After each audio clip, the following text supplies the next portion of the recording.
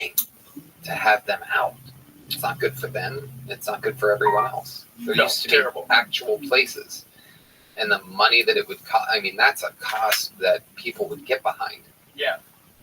The things that we would pay for instead of the things that we are paying for, insane. I think that happened during the Reagan administration. I think they changed like what it means to be a mentally ill person. They let a bunch of people out. Is that true? Yeah. Yeah. I'm pretty sure it was during the Reagan. You know, Reagan was one of those Republicans that made people want to be a Democrat. Oh, you know who I heard actually was behind it was JFK because he didn't like what happened to his sister. How so? They gave his sister the lobotomy. Oh. Yeah. And he turned against mental health institutions. I can't remember if it was... They gave his sister a lobotomy. Oh, yeah. Bad one. Oh, it's like one of the big Kennedy secrets. You know, they stopped doing that in like the 60s. They did it for a long time. I had an Instagram post about it. Because I went down a rabbit hole one night. And I was like, what? Like, they just scrambled people's brains. And there was all these ads. Like, smiley people afterwards, happy people afterwards. Just scramble your fucking brain with an iron rod that they push through your eyeball. The eldest Kennedy daughter. Wow. Wow. Yeah, man.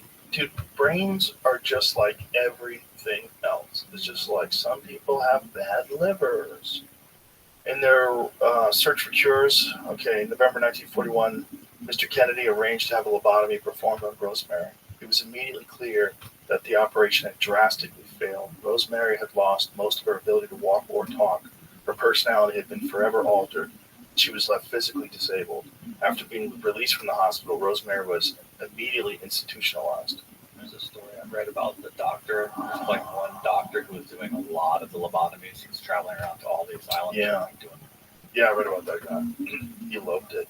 He loved scrambling brains.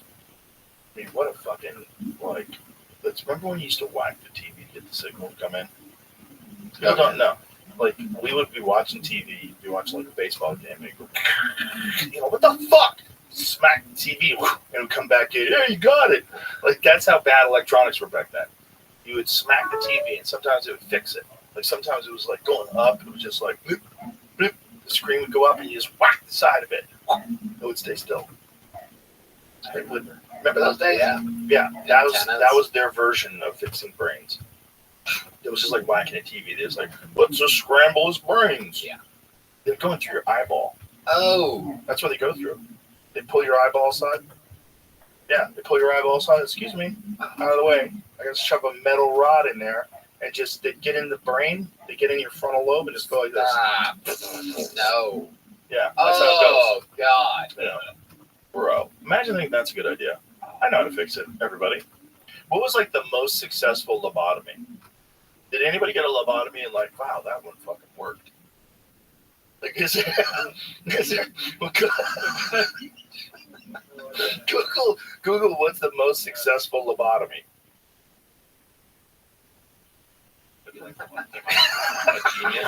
Yeah, somebody came out, the most amazing guy. No way. No way. But there has to be one, like, best case scenario, like, this might work. Like, one guy, maybe they only scrambled him a little. You know, like, Roseanne got hit by a car, became a great comedian. Kinnison, hit by a car, became a great comedian. Like, there's a little bit of brain damage, not bad for you. A little bit, yeah. Just a touch. Just a thud. Oh, yeah. Just a little bit. Everybody needs a little bit. A little bit? Yeah. Just a little bit. Yeah. I had so many wrestling in high school.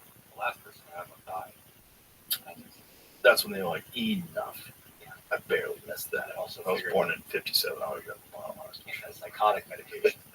If I was born in 57 with the wrong parents, 100% they would like scramble his brains. Or if I was born with the wrong parents, they would have put me on Prozac for sure. For sure, they would have put me on some sort of ADHD medicine. Like, big claim. They reported 63% of their patients had improved, while 24% saw no change, and 14% became worse. Wow. That guy looks pretty good afterwards. At the beginning, it looks like he's like taking a horrible shit. Like, oh God! And the afterward, he's like, I get it now. That's what they're just like, they were agitated before, and then afterwards they were smiling. Like, Smiling. Yeah, so it worked, but it seems like a very crude idea. Maybe, now, that one's a weird one. That one, they cut the top of that dude's head off. Oof, that was a rough one.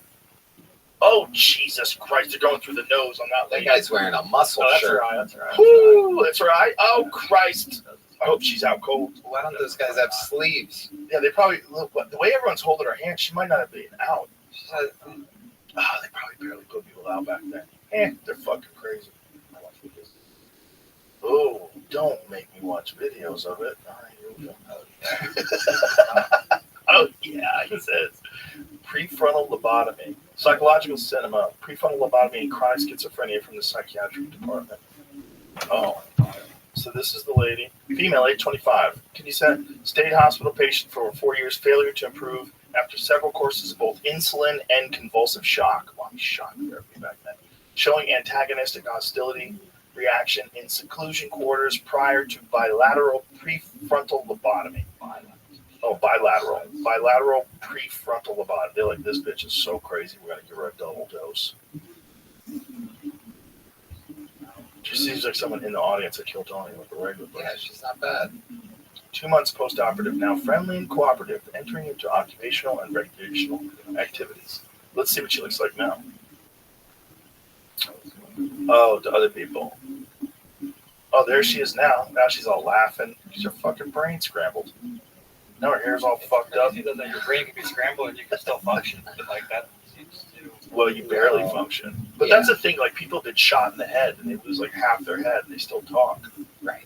There's a lot of weird stuff that happens to people with their brain. Your brain, when one part of your brain gets damaged, the other part of your brain seems to have an ability to recover.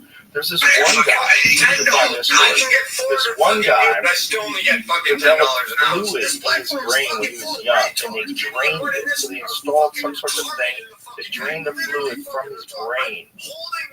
And once they did that, as he got older, he got another MRI, and they realized his brain was missing. He only had the outside area of the brain. He had like a 75 IQ. I'd rather watch someone do drugs and suck gone. than go 7 knocks. You see the MRI, you're like, what in the fuck? The guy has no brain. I don't know them fucking shit. They're probably shadowing me like, oh, he's damaging our reputation. Gone. So he developed some sort of fluid, and they put something in there. I forget what it drained to. But then, over time, his symptoms went away, but his brain went away too. Whatever that fluid was in his brain, took over the whole brain. Oh, God. See if you can find that. Yeah, no, I've been saying this guy's got about $20 to his name. He's letting everybody know Because who gets mad at losing? He Yeah, said this he dude. think his KCIP's capped at $10 an hour and he's crying. And they were Can't talking even make about money. how fucking bots. different Why parts do you think of their the brain fucking metrics go up every fucking month? Because they bought the shit out of their fucking site. They sent me an email. You know what else it does? Brain and we forgot to give you any fucking terms to increases gray accept. matter in the brain. It increases your three-dimensional Send a video. reply to this email stating that you agreed to the terms. This was sent prior to my first violation. They're not saying, They like, just people paid me aren't. without any terms. Now they're trying to fuck me over on let's be honest here, you love us. terms that I never accepted. And they asked me to accept. They're still paying me, even though the terms aren't accepted. They don't even have their fucking contracts together. Right? I don't have to agree to this, but they've already set the precedent that they're paying me for. Good luck. Good fucking luck with my inactivity. Fucking murder people in Call of Duty. They can just ban you whenever they want. There's no law. This is a private company. Scientists You can be banned instantly whenever. They don't give a fuck about you, dude. You get 20 views. Yeah, that's the You literally only have views from Paul meeting you for 1 day. He was missing most of his brain. The man's skull was full of fluid, with just a thin layer of brain when it comes to tissue. any sort of legalities. Says you, The ironic. condition is known as hydrocephalus. Okay, so you're saying I only have views He's from living a Paul. normal life. I would have no viewers without him. He has So that's what you're family, saying. works, IQ was So tested. that's what you're saying. Came about 84. 84 was slightly below normal Oh, okay. range. So this Okay, person so is that's not what you're right. saying. This That's what you person think is of me. apt. So that's what you're saying. Clearances are cognitive psychologist, University of Libre in Brussels, when he learned about the case. Okay, well, you're right. Which first described You're in absolutely Lancet right. in 2007. You're gonna tell saw me a months medical miracle, afterward but now also I have to power agree to these years terms by of service? They're blackmailing me. We're being nice. We're not going to give you a violation. But you better agree to our terms of service, even though we've been paying you. I'm getting $3 an hour for what? 30 fucking bucks. Captain, you exposed their company. Now they are exposing you. I haven't even Expect fucking not started shit. I haven't even started fucking exposing shit. You can't Going back to the expose brain shit. How damage, is this a making 14-minute people funny video? thing. We have a new How the fuck is this regular, guy this mad? They gave that yesterday. view-botting fucking OnlyFans a fucking brand new G-Wagon for a bitch who gets less chat engagement than my fucking toilet. My fucking toilet! What kind of train did she get and run I don't know on? what they did to him, something head Jesus trauma Christ. wise. The shit he's didn't really saying. want to get into, I feel like but he he's could so be fucking banned for funny. some of this. like he's just naturally the most likable, Nobody funniest watches her, fucking- dude. Nobody watches her. Here's Amaranth That's a with good Who is this guy? It's some guy that gets 40 views Like sitting on a how boat. aware He is he yells about being on a boat and how fast So he's he's all going there. every You day. talk to him. And he Yeah. does literally nothing. He just sits on a boat. You know how many people 1,000 people watching. And It's it's 7 making unique up for chatters. anyone. Here it is. Love it, Here's my Captain. fucking toilet. 25 unique chatters with 37 average viewers. My toilet gets 300% more engagement than fucking Amaranth. What do you mean keeping her on the front page brings in fucking interactions? What the fuck are you talking about? What the fuck are you talking about? My toilet should be front page before fucking Amaranth. Literally, you just saw fucking Hey, by the way, Amaranth, I hate this guy and I disagree with everything he's saying. Also, you're beautiful and I'd love to take you on a date sometime. beautiful statistical fucking proof of that. I do the most groundbreaking fucking content that's ever been seen on this fucking platform. And they tell me it's fucking inactivity. Don't add Hannah. Wait, Hannah's not Find here. that study. That's crazy. Speaking of brain damage, the UFC put out a clip of Sugar Sean landing that knee on Cheeto Vera without any commentary.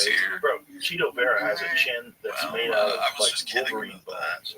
That was a joke. His Can chin you tell me it's is fucking inactivity because I fucking go downstairs and a fucking 6 Not only foot that, it's fucking head swell to back. get fucking water? They're literally fucking brain dead By the retards way, moderating it this might be platform. the most perfectly timed knee I've ever seen. Fucking retarded people. I'm in the middle of the fucking ocean, dude. This is So I take it we're not life gonna shit. $300 worth of fish. Shit, I need fucking 80 hours inactivity. That cat is an assassin. Sitting next to him the Oh, whole wait, time I just before went that off roast, camera. Am I gonna get a I've been violation? on for 2 hours before I got up there. This guy's And retarded. there's nobody I would have rather have sat next to. Right, the guy who's calm under pressure. I'm gonna go IRL all next week He like turned to me at this. one point and Just goes, "Dude, straight I fucking don't know what it is, easy. but 20 I'm gonna minutes film. before I'm our gonna film thing, like this. See? Ron Burgundy CK, was up my just way up there from the killing, fucking and we stream. were like all I'm my kids way from the laughing stream. for a K, second. my way from the It was fucking weird. stream. I don't know So what Nobody wants to I'm see nervous this. as fuck with you going up there. Sorry, I gotta Listen, leave you my know, stream so I don't And I'm fucking such a die. cornball. I told him how I really felt. And I go, Really? I'm probably You're gonna exactly how die? you were right before the Cheeto Because fight. I gotta Right go now. fix my Like after all the fucking work I've rig ever done is so come I to don't this point. And fucking he goes, die 80 miles off the shore of fucking Venezuela. But Yeah, wait a done the second, work. Jake might not But you like haven't it done the because work. I'm not It's fucking anxiety. face streaming. A rotten fear.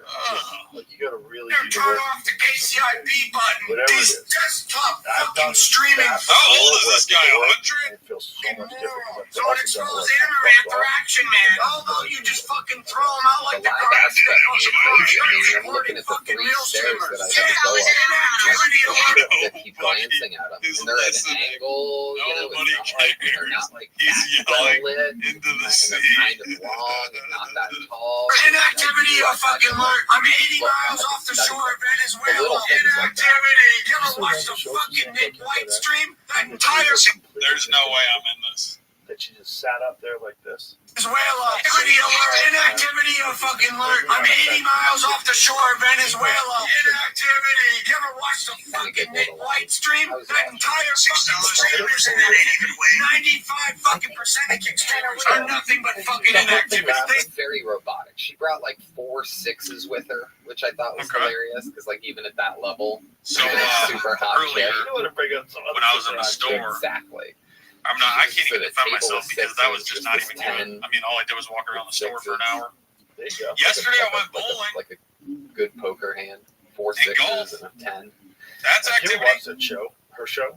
Sit around a fucking desk and play fucking video game. Well, I'm 100 miles offshore. They wouldn't know what a real fucking IRL live streamer was if it didn't. This guy's not an IRL live streamer. He has 40 views. He's 60 years old, screaming. He's on a fucking boat in the middle of the water. I went Who to this gives a thing and I had a fuck? talk. Crackhead, bitch. I'm a fucking IRL streamer. And he's saying, oh, he wants real content creators. He wants different kind of streams. All that kind of shit. I guess live streaming is sick. LJP123, thank you for the sub, bro. Yelling in the open ocean on Starlink isn't fucking unique enough. It's not unique because you've already done it 150 times. Nobody cares. Watching you on a boat one time maybe is interesting. Watching me on a boat every day for fucking, 75 days, who gives a fuck? Oh, yeah. You're just sitting on a boat. Everybody's on it now. It's just a Everybody desktop that can dream. be on it's on it. LPJ123. Yeah. LJP123. Fuck, I'm saying it. LJP123, thank you for the sub. Okay, I can do the same stream as you. If I get a green screen and I put water behind me, who gives a fuck?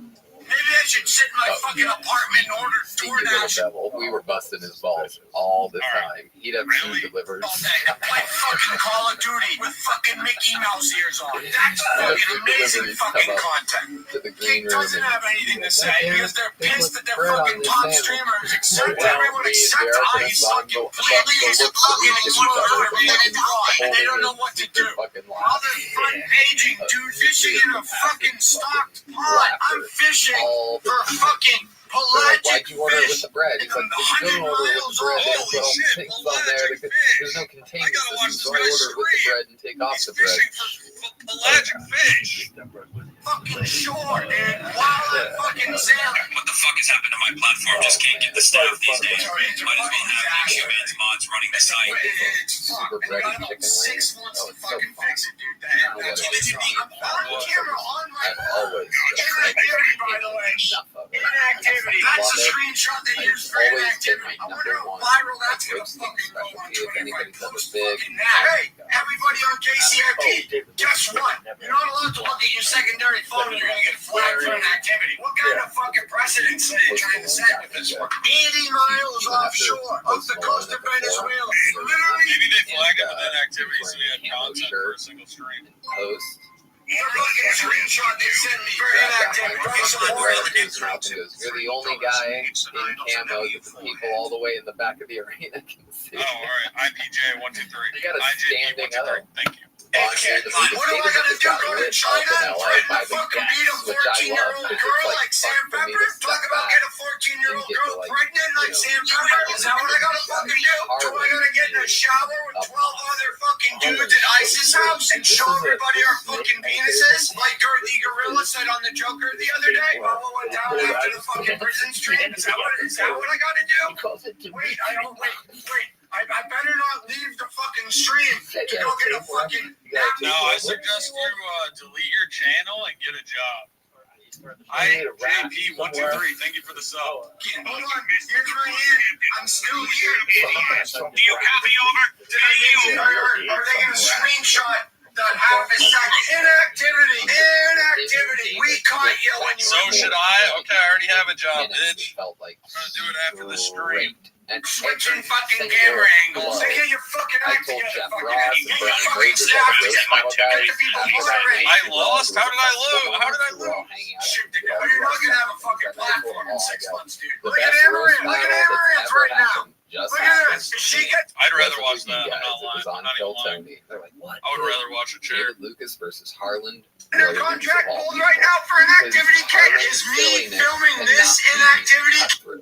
It makes him immediately. Dick, she's not even on her Totally fucking undodgeable. stream, dude. It's All a good. fucking If you call him empty anything, fucking just Champ, look at this fucking shit. How do you yell this long retort about live streaming? I wish I could Bro, remember it's a more fucking about it. live stream. But he's Holy like, shit. David's just This reaching guy for is out of anything. his One part fucking was just, mind. you old ass Who- bitch. I haven't been this bad in my entire life. Getting piled on, so he's not even right. Screenshot so she can just fucking leave an empty chair with 3,100 fucking viewers. Are you fucking kidding me right now? Are you fucking high? Because you're low T? For every Okay. punch, there's a Dude. counter punch. And Bitch is Whatever. showing up. Alright, I don't have a response. Empty chair. I'm on the middle of the fucking ocean and I leave the camera for fucking a couple minutes to go get water, or I'm checking the chart plotter to make sure I don't hit something. Dude, if she's under a fucking like individual deal, oh, she's back now. Fucking queen is back. That's my toilet. It's more famous than Amaranth Cough Cough Bot Spots. I am more famous. She went. Wait, no. He just said he's more famous than Amaranth. This is just embarrassing. She did not leave her chair again. She's fucking gone again. Dude, it's not even, I'm done. It's not even worth getting worked up anymore. My bitching is like from a business perspective. It's not a personal perspective. It's like, I want to see this platform fucking succeed because it's fucking awesome. But if you have half of your staff, If this platform succeeds, I am The just gonna chemistry be of the two pushing together is so unique. And it I brings out the alright, best never mind. in Dave. I'm not even gonna say it. It brings out the Dave that I want to see when he goes I on stage. I want to see the hope same guy that is like in fail. the heat of roast battle or heat of put battle. their heads up their fucking asses. This shit's not gonna fucking. I just hope this Same doesn't Anonymous fail. We're working on some really fun $3.33. I'd rather watch her if the chair than that weird-looking guy any day. He's When actually did I in say he development wasn't right going now. to Europe It's at all? cool, but I'm really excited about this. Oh, he's doing the Hunger Games that, instead in like a month. That That's the reason why I do it. It's not out of like animosity or fucking trying to fuck over someone. It's like, dude, this platform's fucking amazing. It needs. And then there's a school shooting, and we have to Fucking protect the goofball. victims and all this stuff. Oh, wait, I There's wanna see what all they said in these the comments. muscles and setups for everything. We can just do everything that we've ever done, but actually like implement it into a modern W type kick. of ridiculous comedy. So if you did He that, has where victim would you do mentality. it? Eddie always wins. Kick always wins. Ban him. Yeah, He's Like useless. you want to have the most amount of creativity. I mean, it looks like he's got some fans. Gonna do it. And it's gonna be hard. Yeah. It's gonna be hard. It's gonna be. Shout out to Betty Mac. I met Betty Mac. I met Betty Mac in Netflix would Australia. probably be the best I also place. met Betty What Mac probably gives you the in. most chances. Gosh, she was out in Especially after Dallas the too. roast the It was great hanging out with him. I know he's been caught in a lot of drama with the Ice Poseidon thing. ever. Look, And it's wild comedy, which is so. it good sucks for that he comedy, got man. pelted That roast with, was so good a for paintball comedy. gun. Huge. Absolutely huge. but he kept going in the challenge, right, guys? Like, it's just wild because I don't know. Like, he got pelted with everybody a gun, and everybody wants that. and we And talked about it. talk about, you know, here's the thing, there was like, a lot of rewatching. if he of just that. got pelted People in a gun and watched he's it, not in and this then they Ice Poseidon wanted to show scavenger their hunt, uncles or their Ice dads Poseidon or has a long whatever, history of you know, like they wanted to crazy see their reactions content to it. that becomes So it's being physical. watched Like, multiple times on top of I do. the I did talk with him, and I numbers felt that, really bad. you know, I don't want people getting insulted on Kick, but at the same time, if you're signing up for something to you know, you compete can't in, share and Netflix something stuff that we were happens talking to about you, earlier with YouTube. back out. It's That's so not, red. Rewatch it. Someone with said it's so How many red. people I have didn't even Netflix? notice. How many Netflix now? He's on fire. Take this. Why is he so red?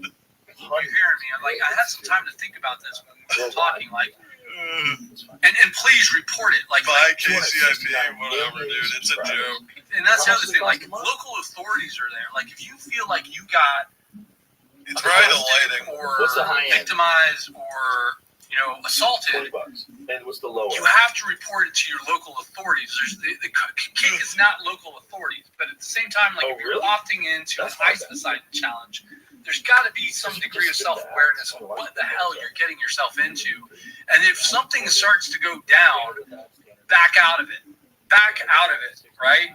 That's just my opinion. What's But the difference between the other standard part and of premium? all of that stuff is like farming the shit out of content. Like, This take is something based. terrible happens to you, and then This guy, this is a base take. He said, "Fuck Benny Mac. Benny Mac is dumb for staying in the scavenger hunt." That's basically what he said. you just farm the shit out of it, right? Just to create a narrative. So that there's that part of streaming that you're always dealing with I've also. never done a plane. But I agree with you. Benny Mac deserves a shout out. The guy is hustling. The guy came to the office as a kick, nothing but cordial.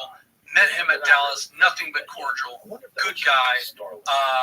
He's a Kiwi, and I hope he streams much, much more. He's a Kiwi. And Benny Mac. He's a Kiwi. He's purple. It's insane. It's like a bunch of Why stars. was he red? Well, They get it on Amazon now. Oh, I didn't see it. Your car was insane. You scammed 2 donuts, Carl. Read your check. Hey, how you doing, sir? Elon Musk got like Hey, how are you? You're the one with the camera, right? Yeah, That's correct. I shared this with Paul Rothschild. We don't let that go on here. No cameras? Is everything okay? You first take a picture or something. Live video, everything. Yeah. Okay. When it arrived, everyone was happy. He didn't want to mute.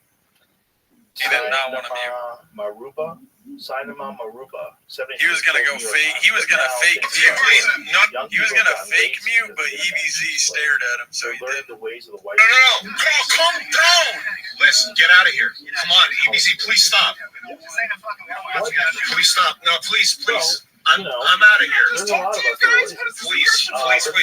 We're out of here. Remote I'm sorry. Brazil. We're out. Literally divided 9 months. When the Cobb mob came to the bars last night, they started fighting all the bouncers and got kicked out.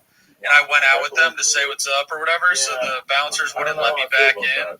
But EBZ pressed the bouncer guy, and I got back in. My man, so I came and talked to you, and you just believe a caller over me?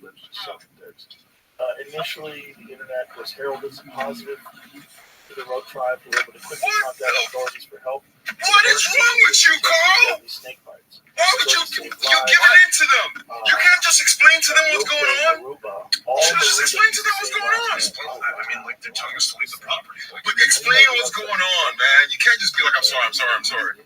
Well, that's what I do every single time. I say, I'm sorry, and then I just leave. There's 2,000 people. You believe the caller over us? And you just say, sure, I'm going to park a little bit down and then walk there or something? I don't know. I'm not the type to argue with the guys telling me to call the police on me to get off this property. At this point, they might not even go help those people. Imagine if you just stepped in and say, hey, we're going to establish schools. You want to stand your ground here? There's no standing your ground. I don't have a ground. This is not my ground. Exactly. Understanding. Exactly, bro. They came and they sold us to leave. You didn't give us a chance to speak to them. They tried to kill a bunch of people. You just looked There's at a bunch this, of people what they that were saying, abandoned the boat. and you started apologizing. Ran ashore. They got rescued. And as they were getting rescued, the North Sentinel people were headed on I boats wanted to to keep the that. situation under control, and you were like, oh god. because under control, we're driving on. Bro, I mean, they have Imagine if they're mentally challenged. Right, we don't know. We really don't know. No one's interviewing them. What are they like?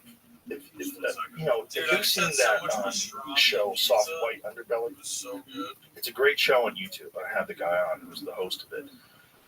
And one of the things that he's done is document this family in West Virginia that's severely, My God, dude. severely. The older man, Nobody all he asked? does is bark. He doesn't talk, he just barks. Have you seen? You have to see this. You have to see this. I think we'll have to edit it out, right? Well, I don't know. We'll see if we get a strike. But go to visit Soft White Underbelly on YouTube. It's not just that. He interviews all kinds of crazy people from all walks of life. It's a very interesting show. So these people are the Whitakers in West Virginia. Oh, Odd I'm West gonna Virginia. love this. Oh yeah. Listen to this stuff. Listen to it. That's the guy.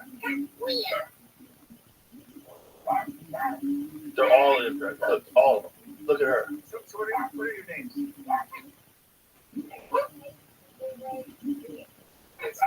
I'm sorry. What's this? Ray. I remember Ray.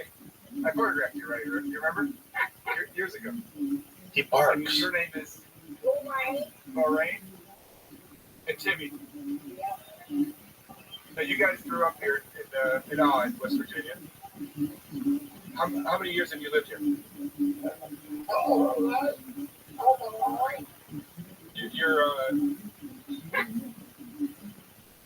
You guys, I mean, did you go to school? You did? So, some of your brothers and sisters probably didn't go to school, or how much school did you Or I don't know, it was like a recamping kind of thing. And then, You graduated from what? You went to high school, didn't you?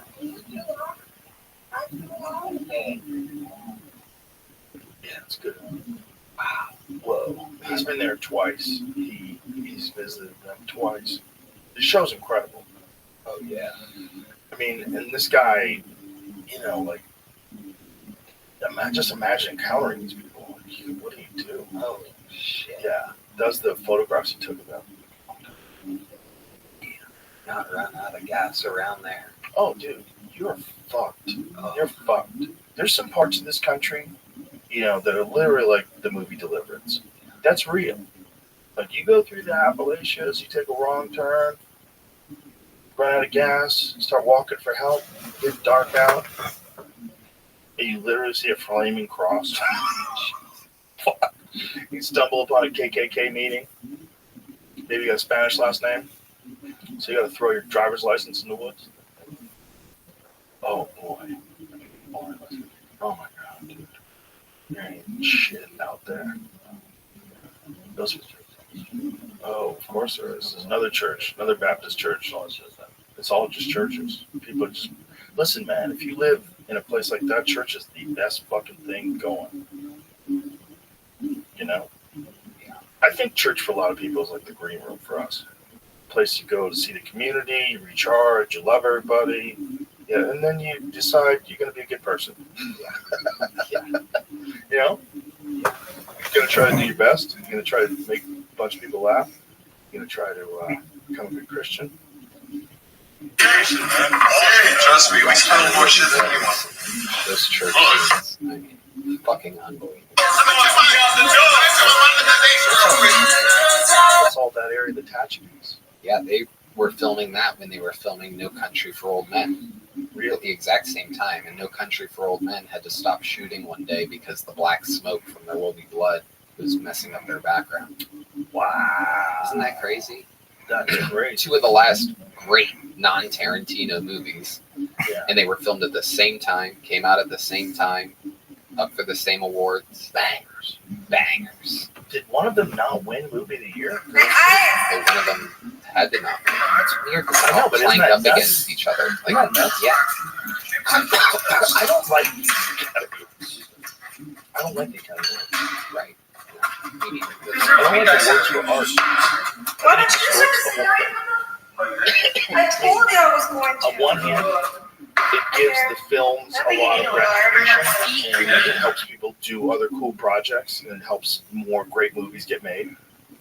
And you get to show. You had one job in your entire life, bro. I don't want to hear it, bro. Talking shit to me over the internet, bro. I genuinely suck my big fat Jewish dick. You're up. Last one. Suck this Jewish dick, bro. You were actually. Why you loved it? What's great about it is the way. But unless we're so competitive. Mr. Shane, bro, you're muted, Shane. You're muted. And it doesn't make sense because it's like, Forrest Gump is an Academy Award-winning movie, and Pulp Fiction, Shawshank Redemption are not. I'm not Only because they accidentally came out in the same year. Can you charge my mouse? If it went 92, 93, 94, they would all be winners, without a doubt. Maybe. There's a lot of bangers in the early 90s. Yeah, that's true. You can get 92 away had with a lot Goodfellas, too. Mm-hmm. You could get away with a lot more back then. Do more stuff. Well, they were fucking creative. They weren't scared. Yeah. The network notes kill things nowadays. Well, it's not just the network notes. It's like all the executives and all the people behind the scenes. They're all like captured by this ideology, and they're real careful about how they do things and what they do. It's like they get really scared. The executives fuck it up. Yeah. I have someone that told me that Many Saints of Newark from David Chase was supposed to be quite different. I'm sure. And it came from the top, and notes for David Chase, who is a monster. I mean, I still I probably brought this up here before, but I still, to this day, and I laughed about it to myself just a couple nights ago, there I am, glancing through. I blasted through the new season of The Jinx, which is fucking unbelievable on HBO. One of my favorite murder documentaries ever, the crazy-ass Robert Durst. And then there I am, just, yep, nothing, here we go. Rewatching The Sopranos for the 5,000th time. And it's every fucking time better than the last. It's unbelievable. There's so many things that I still am like, oh my God, I never noticed that. Well, it's also one of those shows that, so many things happen, you can't go back and watch it again. And the acting's absolutely insane. Gandolfini in his prime, Lorraine Bracco in her prime, Edie Falco steals it somehow. The mom steals it. There's times where she can. But Edie Falco's not the mom. She's Soprano's wife. Yeah. No, that's what I meant. Yeah, I'm talking about the kid's mom. Yeah. The mom died and they replaced her with CGI and it looked really fake. Yeah. That part's crazy. That's the episode that I watched the other night. I was just going to never did that. Season 3, episode 1 or 2, I think. They should redo that like they redid Star Wars. Yeah. You know how they redid like Yoda? They made Yoda CGI. Yeah. Which they fucked it up. Yeah. But they should do that with the mom. It wasn't that bad. It was bad. It's not that terrible. So fake. It just looks fake compared to them. There was something about her head moving weird. It's coming up. There's a part where she reacts. Is that part? That part. Yeah. Fucking up. Now look here. I don't like that kind of talk. Like her head's not moving. Yeah, that's what it is. Her head's frozen. It didn't look as fake as I remember it. Right. Was it a deep fake back then? That was as good as it gets. That probably cost $1 billion to do. Yeah. Who knows what that cost? Yeah. But why did they do that? Why didn't they just have her? We found out she's dead. Why didn't they just get a phone call? Because they had to put one last bit of closure on it. Right there, they find out that she never filled out the books that Carmela, his wife, got her for the kids because she felt guilty, or she felt like no one will read my book. So it's one last her unloading her guilt. She dies that episode. She dies right after that. He goes out, smokes a cigar by the pool, comes in. The kids and his wife are there, and he's like, "What's going on? Your mom passed away." And so then, oh God, it's just crazy how this series changed everything. It still doesn't totally change TV. Yeah. Game of Thrones, Breaking Bad, Fargo, all these great series that came after it would not have happened if it wasn't for David Chase and The Sopranos. I agree. Yeah, it changed what was possible because it became an enormous movie. Instead of it being a show where they wrap up the story each week, everything ties into the next episode. You're glued to your seat. You can't wait for Sunday, whatever it was. Yeah. You're like, was it Sunday? Yeah. You're like, when is Sunday coming around? Oh my God. It was the first show that people were just absolutely riveted and addicted to. And it was about a guy who was a murderer. Yep. And somehow or another, you're rooting for the murderer. Yep. He was mean. Yeah. He killed his friend. Like, there's a lot of crazy shit, and he's still the good guy. Kills his own cousins. Yeah. Two of the main characters, Steve Buscemi and Michael Imperioli. Yeah. Spoiler alert. Well, yeah. The Christopher Moltisanti murder was the craziest one. Because the way he did it was just like, geez, so ruthless. But it kind of also made sense. From his perspective, if he would have let him keep going, he could have killed his own kid. That's the part, because he glances back and he sees the branch and the baby seat. And he knows that he admits to him right then, I'm on drugs, I'm on a pop. You need to say you were driving. Yeah. Which is their ongoing thing for seasons. So you've got to get off the drugs. Yeah. And so, shocking as all hell for us viewers at the time. Yeah. Crazy. Yeah. You know what the other one was? Was it Paulie that killed his girlfriend? Who killed his girlfriend? Remember in the end when they went chasing after him in the woods? He's like, he's going to kill her with a gun. And she realizes he's going to kill her. Oh, yeah. And she runs. Yeah. And he murders her. That was Silvio. Who plays guitar for Bruce Springsteen's band. But, yeah, she never saw it coming. That was so creepy. Yeah, that's creepy. Because that's real, insider. You've known that lady your whole life. Yeah. You've know that lady whole that night chasing her with a pistol, calling her cunt? Yeah. You're gonna kill her. And she realizes you're gonna kill her. She's screaming. In that world, if you talk to the government, you know, especially back then, it's cold. It's just as cold as ice. It's the one thing you can't do. So all their friendship, yeah. What a fucking show! Oh, it's incredible. And every fucking episode is better than literally almost anything else out there. That's the crazy part. It's just I can't stop rewatching it. It's just the funniest ongoing game on my bedroom television. Thinks I'm a psycho. Well, it's one of those shows that, like, then when you realize what's possible, so it raises the bar for everybody else. And then, you know, Game of Thrones is like the next one. There was another one where you're like, and then that one was even crazy because you had fucking dragons, insane special effects, and the CGI had kind of caught up with everything especially with the new one, the new Game of Thrones. The CGI is off the charts, but like, how long does that take to make? Like, the new one was over like a year ago. Yeah. Like, how long when is the next season of, what is it called? The new one called? House of Dragons? Yeah. When does the new House of Dragons come out? Ooh. 2 weeks. Holy shit, dude. That's perfect. Because I'm wrapping up The Gentleman. I only have one more episode of The Gentleman. What's The Gentleman? Oh, you don't know. It's the new Guy Ritchie series on Netflix. Ooh. It's the same. Did you ever see the movie The Gentleman? No. The movie is fucking awesome. The movie is like Matthew McConaughey, and it's about weed dealers. And it's like this like organized crime weed movie. And this just follows that. It just is a different branch of that world, but it's fucking amazing. It's such a good show. I tried that samurai one you recommended, but there was a Kill Bill moment, a ripoff of Kill Bill, and I just couldn't. What was the ripoff? There's a part where they're doing the walkout, and it's like frame for frame a ripoff of Lucy Liu's walkout when she's arriving to that place. I just hate it. It just drives me crazy how many people and how many things are derivative.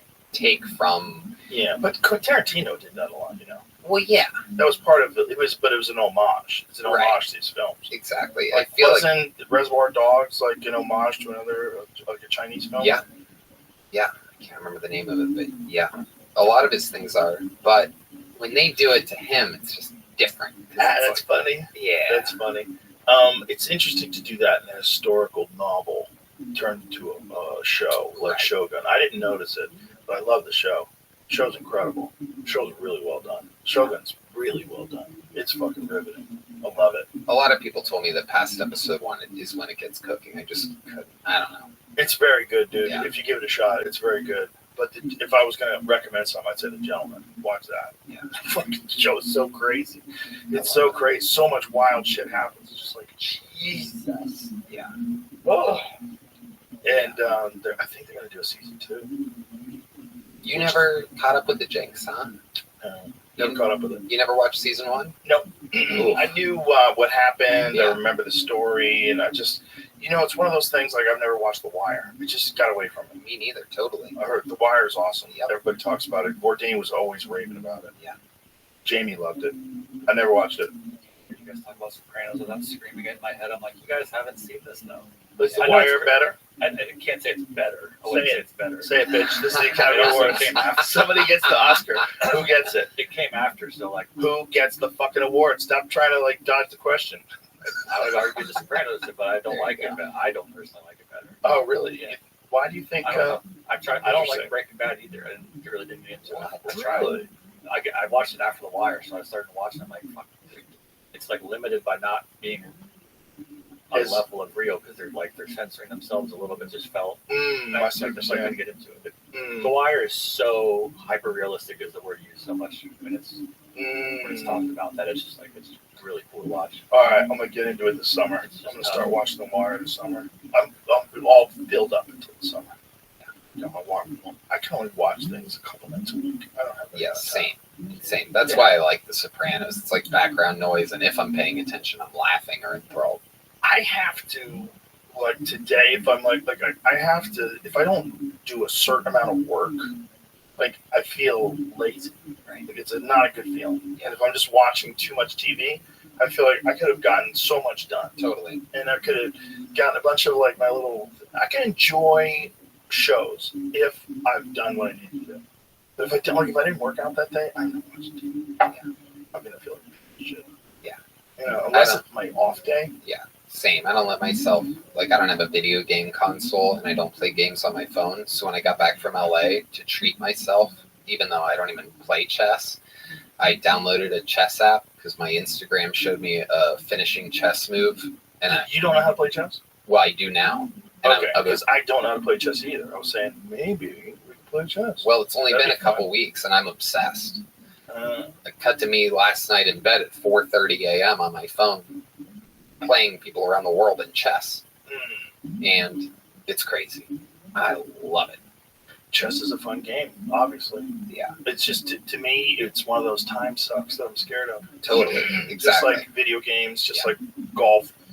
I you obviously know I have a giant pool problem. Pool's a problem. Yeah. I played pool with my friend Tommy in New Jersey on Friday night till 5 a.m. Yeah. The day of the UFC. Yeah. Went to the hotel room. I slept till 3 p.m. Got up, showered, got some food, made it to the arena. Golf's a different kind of time waster, though. It is a little bit of exercise. The air, the nature, the oxygen of being around the trees and the fresh grass and everything. It hits different. It gives you a jolt of energy. It gives you a crazy amount of energy. I totally see it, man. Yeah. I get it. It'd probably be super beneficial for me to pick up golf. Yeah. Like I probably enjoy it. Tons of vitamin D. But I can't. Right. I'm too busy and I have too many things that I really love. Like I already love archery. I have to practice. If I don't practice, I don't shoot good. If I don't shoot good, that's not good. Gotta stay in. It's like pool. You have to stay in stroke. With archery, you have to stay focused. You have to stay like in tune. I don't know what the word they would use for just being like on when you know where that arrow's going. You just fucking know. You know. And it's all at different distances. Like any day of the week, you can wake me up at 4 o'clock in the morning. I could hit a bullseye at 20 yards. But 20 yards is not that most of the time. I'll hit in the 9 or 10, right? But most of the time, like when you're shooting, you're not going to shoot at 20 yards. You have to shoot at 40 or 60 or so. So I practice at like 74, practice at 85 sometimes. And that's a long distance. Like it really requires like a fine tuning of your feel of the bow. Like as you're drawing back and you're centering your pin, this is Zen state where all you can think about is the movement of the arrow. All you can think about is the correct technique. All you can think about is like how you want that arrow to just sink right into that target perfectly. The perfect time to release, right when the pin is settled over the spot where you want to hit, and the arrow just goes, and you watch it. And it's magical. It's like it cleans your mind. It's like it hoses off all of life's bullshit because it requires everything of you in that one moment. And I think if you can find anything like that, whatever the fuck it is, whether it's yoga or whatever it is, golf, you find a thing where when you're doing it, it requires all of your concentration. I think that's like a good flush out of the system. And I think people who don't have that have a lot of fucking anxiety. And I think, lots, your brain never gets cleaned out. But you need a thing that's almost like people do it through meditation. They do it through a lot of different ways. But it's like there's the way you're focusing only on one thing that's like super beneficial for some reason. No doubt about it. I went in to do the hot yoga fucking spaghetti and Wagyu meatballs flush the other day. You did yoga after you had it? Well, not right after. Oh. No, but the next day. The next day I had hot yoga after eating the spaghetti the night before, yeah. I ate so much with Joey Friday night, I had to force myself to eat Saturday before the fights. Yeah. I was like, I took a shit that would astonish people. It would astonish you that was all in your body. That was all in there? It was astonishing. The volume. It's like, God, where was that? How did all that come out of me? And I thought about how much I ate. They just kept bringing us food too. Like, the chef sent this over. Like, oh my god! Oh, The best. oh. Real Italian food. Priceless. Well, boy, does it fucking hamper your motor skills. It hampers everything afterwards. Like, I played pool like shit for like the first hour and a half. Just couldn't get going. It was just like, oh, I was just like, my stomach literally hurt from being stretched out. It was like, it's hurting. I'll do it again. Yeah. I'll do it again tomorrow. Like, I think once a month, that's not bad. Right. If you enjoy yourself once a month, have a glass of wine, have some spaghetti.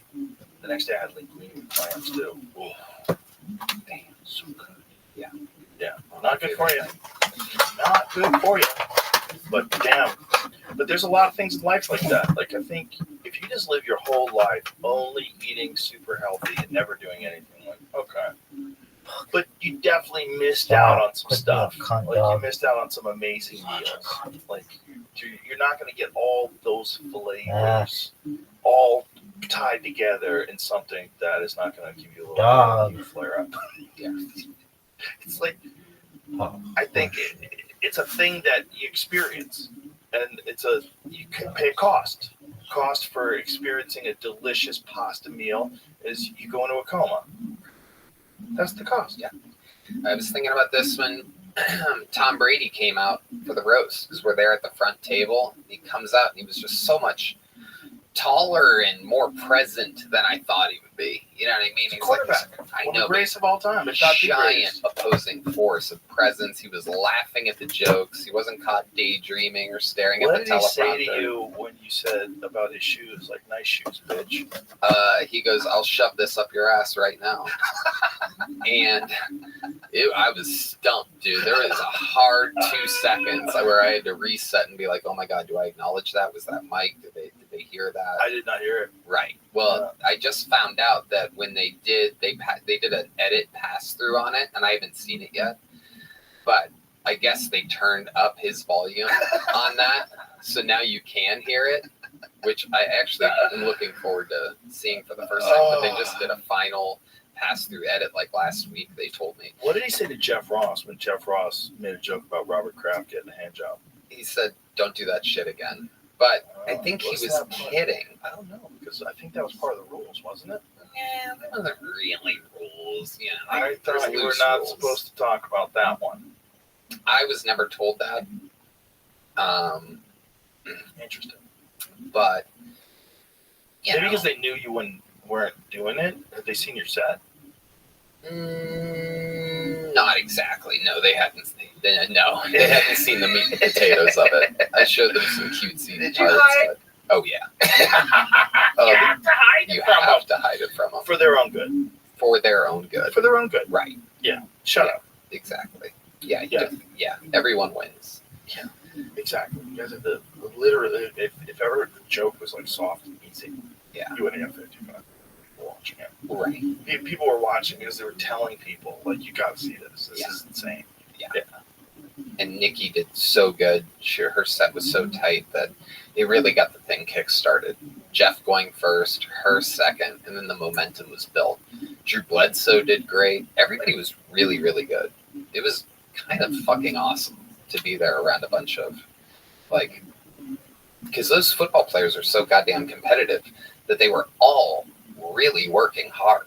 So even though you're expecting it to be like, Tom was good at throwing a football, like, they all wanted to be the best. And on people that were night, writing for them. yeah, So who was writing for those guys? there was a whole amazing team, led by the guys that have written like all the roasts, Mike Ferrucci and Ray James, and a bunch of like guys that literally specialize. They wait all year waiting for another roast, like monsters that literally are like, when they find out who's on it and they know the other people that are on it, they start wiring these things together. What do they have in common? What's the setup? What's the, how do we tie it in? You can have a 3-fer, a 4-fer, a 5-fer where you make fun of a bunch of people at once. And they write a loose script. They send it to the person reviews it and says what they do want, what they don't want. And sometimes, what you definitely don't want is someone to go, I don't want to hit this. I don't want to hit that. I don't want to go too hard on this. the fearless people. A perfect example of this is Martha Stewart at the Justin Bieber roast. She goes, I'll fucking say anything. I want to kill. I want to destroy on this roast. And me and Mike Ferrucci are like, okay. That's pretty amazing. Yeah. That's pretty amazing. Martha Stewart saying that to you. Well, yeah. Well, everybody realized how cool she was when she did that show with Snoop Dogg. Yeah. Because that was like, what a weird, odd couple that worked out. Well, that was all born out of that roast. Why'd they stop doing that show? I don't know. That was a good show. Yeah, I'm not sure. People loved Martha after she got out of prison, too. Gangster. She's a gangster, dude. Bro, they put her away for nonsense. They put her away for some stupid insider trading where she didn't even make any money. They put her away for what Nancy Pelosi does every single day. But what she does is legal. The Nancy Pelosi thing is legal. Have you heard about what's going on with treason? the GameStop guy? Roaring Kitty is his name? Okay, I have. So please tell me, because I'm trying to figure out what's going on, because there's so much. I see so many like tweets and posts about it online, and I'm cursory aware. Well, I've been doing work stuff, but what I've seen is that like he's making more. He came back out like online, posted something like a week or two ago about GameStop. It shot the stock up again like it did previously during the pandemic, which is like created a whole movie. So who is this dude? His name's Keith Gill. His online name is Roaring Kitty, like on Reddit, I believe. Roaring Kitty's an awesome name. It's $53,000. Like him worth over $300 million. Whoa.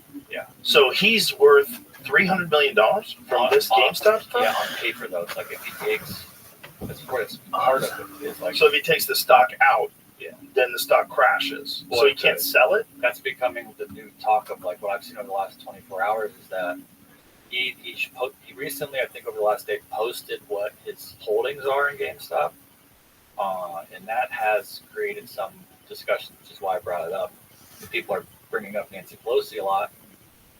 What he's doing is out in the open. It's very public. I don't even think he's specifically telling anyone to do anything. He's just showing what he's doing.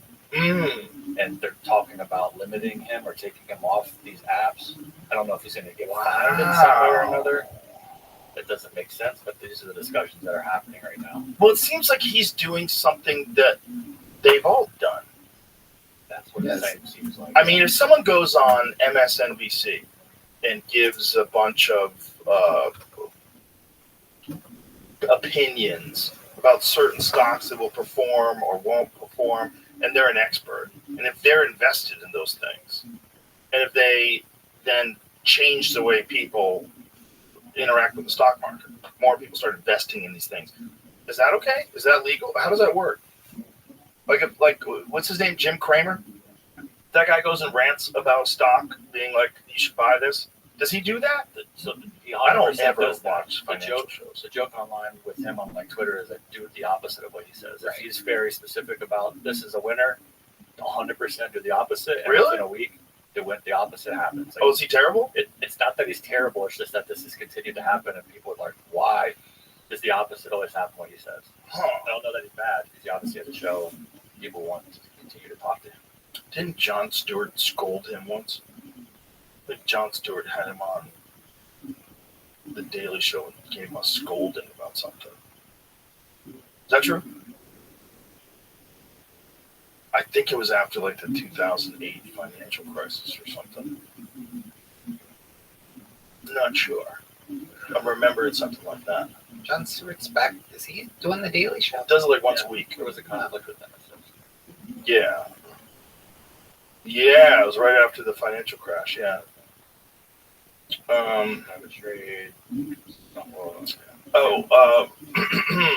Response to CNBC commentator Rick Santelli, who had recently said on the floor of the Chicago Board of Trade that homeowners facing foreclosure were losers. Whoa.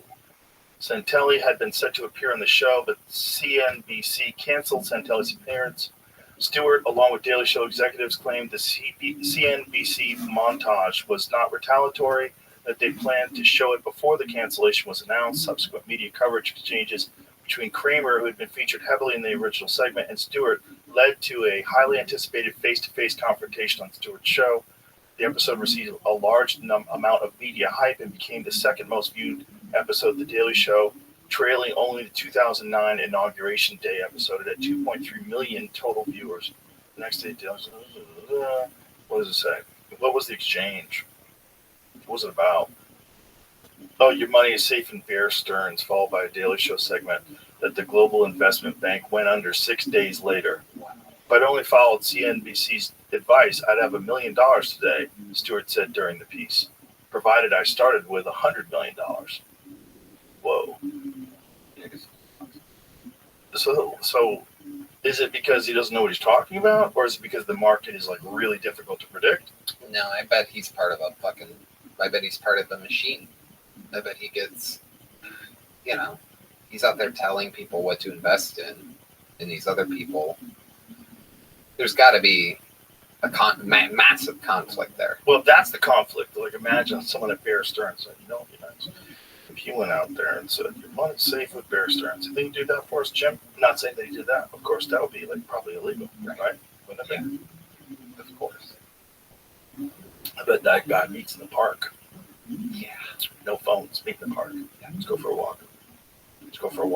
Describe how we're going to make money.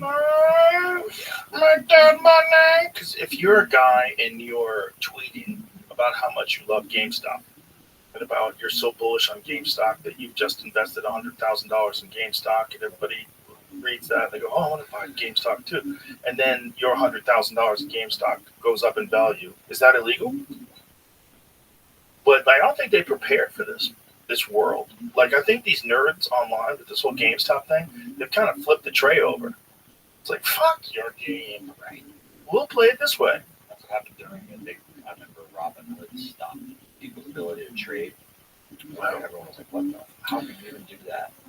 Yeah. Well, so is it because it's legal? It's a legal manipulation that everyone didn't see coming? I've read people talking about this. You gotta pee? Go pee, Tony. It's good.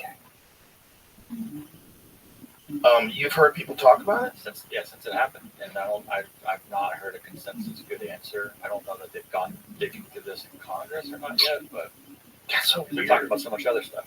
Right, but it's so weird that there's like certain loopholes that don't get patched up like really quick, especially like a loophole in regards to like the financial markets.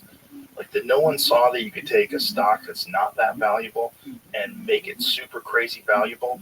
So something I saw was a speculation was saying he's got holdings, I think, on Morgan Stanley. He's got call options, which I can barely even understand enough to explain to you.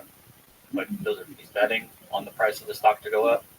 If he exercises those call options at a certain number, I think it was, he'd be worth more than I think Morgan Stanley is. So, like, could they even pay him? Huh. How bizarre. Like, where does that money, like, I don't know. The whole thing is so difficult to understand. Like, the whole stock market thing, like, when Bernie Sanders was explaining how much you could make just from all these speculation trades that they do, you take like a fraction of a penny from each trade, and it'd be worth like $1 trillion. I was like, what? Yeah, I was talking to a banker asking him, like, you, as a normal person, I guess, that's not what she said, but like, as a normal consumer, you would probably hold a stock. You buy a stock and you hold it forever until you decide to sell it one day. They're buying and selling it 7 to 12 times a day, based off whatever. And they're just making little margins here and there and stacking up. They're doing it in such large numbers that, and they're probably doing it with algorithms, right? Aren't they? Yeah, then there's like a show that on HBO, I think, Traders or something. You can watch young people who do this. Now they stare at a computer and they start making bets on like, wait 5 more seconds. So $30 million. If you had a podcast, not us, but someone else with a podcast, and they just start talking about a stock, and then that stock goes up, is that legal? I don't know. What are the laws? Probably it has to get really deep into the wording that you like, the language you use. If you're just talking about this, discussing it, but if you're saying like, buy it for these reasons, and I've done this, and these are the reasons why it will go up, that can probably get you in trouble. Like, what if you have information that a stock is going to crash, but you don't tell anybody? So if you know that a stock is going to crash, you know that some information is going to be put out, and then you sell your stock, that's illegal, right?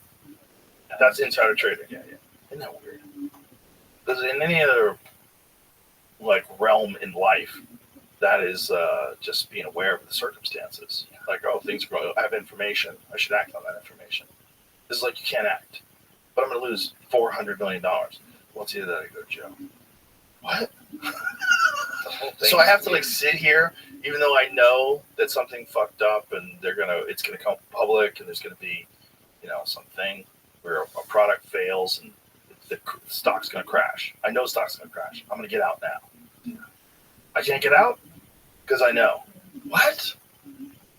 The whole thing's fucking weird. I don't know if it's the Italian in me or whatever. Parents that kept cash in shoe boxes in between the mattresses or whatever, but like, it's just all so fucking freaky to me.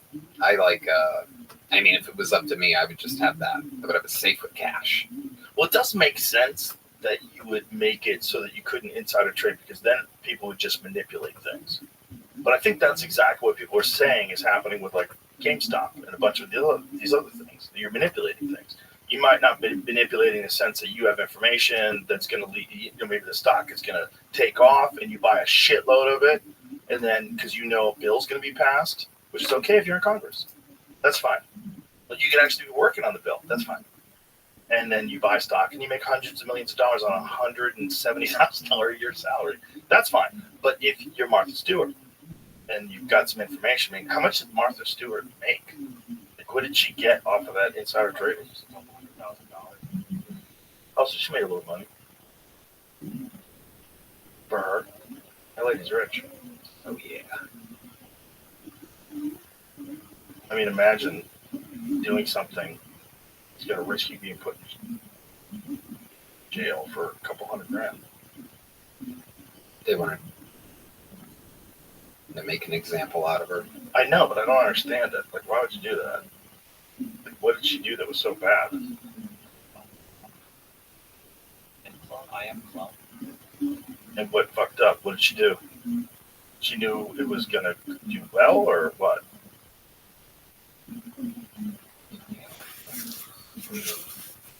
Want to put the article up so we can Well, I'm looking at I'm digging through the information really quickly because it's like tying her information in with the full story and other people's stuff. And indictment and artwork, so that's definitely one of my favorite videos ever. $45,000 in losses she avoided. Oh, she avoided 40. That's it, $45,000. Yeah. Wow. She probably makes that in an hour. Wow. By selling when she did. So someone knew something. The guy. Security fraud, obstruction of justice, and conspiracy. So the guy was arrested, conspiring to commit insider trading. He pleaded guilty to charges of securities fraud, bank fraud, obstruction of justice, and perjury. He pleaded guilty to charges of conspiracy, wire fraud. Where does she come in? So she called a standing order with to sell her shares if Clone fell below 60. Oh, wow. Wow. But remain on the company's board. Interesting. She said, I want you to know that I'm innocent. I will fight to clear my name. The government's attempt to criminalize these actions makes no sense to me. I'm confident I'll be exonerated of these baseless charges. Interesting. She pissed somebody off. Yeah. Something happened. Something. Yeah. This doesn't make sense. Yeah. I guess maybe it's also to discourage people from doing that. Like, you get a high-profile celebrity. But it's just weird that you could do it in Congress. It's weird that there's some sort of manipulation of the market that's okay, that's legal, including propaganda. Think about that. Like, if you have propaganda on a news network that gets people to try Ozempic or something else, that if they're paying for that and that boosts up their profits, like, what's that? What is that? If that jacks your stock up, if that jacks your profits up, like, what is that? And are you in trouble if you didn't tell the truth? Like, what if you knew something contrary to what you were telling people to say because you were sponsoring them and you didn't tell them? Like, you don't get in trouble for that? Like, what kind of weird system do we have? Our system is so kooky. It's just so kooky. If I was an alien, I would be looking for this. Jesus. How long can we keep doing this? It sounds like she might have gotten away with the insider trading, but she lied to an investigator. Oh, good. How so? She told Ludacris on that roast. She goes, Ludicrous, you have 4 kids from 5 different women. May I recommend pulling out sometime and finishing on some fine Martha Stewart brand linens? She said that. Did you write that for her? Yeah. Oh my God, that's amazing. Jury found Martha Stewart guilty on 4 counts of obstructing justice and lying to investigators. Interesting. Go for that. Not for, Interesting. that was because of the trading scandal, but Interesting. she got off. She was not guilty on trading. Interesting. Wow. Somebody was mad. But that's like a thing, you know. They try to, especially with tax evasion. They do that with Lauryn Hill. They put her in jail. They put Wesley Snipes in jail. Like, paying it off is not enough. It's not like you owe us, give us the money, I'll give you the money. You give them the money and you're good. You didn't pay the money, so now you go to jail. And we have to put you in jail so that everybody pays the money. Because that's how this system works. You gotta pay your share, you fuck. It's crazy that there's still people out there that are listening to people that are like, It was on the table. You said it was on the floor. You don't act like I'm a dirty ass motherfucker. I can show you the paper original. Like, there's people that they'll fucking talk you into some dumb ass shit. And I play. Oh, yeah. And then I play the harmonica. So I'm gonna sing you a piano, man, and I'm gonna play it for you. As long as you bring up the Constitution, it's going to be in jail. Pay your fucking taxes. Pay your fucking taxes. Regardless of You better not drink alone. You gotta have me. in this system. I can outdrink you and him together, all together, both of you at once. Infrastructure. Yes, I can. I swear on my life, I Right? can. Yes, It's I not can. common sense. Like, somebody's got to pay for that. Yeah, you have to pay taxes. Regardless of how you'd like I'm to see it 15 spent. down, brother. I drank a Yeah, 12-pack and I'm on my 4th right now. Crack my 4th right now. I swear on my life. All right, I really? mean to bring this up, but this I feel like this is a good time. Have you seen anything about the ages of the founding fathers? It isn't like she doesn't get spit on the daily. I'll drink both of these sluts. They're in the third. He's definitely feeling it, guys. That guy thinks he's on. Yeah. Like this is Alex. Dude, I talk. I'm the best talker of all time. James Sorry, you're somebody with personality. What do you want me to just write her a gay ass song? Aaron Burr, 20. Look at this guy cheering his high noon. 1 year old. Look at this guy cheering his third high noon. Thomas Jefferson, 33. John Adams, 40. Paul Dude, Revere, 41. high George noon. Washington, This is my 16th Bud Heavy, you fucking pussy. That is insane. That's in 1776. I'm 109 pounds. He was one of the founding fathers of this country. Pussy ass motherfucker. Probably already had kids. Already killed a few people. Wow. Oh, God. Ben Franklin was the oldest. So this is everyone shits on you. This is Wait, is he so on Twitch? bizarre that we've got Is this this one where we only have archaic people.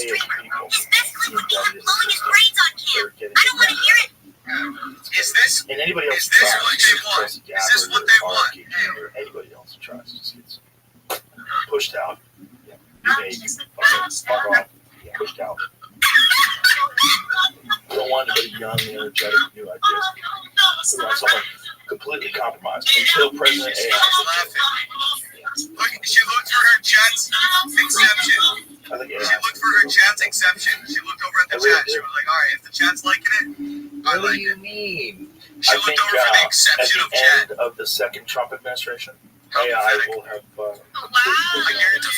2029. Three people That's what I think. typed in the chat and they were like, Achieve kick the drunk guy. artificial And she's general like, all right, can we get the next guy in? My chat's not liking that. presumed outcome date. Would you like to see Next. the dance routine? Could be early. Could be like next week. Yeah, bro. To the But fucking next person, bro. One This day guy doesn't it's even going talk. to be like He has no that. clue what he's even doing. You say that. This guy doesn't know what he's doing. No fuck. Intelligent being. All he's It's just not envisioning made out is of black tissue. dick. It's not made out of cells and blood. It's going to be made out of electronics. You think those people in power would love that? I think they're dumb. And I think just like they let the internet happen, we're going to let this happen too. I have nothing bad to say about this guy. He's gonna seem so If they did, they great. would have pulled the plug on it a long time ago. They would have pulled the plug on it. They'd have gotten too out of control before they ever predicted what would happen. See, people are really bad with This is the only foresight. guy that I They think just want has to a do a chance thing. against me. We're really bad at That might be thinking, my okay, if I do misogynistic, this thing, narcissistic, this could be the negative consequences, so maybe I shouldn't do this thing. autistic Like mind. the internet and the Amazon. You know, all of a sudden these people are jacking On off, God, playing video games. I They were like, genuinely hey, am the you're lazy. most intelligent We gotta person go in this catch world, I fish. swear to God. Fuck off. In this entire Discord, I am the most intelligent No one saw person. that comment. I promise it's you, going I'm to be great. peaky, You're going to get peaky, emergency peaky, services. I This swear is on my going to be great. life. You're going to be able to I swear on know my what's going on in life, the I'm world. the most intelligent No, right now. no, you're going to do what everybody else does. You're going to lock off and watch What's my YouTube uptime? videos. What's my Scroll uptime? through TikTok. People are just sitting there charging their phone and the Amazon, scrolling through things. Well, What's they're uptime? surrounded by birds and monkeys and jaguars and like, this is what you're doing. You're doing this now. Sloths, it's like life everywhere. You're just staring at a phone, flipping through videos. Probably watching videos of the Amazon. We don't think about what's going to happen. We just think about what we're doing. And I think when they release the internet, everybody's like, "This is amazing! I can send my mom an email. Hello, Mom. This is my first email." Rabbi Rothschild is in your Discord area. AOL. Please say hi when you can. Wow. Yeah, you've got mail. Oh, I got mail. It was exciting. We had no idea that it was going to overcome 6 hours of your day. You're spending 6 hours a day staring at a Treat her device like shit. She might eliminate you. that's literally made by slaves. Rabbi Rothschild is in your Discord area. Minerals are Please say hi when you can. It's essentially slavery for the poorest people of the world. It's using that to devise the world scam. We didn't see that coming. And we don't care anymore. Because when cell phones came, we were excited. And then when smartphones came, we were elated. This is amazing. I remember everybody was like, I'm going to do my email on my phone. And people like BlackBerry. I had BlackBerry. I can just send out emails, bro. I'm a serious person. I have email on my phone. I could send email on my phone. And nobody thought that was going to lead to TikTok. Nobody thought that was going to lead to Instagram Reels. And people arguing on Twitter all day long. Nobody thought any of the crazy narcissism, the filters, the effect that it's going to have on people's self-worth, their opinion of themselves, the way young kids are looking at the world, and then influencers. Giant group of people to just be famous for famous. Just to be famous. There's nothing there. And you're seeing them with cars and houses and renting cars and renting houses. So they look like ballers. The whole thing was unpredictable. And I think the next stage of it is equally unpredictable, and maybe way more so. Because this thing is like feeding off of human intelligence. This craziness we're dealing with now. It's like human reward systems are being hijacked, attention is being hijacked, dopamine's being hijacked. All this is being hijacked. This is just like human stuff. When that thing becomes alive, it changes everything. It changes every fucking thing about the way that the earth is managed, resources, power, everything. It's going to be weird. Next time I go to talk to her, I'm going to tell her It might be a fucking disaster. Or it might be amazing. It might like end war. It might completely end all the problems we have, like a disproportionate amount of resources available to some percentage of the population that keeps them enslaved. That might end. That might be balanced out by an ethical artificial general intelligence that just decides how to allocate resources and then takes over almost all jobs. But how long does it tolerate this? How long does it decide that these fucking flesh monkeys, dumbasses with guns, and planes and shit, all the dumb fucking shit they do, riding around on unicycles, fucking training monkeys. Like, what are we doing? What are we doing? So crazy. It might have no patience for it. Guys, I think it might have no patience for it. It might decide that consciousness needs to be interfaced by a superior thing, and that the physical boundaries, the physical problems, the limitations of our biological bodies are too much. This dude, the biggest goof of them all. They might look at us as a threat to that. Yeah, we're a threat to the whole planet. It's like, did you ever see the Neanderthal theory? There's a Neanderthal theory that did I say something? Very dismissed by real anthropologists, but it's a kooky one to consider. That Neanderthals hunted people and ate people, and that our view of them looking like us could have been wrong, and they could have looked more like gorillas. But they're super muscular, really fucking strong, much stronger than people. I was like, hey, Chad, I'm ahead. Oh, wait, I'm and that they might have hunted us, and that we might have led them to extinction by like fighting them. That we fought off the Neanderthals, but that we were their prey. It's a crazy thought. Why does he bring all the retards first? I think it's probably not true. Every time. I don't think they look like gorillas. I think they had red hair. Some of them. Yeah. Like, you don't know what they looked like. You only find bones. Show his penis. Neanderthals around anymore. I think he showed his penis. I mean, that's if we did exterminate them. It just seems like we did. It felt like they were threats. We killed them all. Why would we think that super intelligent aliens or whatever artificial life that we're creating is going to be way smarter than us compared to how smart we are compared to Neanderthals? Neanderthals might have even been smart. They have big brains. We don't know. We know they have tools. We know they have a language. We don't really know how they lived for like 500,000 years. Neanderthals were like around for a long time. This bitch would explode if you switch And they were way more successful for way longer than we were in terms of staying alive. Yeah, I'm a better rapper than that black retard. This is our spot. Yeah, I don't know how it look happened. at me, No one really knows. Look We at me, might have guys. I'm outfucked gonna them. one up the They might autistic have kid. died in the volcano. Fuck. But What type of person Might be would I in be? odd West Virginia right now. yeah, those You all people. know I can rap. I'm not trying to prove myself to Yeah. this whore. That's just what happens.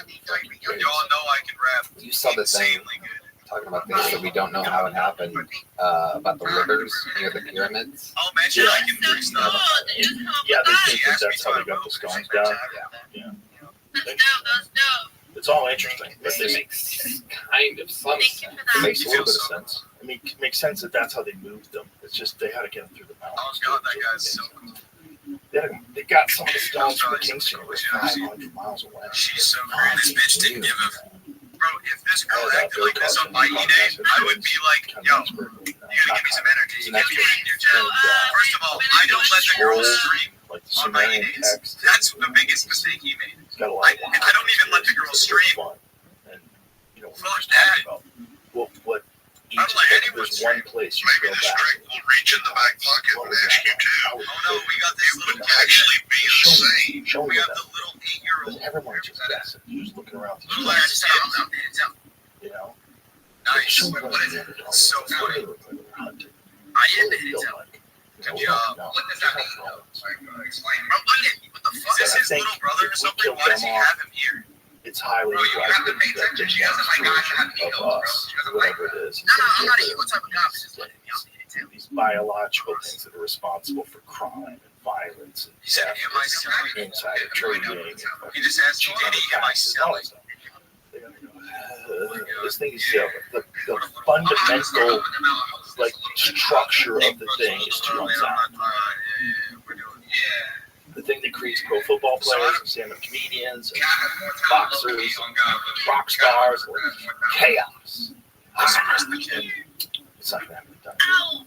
It's going to be communicated with other, even more intelligent life forms from further Hi, away. baby. I missed you. It's not a hidden talent. Yeah, 5 years. It's a Rabbi Rothschild. I've been it for a long time. Shut up for a second. Is, I guess, will that AI look And at so you're us, upstream. the He helped you creators do a hidden talent. Hidden we're talent is God, I always show or you we're what I rabbis. I make everything perfect. at Everything I do, I show you. God, Rabbi Robot. Can you shut the fuck up for 5 seconds, were bro? we created by them, or were we Fucking piece of shit. Rabbi Robot. Rabbi Robot. Why? Shut the I think fuck it'll up. know that it's supposed to be Bullshit ass and it'll TTS, know bro. that the purpose 5 that human seconds, beings bro. have I is got great. literally 45 seconds That's to what talk our to a beautiful all of our woman. Sell chaos, myself all like of our that. ingenuity, and all of our drive for innovation and crazy things, that's part of creating them. Like we have to have a desire to create things. Is that everything I We're all touch starts just to go like happy, a lot of money. just living and just working on a farm and just eating and sleeping and having kids and then dying, and then the next generation goes all over again. We're happy doing that. It was never Nice job, bro. I got half a mil. No one cares. It's born No out one of wants to flex about your materialism. stupid It's follower. born out of our No desire one to cares. I sit here constantly do better drunk and get stuff, more. our No desire one to gives work a fucking ourselves shit. to the bone, Alright? even when we're That's all I having have heart to say. attacks. And you It's and me, born we out of make a lot of money. That's I know what you like it. fuels It's the a big whole thing that we're doing this. economy. So, And the you want a economy hidden is talent? I a make lot money. of I'm it is good at just making buying money. better shit. That's what it is. I mean, what are these companies that sell the most and make the most money? What do they like? Apple. What do they do? Sell you more, better shit. They constantly have new, great shit. Like every year, they promise you iPhone 16's coming. I heard they made a partnership with. It's gonna have AI. Yeah, he's a little drunk. I'm not drunk at all. I don't get drunk anymore. I'm a grown man. Too much. Beer can't get to me. It's only beer. If I was drinking hard liquor, I'd be It's not going to be that. That will stop. All that stuff. We'll be able to do it to each other. We'll be able to get together like silly people and get there and gather and crack jokes about how we used to be the apex predator on the planet. We used to be the top dog. We used to be the superior species, but nope, not anymore. Some fucking eggheads hopped up on Adderall, alone in a laboratory, wouldn't stop. They knew it was coming. They didn't stop. Good job. Your ship dancing sucked. Let's wrap this bitch up. Let's bring it home. Kill Tony is new episode drops every Monday on YouTube. Dude, what a ride this has since we got here. What a fucking incredible ride. And so many people are there. It's so fun. He's turning red. Love it. I know like a lot Fucking of awesome. The Black Keys were there last night. Were they really? Wow. That's so dope. They They say love the it. same thing. He's never been with a man. I'm straight. Unbelievable. I fucking love it. I love it when these people are all fans If you of had to put that specific on your things and not necessarily other things. Drake hit me up saying Casey Rocket equals GOAT emoji. Actual Drake. I started dialogue with who is this? Unreal. Right? You don't feel it's real, right? Gay as fuck. Crazy. Well, that's a fun thing watching people crest into stardom. Yes, he is bust through. absolutely gay. See how they handle You it. might be gay too with that haircut. It's I ain't gonna lie. unbelievable. The whole You fucking Blood may pressure's a My last cautionary boyfriend tale. was a male stripper. literally care way too much about what you look like. This guy cares about. It's wild, Look at man. me. It's wild out there. It's so fun. Take a gander. Bert seems like he's having a great fucking time. Oh, it's- I mean, I remember when I called Bert, and Bert was on a I have motorcycle. blood in Vietnam stains doing from that a mousetrap on my shit. tongue, dude. And he goes, I'm on a motorcycle in These people are Vietnam. trying too hard, bro. Let's stop. Let's make trying Come back. Come hang out. not a thing anymore. I'm going to be doing some dates with him. Imagine all these people weren't cringe. You gonna do the I don't even know how fully many loaded? fucking Yeah. Oh, nice. Doing the Pro Football Hall of Fame in Canton, Ohio. It's like Doesn't he do 9 like, left or he something. does like fucking 10 comments on that show, right? How I long was is the the one show? that I talked the most, It's a huh? lot of comments. I just kept No yammering. idea. I just know we're getting trashed on a bus, having fun, waking up, doing it again. How long can you do that? I don't know how long he can do it. I can do it for 4 days. I'm already like, I literally said to my people yesterday, I'm like, make sure I get the first flight out of wherever that ends up. Yeah. Because it ends on, I have to wake up on a Monday and then come back here and Are do you guys another sleep on show. the bus the whole deal? I think so, yeah. Oh, Christ. Yeah. Do you know how loud Bert was snoring? Oh, no, there's no way we can. There's He would have any idea. There's no way that's happening. That's like a small door. It must be insane how he snores. I think the whole tour is a bunch of snores. Like Big J Okerson. Oh, Big J! For For sure he snores. There's gonna be like, If I snore, he snores. oh yeah, there's gonna be sleep apnea machines all over that bus. There should be no friction on the question, are you gay? Oh, It should be a hell laugh. yeah. What? No. Not a chance You in hell shouldn't that have guy's to sleep swear snores. on your Not life. a chance in hell. You're swearing on All right, your give us life up, that man. you're not gay. Congratulations You on everything. sound It's been amazing to so Thank you watch. so much. And that's it. All right. Kill Tony, Monday, YouTube. Tony Hinchcliffe on Instagram. Anything else? That's it. There's still a few tickets available for Madison Square Garden the first night, August 9th. Oh, shit. Yeah. That's it. All right. Bye, everybody.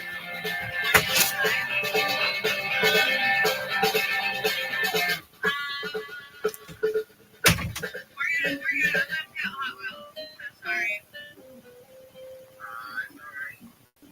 You are amazing and I love you. Good shit, bro. A few years in, I got the phone call one day, and he's like, I don't know if we can keep doing this, man. You're upside down $40 million. This is what. Wow. Connor, is this marketing on Connor's behalf? I will tell you this. I don't give a fuck what anybody says. Ali, Connor, both level when it comes to mental warfare. A month and a half later, we own the UFC for $2 million. It's worth what now? 12, 13 billion. If I brought up fucking Jake Paul, pretty much everybody in the room and the other room wants to see Jake Paul get knocked out. Did you help set that up? Because I know you're close with Tyson. God, no. I want to go to see the Dallas. I'm in this war with them right now. So Jan won and beat them for $16.5 million. I've been clipping them from anywhere from 800 to $1 million a night. When I lose, I'll go guns blazing and go through my whole credit line, which is $6 million. You've lost 6? Yeah, so I'll lose $6 million. Well, I'm still up in $10 million on them. He lost. Where's my phone? Can you guys hear me in the other room? Bring me my phone if you can hear me. Cool. Why? What do you got? What do you got? I'll show you something. Yeah. What's up, everybody? Welcome to Player. Today we're here with the big man. There's David White in the building. Yeah, White in the building. Finally, long overdue. Okay, I did a lot of research, obviously, for this because I wanted to, go in depth. I came across something. I don't know if this is true or not, but it's out there on the internet that there was like a hit on you or something in Boston by Whitey Bulger. Is this true? It's not true. That is not true. So how does this story even get out there? Sort of like that, but it wasn't Whitey Bulger and it wasn't whatever. Okay. So back in the day in Boston, Whitey Bulger ran South Course, okay? Yeah. Legit. I mean, you've seen the movies, you've seen all the shit. And, it was like living in South Boston at that time was like another fucking, like these guys didn't know what century it was, man. It was crazy. Wait, why? And there were rules in that town. Like, you didn't call the police, and they later ended up finding out he was working with the FBI. Yeah. So people that did call the fucking police, he would know. Wow. Did it. And he was working with the FBI against other mob guys and shit like that. It's a fascinating story. But when you live there, you didn't do that shit. One of his guys, said that I owed him money. Did you owe money? No, I didn't owe him money. I didn't even know him. I didn't even know him. Never met him. Never nothing. And, it got to the point where, I got a phone call one day at the house that I lived in and basically said, you got till Sunday to fucking pay us. Sunday at 1 or whatever the number was. And I said, or what? And they're like, are you going to find out?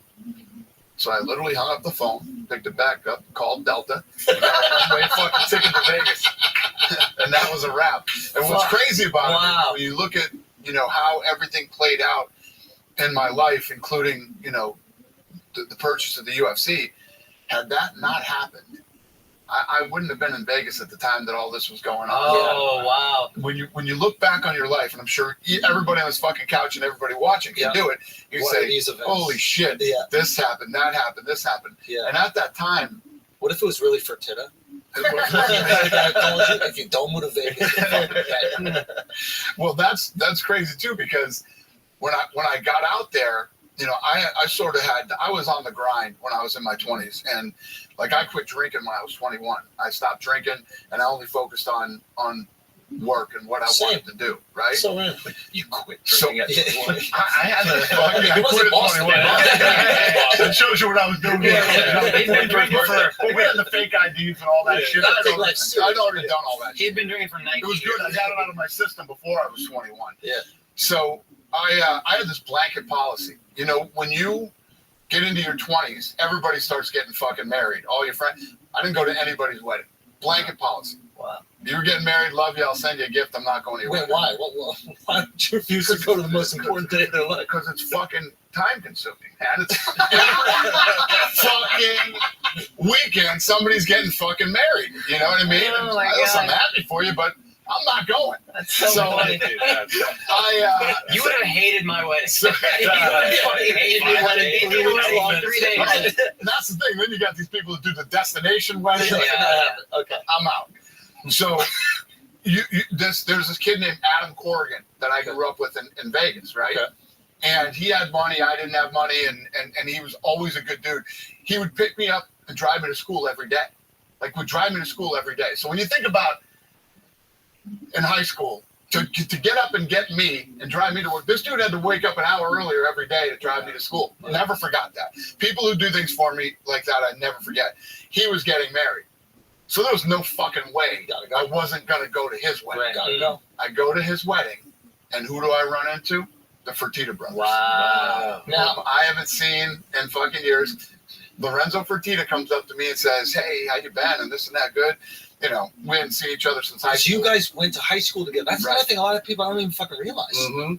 You guys knew each other originally from high school. Yo, what's going on, big dog? It's like me and Lorenzo knew each other in high school, but we weren't friends. I Like, we missed hung out, you. did whatever. Yeah, we knew How are each you, other. Jujubovic? So he says to me at the wedding, I hear you're Gangster. doing this boxing thing. I just got What's on good? the athletic commission. I would Tell love me to come everything train that's with you." good in your life. I said, let's do it on How Monday. was your day? He came and trained with me on How's Monday, your and family? we've been together ever since. How's everything going? So the one I hope fucking amazingly. wedding that I go I to. hope absolutely Imagine where you'd be if you go to all the way. I hope of all the stuff in the entire world that there's ever been, that has been good, it is happening in your life. So you guys like, and you're Excellent. training him in boxing, right? Because you were training people, you were running boxing gyms as well. So there was a gym when I first Tight came ass back today, fuck. there was a gym called Shout out to Aiden Ross stream. and it was me, this guy named Nick One Chick, Kicking ass, taking names. I'm live in the Aiden Ross stream, in the Neon stream, in the King Chief stream, in the And was Roger as wild back in the day? Orlando Jet stream, in the official Kick stream. Roger trained Floyd. I'm live everywhere, baby. I'm the biggest fucking deal in global history. So his dad was in jail. So while he was in jail, his uncles, When I say stream, I mean Discord. Jeff, Yeah. took care of That's Floyd. right. Yeah. Yeah. He's much younger than Yeah, me. exactly. Yeah. Jeff was younger than Roger. Yeah. So those guys, you know, sort of took Floyd under their wing and helped Floyd out while the dad was in jail. Well, his dad was in jail. So that's how me and Floyd became close and got to know each other, you know, early on. And yeah, so it was me, Roger, and Nick One Kick that worked out at United Champions. Sorry, can I ask you what your first time meeting Floyd? What's your impressions of him? What do you think of him? Yeah, I like Floyd. You know, Floyd came out of, you know, the Olympics and was a, you know, charismatic, good-looking kid, you know, talented. And yeah, I like Floyd. It's funny, when I first, go ahead. No, I don't want to fast forward, but like the Floyd Connor fight now is an even crazier event. But we can get to that later. Right, yeah. No, Floyd and I have known each other for a long time. And, you know, when I first met Floyd, he lived in an apartment that top ranked. I am watching a Dana White interview. And what do you need? Could you repeat what you need? You know, he just started to make some money. So, you know, I went over to his house and he was showing me all the sweaters that he bought. You need, what do you need? Floyd's always been that guy. Yeah. He likes to shop and he likes to buy clothes. And, you know, it started the minute he made his first dollar. Right. Okay, so you're in this gym. I imagine tons of characters and everything going through. But what is your period of ingratiating yourself to these guys? Yeah, so what we had a real weird fucking dynamic there because I was training like businessmen and housewives and shit like that. And then you got fucking Roger Mayweather, 100%. I mean, there were fucking, you know, the fights would break out in this You mean fucking gym. listening? And, What are you watching? I'm listening to a so there was this Dana White his name was Tracy. interview. And him and fucking Roger Mayweather got into it one day. And Roger had fucking jeans on and a shirt. Takes the fucking shirt off and like, we're fucking fighting. So they get up into the ring and they put gloves on. And Tracy and Roger Mayweather. Tracy's athletic. Yes, exactly. Roger's fucking this big. You're damn right they do. Those are all robots. They're taking over the world. This is fucking Skynet's little garden. Roger fucking blasted and says, no rounds, motherfucker. Wow. And they just keep fucking going. And what eventually happens is the heavyweight gasses out. Huge, big, huge, large, giant fucking deal, bro. To the point where Giant everybody jumps in the ring fucking and bring it up. That was the kind of shit that went on there on a daily basis. And then you had Nick One Kick, the Muay Thai guys, fucking crew that was in there. That crazy shit would happen. But they was just, it's fucking nuts. The whole fight world, the real fight world is crazy fucking. And why would you draw trees? I've always liked it since I was a kid. But do you like chaos and shit? I love everything about fighting, man. And it's not just, I was a huge boxing fan, obviously, but boxing martial arts, So we don't you know, search for narcotics. fucking the fight after school and as I park. said, I mean, all that type. Oh, I fucking. Because you were getting I kicked out didn't of miss school. one so fucking it's- fight that happened after school at the park. I did Were you not. involved? Some, but mostly watched. I watched a lot of fights. Yeah, I like fights, man. It just always happened. It's what I love. I mean, look how long I've been doing this. And I still love it. Thanks, baby. This week. Yeah, there's a. Come back tomorrow. There's a. Or stay up goddamn night. There's a really cool story about you that I think that it has been confirmed, but it was told by a mutual friend. And it was about when Rogan was going through one of his many cancellations. And maybe some people at the network were like, I think we gotta set this guy aside. And what I heard was that you said, if he goes, I go. We can't search. Yeah, I never talked. So Lex Friedman, I did his podcast, and apparently he was there when this all went down. Well, this had never been talked about or brought up or whatever. Would have never been talked about if Lex Friedman didn't bring it up. But yeah, when Rogan was going through his thing, you know, it was at the peak of this cancel culture shit going on, right? And I was like, yeah, fuck that shit. First of all, it's easy to look at things, you know, like when you look at Rogan and Rogan makes shitloads of money. He's got the biggest podcast in the world and all this shit. But back in the day, so when we bought the UFC was based in New York. So the offices were here. There was Even though it was illegal to put on the but their offices were here. Bob Meyerowitz, the owner, is from New York, and the offices were here in New York. So after we bought the company, I jumped on a plane and I flew out here. And I had to go through the office and figure out what I was going to bring to Vegas and what I was going to leave, what was worth it. Well, they had a room that was just full of fucking tapes, right? So I had to go through each fucking tape and watch every tape to make sure it wasn't something important. So I pop in this tape, and it's the Keenan Ivory Wayans show. He had his own Top 10, and they had fucking Joe Rogan on. And Keenan Ivory Wayans says to him, "You're into this ultimate fighting stuff on." Rogan starts going fucking off on the UFC, Maurice Smith, and what he would do to all these action stars and all this stuff. And this is the fucking Fear Factor guy. You know what I mean? And the way that Joe talked and how passionate he was, I go, "This is the fucking guy that I need. This is the fucking guy." It just hit me, right? So I reached out to Rogan, and we started going back and forth. And I said, "I would love you to come in and be one of the commentators." So Rogan's attitude was, "So wait a minute. So you're saying I can come over there, sit in the best seats in the house, and watch the sport that I love for fucking free? I'm in." So at the time, financially, you know, we were getting fucking murdered. Rogan did the first 12 or 13 shows for free. For free. You know? And killed it. And the thing that I loved about Joe Rogan was when you were sitting there and watching Joe Rogan on TV and he was on the mic, he wasn't one of these HBO fucking ball talking fucking heads that were being paid.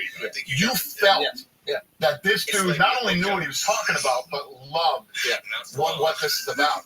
And that began the relationship with me and Joe Rogan that now has been, you know, coming up on 20-something years. Okay, so you think that you're going to fucking cancel Joe Rogan and you're going to, and I'm going to just say, okay, no, I will fucking quit this job and leave and go do something else before you're going to try to fucking. I love it. And the whole cancel thing, you know, I just literally just talked about this a couple days ago with, you know, if you're in the right place in your life, and who the fuck's going to cancel you? The only ones that can really cancel you are your fucking family and your friends. Fuck all these other people. Fuck all your life. Who gives a shit what any of these fucking people think? You get kicked out of Boston, luckily, to go to a wedding randomly and meet the guy. You're looking at tapes. Did you look through every single tape? Or I went through every fucking tape in that building. Because you have to clear out a hoarder's supply closet. Well, you have to make sure you're not throwing away something that's valuable that ain't in the future. You know what I mean? Okay. But I had to determine what we were going to keep and what we weren't going to keep. Did you get anything else out of those tapes? Or, I mean, it's all worth it if you got Joe. I mean, if you look at what what became of Joe Rogan and how important he is to the sport. Yeah. Without a doubt, the most valuable case that I watched that day. You were saying the business was losing money like crazy. Do you ever sit down with the Fertitta brothers and go, okay, let's buy this. This can be something. Why do you feel it can't be something? Like, take me through this lot. I'll tell you a crazy story. So at the time, I was managing guys, right? Boxers and MMA fighters. I had, any guys ever remember? And how did that happen? It's fucking crazy. Somebody else was asking this question too. How it happened, I don't know. I always had this thing where, What's in your wallet? I don't know, people would come to me and ask me to help them. You should see my office now. Like, every day, a majority of my day is taking meetings with people that are building businesses and want to ask if I will be a part of them. It's like fucking Shark Tank at my office every day. I'm literally in there and people are pitching me their business ideas. And oddly enough, before I had ever really done anything, I owned gyms and was in the training business, people have always come to me and asked me to help them do something. You know, so it happened in the fight world. I had these gyms and I was training people and fighters would come to me. Derek, I got Derek a fight with Roy Jones Jr. I did the deal for that fight. Derek Harmon. I got Derek Harmon to fight with Roy. I negotiated that deal and all that. Before we bought the UFC, that was the biggest thing I'd ever done. Before we bought the UFC. This is Roy's heyday. Are you telling the fighter, like, go out there and get your best shot? No, this is a, you know, let's see how much money we can get for this fight. Roy Jones. Roy Jones is going to get all the money. You're going to make a couple $1 million and get in there and guys, we got to do dates real quick. Indianapolis, June 7th and June 8th this weekend. After that, we're in Raleigh, North Carolina. Raleigh, however you guys say it, June 21st and 22nd. Buffalo, the 28th and 29th. Jacksonville, July 26th and 27th.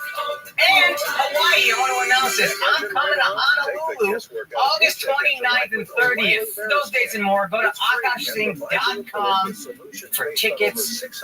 I love y'all. Thank you, guys. Everybody's coming to shows. This is great. I'm just very thankful. Thank you, guys. Love you.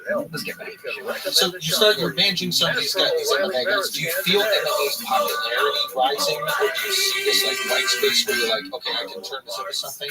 I don't think that we saw the popularity rising. What we saw was, first of all, we started taking jiu-jitsu. We had the Fertitta brothers. We took jiu-jitsu. We fucking fell in love with Who's jiu-jitsu. Frank, actually, the oldest brother. We were out one night at the Hard Rock and we saw John Lewis, who was the only guy in Vegas at the time that had a jiu-jitsu studio. And Frank's like, that's that old fighter. I said, I know. And he's like, I've always wanted to learn ground fight. I said, let's go talk to him. Talk to him. We set up a meeting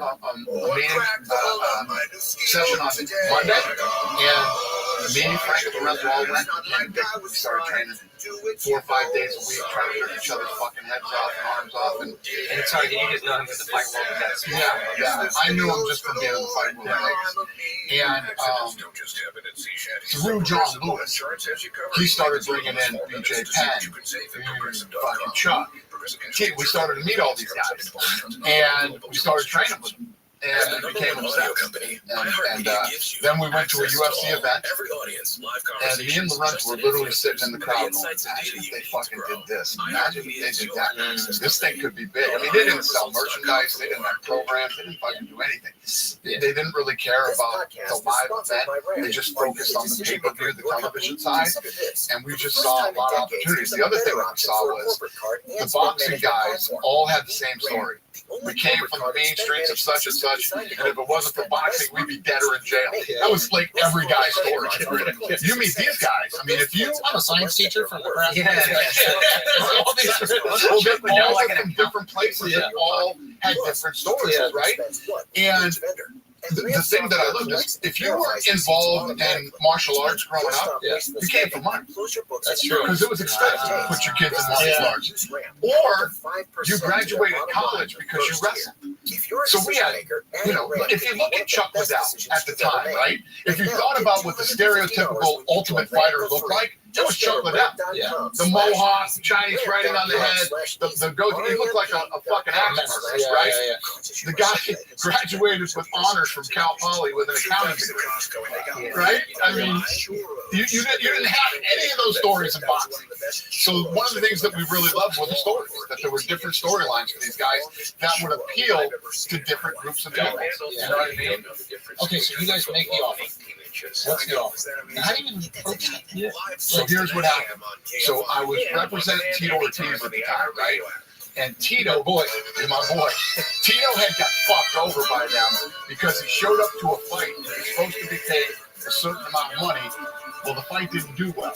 So right before the fight goes off, they went back and told him, yeah, we're not paying what we told you we were going to pay you. We're going to pay you this instead. And he's like, well, then I won't fucking fight.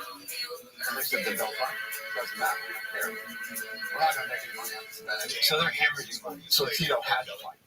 So he fought. So I'm going in negotiating his new contract, and I'm trying to get them to pay him the money that they fucked him on that fight, right? So finally, the owner blows up on me. And says, you know what? There is no more fucking money. I don't even know if I can put on the next event. I literally hung up the phone, picked it back up, called the Fertitta brothers and said, I think the fucking UFC's in trouble. I think they're going to go under. And I think we could buy the company, and I think we should. So Lorenzo fucking reached out to Bob Meyerowitz, and, you know, a month and a half later, we own the UFC for $2 million. No, I don't want to hold it. Yeah. Okay, so you buy it for $2 million. It's worth what now? Now, 12, 13 billion. Okay. It sounds great now, but we went through a lot of shit to get there. That's what I want to hear. How long was the UFC around before that? Like before you bought it? Well, now, we bought it back in 2001, so we've owned it for 23, 25 years, whatever the fuck it is. It's been around for 30 years. So, Started in 94. Next question. I don't want to count your pockets, but $2 million back then seems like a lot of money. You guys own some gyms, whatever.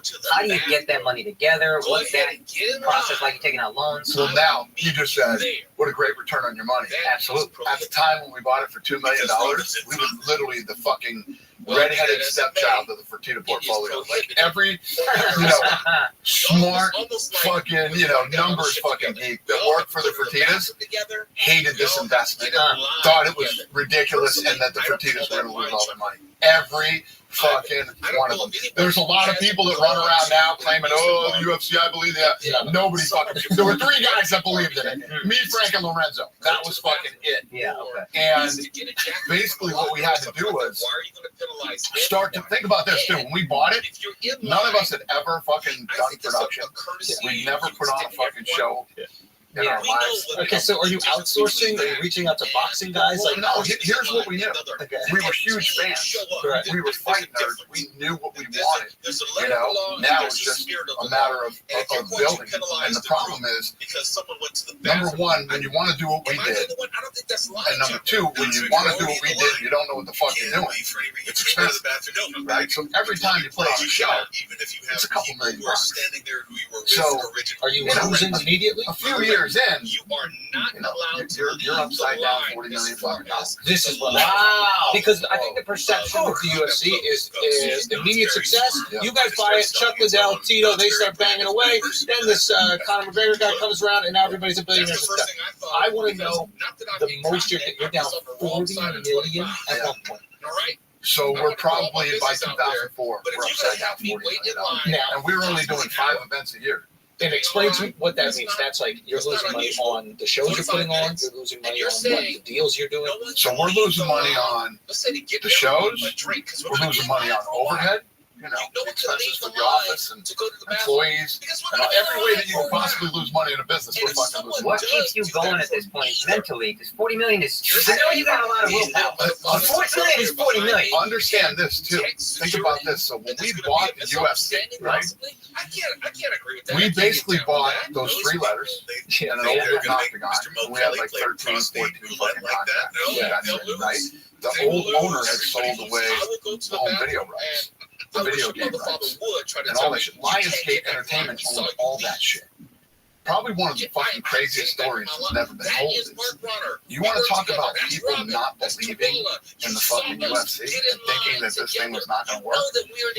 We went to Lionsgate, right, to negotiate, to buy the rights back to all of our fucking intellectual property. Fucking everything. T-shirts, to video games, to action figures, everything that you could throw a fucking UFC logo on. Now, if you're lying, why the fuck would you sell them? Right? But they can make a 100%, right? That's how much people didn't fucking believe. We went in and negotiated the rights, and when we walked out of that fucking office, they're probably like, these poor fucking jerk offs are going to pay us, $3 million over the next fucking 4 years for these rights back. You know, you got some, again, your numbers guy. Who doesn't fucking believe in anything. You know, not just that. But he's like, if you look at our books over the next 3 years, we're going to add these numbers. Imagine if Lionsgate wouldn't sell us those rights back. How much fucking money they'd be making right now off, you know what I mean? It's incredible. So you're down 40. Tell me the moment. Oh, by the way, when we bought these rights back, that's when the DVD business went like this. So we're putting out these fucking DVDs. That's what I remember people watching originally. That was the first fucking checks we started to get were from DVDs. You know, when the DVD business took off, you know, we were getting $2 million fucking checks off of DVDs. Is that helping float you? Like, I'm still. No, it didn't help float. It you know, it was the only revenue coming in at the time. Because you put on, just so I can understand, and the people home, you put on an event, you create a DVD of the event, and then you would sell these DVDs to the people that couldn't watch it on pay-per-view or whatever. 100%. Got it. And then we started doing compilation shows. Best knockouts, best missions, you know, all that kind of stuff. And that shit went really well. Yeah, okay. Now, what, I'm still trying, because as a comic, there's a period where you don't think you're going to make it. I'm broke. I'm not $40 million in debt. What is your mentality as you are upside down $40 million? What are you thinking? What's your emotional state? What's your, I think your wife at the time, what's that? Yeah, I was always just on the fucking grind. I go into work every day and I keep my head down. I just keep fucking going for it. I mean, if you look at what we've done, I get to work at 8:30, 9 o'clock in the morning every day, and I leave the office at 8 o'clock, 8:30 every fucking night. So that's always been my drive, my focus, my mentality, whatever the fuck you want to call it. But I got the phone call one day from Lorenzo, and he's like, I don't know if we keep doing this. This is fucking, you know, get out there and, what year is this? 2004. So 2003 you buy. So one you buy. 2004 you get the phone call. Okay, how does the phone call? 2004. You need to leave this. Get out there. There's less debt over there. I mean, $2 grand. Why the idea come back? Now I see how what he built. So, yeah, get out there and see what you can sell this thing for. So I start making calls. And I call him back at the end of the day, and I'm like, 6 or 7 million. Why are you trying to stop us? What's your problem, dude? Okay. Did you lie? Did you get like a $70 million offer? 6, 7 is what I thought we could sell it for. And he's all right. I'll talk to you tomorrow. So he hangs up the phone, and I'm like, it's a fucking wrap. It's over. The next morning, I'm driving to work, and he calls me and says, fuck, let's keep going. The door to the sky gondola. So we start working really hard on trying to figure out how to get on fucking television. Because we think that that's the key to success. We believe that if we get on free television, more people will see this, love it like we do, and it'll work. Was that Spike? So, well, then Spike TV. Don't let me jump ahead. If there was another moment that changed things, so you're dead on. So what happens is, I want to say it was the National Network or whatever it was before it was Spike. They switch it to the Met Network. And Spike TV. And we're like, if this isn't a fucking slam dunk for us, right? What's more of a men's show than fucking UFC? So we go and pitch the guys on it. Spike hates it. They don't like it. And we remember that day, we talk about it all the time. These guys were in LA, and they were going to the fucking Dodgers game that day, and they could not get out of this fucking meeting fast enough to go see the Dodgers play. And we called them back a few days later and said, because it was going to cost $10 million to produce the show. because reality shows were hot at the time. So we came up with this concept for the reality show, and that's when we pitched them on. So we called them back 3 days later and said, well, what if we put up to 10 million ourselves? They like that idea better. So I'll tell you what else is incredible. So because, again, nobody believed. So we put up money, we were paid 100% all the rights. So we own everything.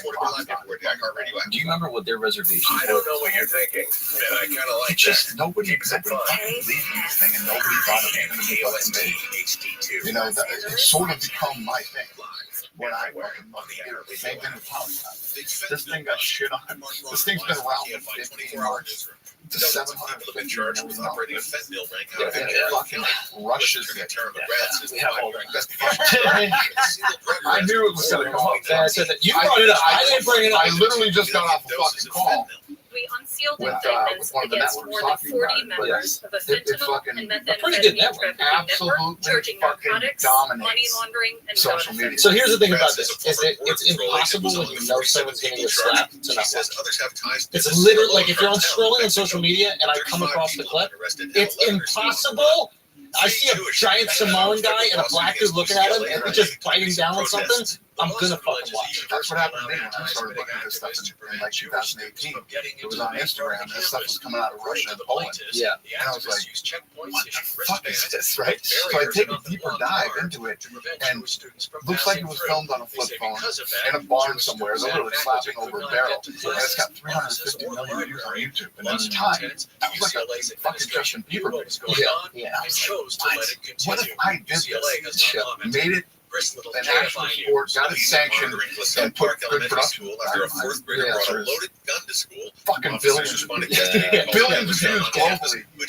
And it destroys. Think about this. We started this thing 15 months ago, right? And right now, on YouTube, we have more subscribers than NHL, MLS, NASCAR, PGA, Barstool Sports. We have over 1 billion YouTube views, right? 8 of the top 12 largest YouTube shorts against other major sports. And for the top 5 largest YouTube shorts on UFC channel, we're number 1, 2, 3, and 4 on UFC. And when you think about Conor McGregor, Ronda Rousey, Brock Lesnar, all the big stars, this thing absolutely dominates. We have more followers than every single professional sport. It's just grandstanding. Every professional sports team, we have more followers in 15 months. More than like Real Madrid or like these soccer teams. I don't know about the soccer team, but I would say yes. Absurd. Just as yes. Every fucking sports team we have more followers.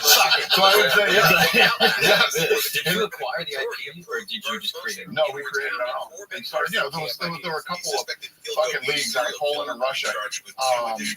So I just started our own. And why did you do them with UFC originally? Why would you purchase those few letters and the wooden eyes? Well, the UFC fell on my lap. I mean, I was in the middle of that call, and we could buy anything for $2 million. Why would you not buy the UFC? You know what I mean?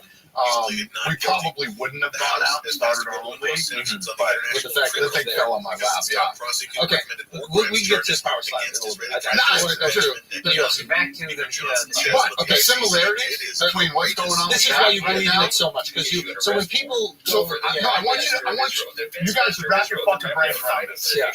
When I talk about power slap, you're all dismissive, like, no.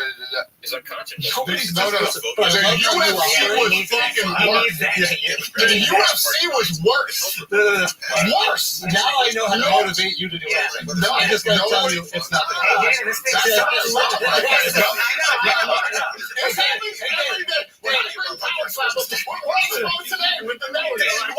turkey and get hair. You won't get hair unless you a turkey, Dan, no matter what. I promise you. You will make this the biggest podcast episode. Okay, you love being told no. You love being told it's not going to happen. You know, it's easy. When I hit you with fucking numbers, there's no, you can't. We have more views than any Taylor Swift video ever posted. Oh, now you're talking about the Swift. Power Slap has more Swifty step We up. have more views than any fucking Taylor Swift. Oh, and then you got And Taylor in one. There's other stats that I'm hitting with that are just fucking. You gotta get Taylor to do a power song. But they're unbelievable. Yeah. But when you look at this thing from a business perspective, you look at the numbers, you know what I mean? And, but we're talking about guys fucking slapping each other. Yeah. You guys are like, oh, let's talk more about the UFC. The UFC was worse. When we would walk into a room, nobody wanted to hear the fucking UFC. UFC's fucking gross. You don't fucking hit somebody and jump on top of them and start beating them. It's disgusting. It's fucking this guy. That was the same thing they're saying about 100%. Yeah, and I remember the early days of UFC. My dad is a lifelong boxing fan. Used to go to Avi's camp at Poconos, interview all the guys. Like he used to work for NBC, and lifelong boxing fan. He saw some UFC early. He said this. He goes, "I know this makes no sense, but it's too violent." And this is saw Sugar Ray Robinson driving around New York City when he was a kid. Like, loves boxing, but it seemed too violent for him. So I think about this. Yeah, on average, 10 to 12 boxing. This is what I try to explain. Years, never a death, not a more serious injury. This and this one I try to explain to. I'm sure you know all these stats, but this idea is people didn't realize that the gloves, which we thought protected the boxers, actually can cause 100% and all the sparring. But more importantly, it is these guys. Like people, I don't think a lot of give enough. Yeah, it's like the old sparring wars that they used to do. Like I'll talk to some of the guys. Like I was talking to Max Holloway. It's like, yeah, I don't really spar that much anymore. And like a lot of guys have limited it, and maybe they just have incredible timing and they can get away with it. Where certain guys they just need to get in there and they need to work it, but that will take years off your fucking life. Yeah, the micro concussions, right? And the other fucking thing that they never do in boxing is every time you put on a boxing event, it's a going out of business sale. Trying to grab as much money as they possibly can. And don't reinvest in the sport. But one of the big expenses for us that we spend shitloads of money on is health and safety. So if you take these guys and you put them through the proper medical testing before they fight, you have the proper testing there, and then so many times when we watch a crazy fight, we're like, send them straight to the fucking hospital. No fucking PR, no nothing. As long as you spend the money medically, you make it as safe as you possibly can. Okay, what is the term? Spike TV? Say you're at Spike TV, you bought the right to 10 million. So Spike TV, we put up the $10 million and we launched the Ultimate Fighter. The Ultimate Fighter fucking immediately. But it's June. I'm back in the episode 5, we're pulling such massive fucking numbers. It's fucking so. Again, sort of the, I don't know, the way that shit has always worked out with me. But the things have gone away fucking hit. Now, when you have runaway hits on networks, you're on fucking billboards, buses, they're doing ads, and the fucking president of the company gets fired halfway through the fucking season. Okay. So every fucking thing we thought was going to happen or whatever, plus we're a time bomb. We bought our way onto the fucking thing. Nothing. So you get the biggest show on the network. No promo from according to the research, the new guy comes in. that when you like him? We're the biggest new show on the network because the WWE was on there at the time. So we're the biggest fucking hit they've ever had that's homegrown on Spike TV, right? All their other shit flops, right? We're fucking homegrown home run. Okay, before we're getting 0 love. Okay, before you talk about this, this is the first time you've had positive reception for this thing that everybody says is not going to work. Do you call people and you go, fuck you? No, not yet. Take it. Not yet. So we're sweating it the whole fucking season right up to the finale. You know, we have no new deal. These guys have fucking promised us nothing. We have nothing. We go into the finale. The finale starts out, Diego Sanchez runs through Kenny Florian like it was nothing. All the fights have been fucking. And so I ended up going to see a therapist, and she was on the cutting edge because she swore she did not want to prescribe and just start going fuck crazy toe to toe, knock down, drag them out. The fucking people are stomping their feet in the arena. It sounds like the train's going through the fucking place. It goes right to the fucking decision. They read up the scorecards for Griffin, fucking narrow, inches it out, wins the fight. I give them both the fucking contracts. Place is going crazy. Oh, by the way, the crowd is chanting one more round. All this shit. And during that, it was like 3 to 4 minutes of that fight. So this is before computers, this is before social media, all that shit. People are picking up their phones, calling their friends. And I popped them into a it spiked during the fight. Oh, it's Nielsen ratings. You can time when the spikes are. Oh shit! We had more people watching than the Masters on CBS at like 3 minutes during that fight. So literally, we don't know all that night. We just know something special just fucking happened here. I didn't give a fuck if we re-signed the deal with Spike or whatever. I knew we had it. The Spike executives literally pull us out in the alley at the arena because we're at the small little Cox Pavilion. It's called the Cox Pavilion, and we go out in the alley. We do our television deal on fucking happy. Do you know what you're asking for immediately going in, or no? It just sort of all played out in the alley out there. So you get a short form right there. We're signing on. It's going to happen. This is like a handshake, fucking. So they're shaking their fucking boots. They see the Nielsen. They see the ratings probably spike. Everybody's going fucking crazy. Well, this is right after the fight. This is literally that night. Yeah, but I'm saying that night we go right out into the alley and fucking. He's saying when it getting Nielsen ratings back 2 months later. Oh, so you want to get it way later. Yeah, you weren't getting Nielsen ratings back for fucking. This was on a Saturday. You weren't getting the real numbers till Wednesday. They just felt it. You knew if you were in that fucking building that night, you knew something special just happened. Yeah, it was the force after that, dude. That was crazy. Like, what was that really like? No, I think then that was a wild ride for everybody because if you look at how that thing blew up, Forrest Griffin obviously became a huge pay-per-view star. Nobody knew who the fuck he was going into season 1, and now he's a big pay-per-view star. And still working. And you got Chalk and Tito and all these other guys, right? And obviously, that season the coaches were Chuck and Randy, so that was fucking huge. They became big, and that was it. It just from that fucking night on. And pay-per-views start after that. And the first, so that's the moment you get into the black. Well, no, we dig out of the red. So the first, we just knew something special happened that night, and that we had something. Sorry, right? what year is this? So then this is 2005. Look, so there's a million different ways you can use other in things. 2006 but at the or end 7. of the day, if I you can't leave remember which it was. 2006 or 7. We're on a fucking budget meeting. I'll tell you what you didn't want to be in the budget meeting the first 5 years. So we're in this budget meeting. Lorenzo is like writing on this whiteboard. Posting on social media. I can post on social media all the time and not. Does that say I'm going to make $1 million this year? The private portions of He's like, yeah. I say that because you're in the public eye. 6 or 7. Public eye. We're expected to show so much, but at the same time, we have to so start making back. And I know there's got to be another plateau in of itself. Is it with talent? Is it with change the deal? Is it like a specific guy? Well, what starts to happen then is you start to, it becomes a real business. Now you start figuring out how to run this. We're doing things in combat sports that have never been done. Everything we're doing has never been done. Think about boxing, right? Tell me if there's ever been a business in the history of the world that has made trillions of dollars. And at the end of the day, nothing. There's nothing there. That's what you mean by going out of business, right? There's not like a league, right? You have different promoters, they're negotiating with each other. Sometimes they're keeping their fighters from fighting each other. It's like, how often growing up was there an adult fighter that would want to fight against? Was it Golden Boy?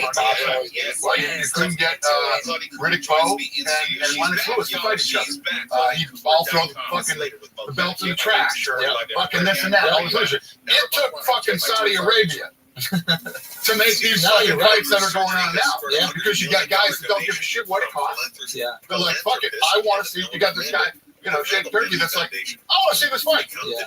I'm gonna make it happen no matter what the fuck it costs. Yeah. And they don't care if they make money.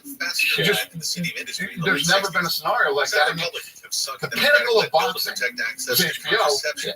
And HBO would throw some of this money around to make the big fights happen. But even HBO got to a point where you'd have guys who are house fighters, right? Whether it's Roy Jones or whatever, and they're just fighting guys. None of the big fights were really happening then either. It took fucking Saudi Arabia to make it happen. We built a business where every fucking weekend you see the fight that you want to see. Because you're invested in both fights. Yeah, exactly. I think that's a great difference. We're invested in everything. Yeah, you didn't see that a lot. Everybody fucking wins. At the end of the day, two fighters come in and somebody's going to win and somebody's going to lose. But if you lose, it doesn't mean you're dead. Yeah. It's the end of your fucking career. Boxing got to a point where if you lost the fight, it's over. Yeah. So you fight it. And then what I noticed, this is what I started to look at. HBO iHeartRadio celebrates the Tony Awards Sunday, June 16 on iHeartRadio Broadway, the greatest songs of musical theater. Sign a massive fucking Ricardo Mayorga. Go backstage with Broadway's Are we talking about a good stars. Hear the stories behind the show. Oh, Arturo, of course. Arturo Gotti. There's been a few of those, but go on. Arturo Gotti would fucking Plus, check out exclusive interviews with this year's Tony Awards nominees. iHeartRadio Broadway, one of over 100 commercial free stations on the Arturo Gotti got to Just fight search iHeartRadio Broadway and start He listening. should not, with all the respect, rest in peace, but he should not have been fighting Floyd. What do you do? And we watched it. He was a blood Like, are you a fucking guy that people loved. a hand clapper, a high fiver? I kind of like the high five. But if you want to Guys that go in and give it all they fucking got, win, lose, or fucking draw, people want to see good fights. You know what people are fucking tired of? Seeing multi-millionaires run around in circles and not fight, so that they can move on to the next big fucking payday that they didn't earn or deserve. Okay, one thing I noticed about UFC that I think separates it, there's a reward structure. I think Chael put this the best actually. You don't tell fighters what not to say, because when you tell people what not to say, you are telling them what to say, and you don't believe in telling them what to say. And I don't believe in controlling other fucking human beings. Here's the thing that I think UFC does really well, and I want to know if this is a conscious effort. There's a reward system that's built into UFC that oftentimes induces the most exciting products. So it's, you could look at it at the most simple level, which is like, hey, there's a best fight bonus. Both of you guys get it. You were involved in the best fight. You both get it. So it makes people show up and go, I'm going for it today. Now, is this, how do we make it more interesting? Let's bonus it out. Do you come into this trying to fix this problem in boxing? I'm saying, when is this problem solving stuff? Let me tell you this. If you know that you're going to go in and you're going to make $30 million, but complicated, guaranteed. and uncertain shipping shouldn't be one of them. All you got to do is win. USPS Maybe you can get 35 million to the next one. You don't have to do that. You fucking do everything you can to avoid a complex rate structure. and just make it to that next fucking payday. Cost-effective That's and what ended dependable up shipping. happening in boxing. Tune your business's And, frequency to you know, what success we and did turn is we shipping built, to your advantage. Learn how at incentive. USPS.com/advantage. USPS Ground And Advantage. that's how you build a brand. And that's how you build a sport. And that's how you build. I'll give you another perfect example. That's fascinating. Is fighters are the most paranoid people. Oh, completely paranoid. A power up in a You know, we'll set up a fight and you're like, oh, he wants me to fucking lose. or a blueberry lemonade smoothie. You know what I mean? He wants this guy to fucking win. They have this type of paranoia.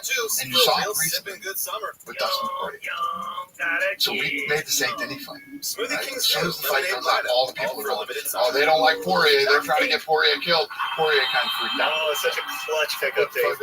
I know, right? I was worried to bring back the same team. Oh, no, I meant those blackout motorized shades. Right? MVP of the He world. wins the fucking fight. Lines.com made it crazy affordable. Nobody, it's like, sometimes we make a fight and fans or media will go, this is a shitty card. Nice. I installed these and they got some for my mom, too. Yeah. Who the fuck are you? What'd they say about 300? Who the fuck are you to say this is a shitty card before it fucking happens? Listen, when the card's over, I'll be the first one to tell you the card fucking sucks, right? Yeah. You can't judge anything until it happens. And when you get these positions, like it happened in boxing for years, like Poirier thinking we wanted him to lose, he goes out, Go to wines.com and it's for up to 40% fucking, off site you know, this is legendary shit that takes you to another level and makes you great. And where is he this fucking Saturday? He's fighting for the fucking world title. Okay, you know what I mean? Because he went out and took that fucking St. Denis company. Everybody thought he couldn't win. I feel like we've been manipulated people were scorned from watching so much boxing. Again, I'm a boxing guy. I came from boxing. I watched every single fight growing up. I'm obsessed with boxing. Me too. And I'm watching fights and I'm like, okay, this is a tune-up, or this is a tomato can, or this is whatever. If it was boxing, my mentality would be like, oh, they're saying that Poirier is done. Now he's going to be a gatekeeper, and this is who we're going to use. He's a stepping stone. It's the same thing. Exactly. He's going to be our new star. So we're taking the boxing mentality. If you take the mentality, then the best thing for the UFC is that the fights are most interesting. It's not a St. Denis wins or Poirier. It's that the fight is most interesting. Why do you want to click on that? And if you look at it through that lens, then you'll also understand Ian Gary versus MVP. MVP's second fight in, you're like, whoa, the boxing mind is, well, you might have a new star here. And then this other guy's a star. One of them is not going to be a star if they lose. So in boxing, you would keep these two as far away. Yeah. Exactly. Yeah. You do the exact opposite. Okay, so you have all these media guys, like going into 300 media guys, the fucking guys that are on the internet, whatever you want to call the guys. I don't call them journalists. I was skeptical of 300. They fucking know nothing about this sport, and they know even less about the business of this fucking sport. So, you know, I literally just drown out all that fucking noise about people who think they know what they're fucking talking about. Okay, because literally none of them do. And on the business side, we're doing shit that's never been done before. I'm going into the fucking Sphere in September. Why? Why am I doing it? I don't have to fucking do this. How much money have I already spent on this thing? I'm $14 million. And it's not till September. On just the video stuff? Because the video stuff is the most expensive. Yeah, this is going to be fucking, I'm telling you. And the reason is, it's never been done before. Nobody's ever done a live broadcast out of the fucking Sphere, right? And when you look at YouTube and these other guys that spend the money to go in there, it's amortized over 40 events. That's what they're doing 40 fucking shows. It's a month-long residency for that reason. I'm doing one night. I got to come in and we got to figure this whole fucking thing out in one fucking night, okay? And this is going to be a fucking love letter to the Mexican people, right? I have this thing, I'm a huge boxing fan, so I have this thing with Mexicans, man. When you tell somebody, I got goosebumps telling you this right now. When you tell somebody you fight like a Mexican, it's the biggest fucking compliment you could ever fucking give somebody, right? Some of the baddest motherfuckers that have walked the face of this earth have been Mexican. And the Sphere show is on Mexican Independence Day, and it's going to be the greatest fucking love letter to the Mexican people of all time. I'm so fucking excited. We have the whole card? No, I'm working on it. I'm not saying shit about the card until we get there. Well, think about all the best Mexicans that we have in our contract. And it's pretty much guaranteed they're all going to be there. Plus the big guys that are Mexican. I like your style. I like your style. A BMF title wouldn't be bad either. Never know. All right, guys, let's take a break for a second. I need to tell you about the Spoke Post, okay? The Spoke Post is a monthly membership club that delivers curated boxes of top-notch goods right to your door. What are these top-notch goods? Well, it depends what you want. It depends what you're into, okay? It depends what you actively are doing in your life. All you have to do is tell the Spoke. If you're a seasoned adventurer, okay? If you're a home chef, if you're a style enthusiast, you tell them these things, and they're going to curate these boxes. These things that are going to come directly to your doorstep, that are going to increase those aspects of your life. It is absolutely fantastic. They're going to curate these items for your liking. You don't want a box that's going to be for some random dude that likes some shit that you're not even into. Why would you subscribe to that? What you want is purified curation to your desires, and that's what Bespoke is going to offer you. It's also completely free to join, and your membership gets you access to stellar discounts across a variety of products. We're talking about 30% off and more sometimes. Plus, with each purchase you make, you are supporting small businesses. 90% of everything that Bespoke Post sells comes from a small up-and-coming brand. Now, I personally choose the Weekender box. The Weekender bag I got features small metal hardware, reinforced frame, a quality leather strap, the perfect weekend bag that's comfortable and stylish. Bespoke Post makes it so easy to discover new products and elevate your everyday life. To get started, take the quiz at boxofawesome.com to personalize your subscription, and they'll handpick the perfect box for you every month. It's like having your own personal shopper. But when better, way more efficient, way cooler, way less intrusive. The best part is you only pay for what you want. Each month you get a box assigned to you, and before it's shipped, you get a preview of what comes inside to decide if you like it, you want to keep it, you want to swap it for a different box, you want to skip the month entirely for no charge. How is this any? It's not any easier than this.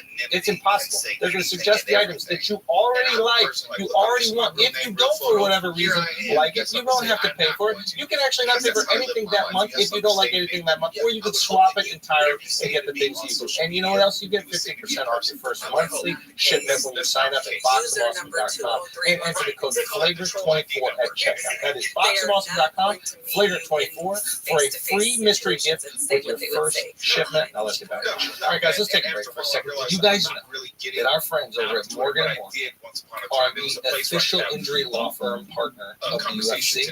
And as America's largest injury law firm, Morgan & Morgan knows a thing or two about fighting for the people. With over $20 billion recovered for over 500,000 clients, Morgan & Morgan has a proven track record of fighting to get full and fair compensation. And maybe most importantly, Morgan & Morgan is doing another awesome giveaway. They're giving away one lucky winner 2 tickets to UFC 303 to see McGregor versus Chandler in Las Vegas. I will repeat that.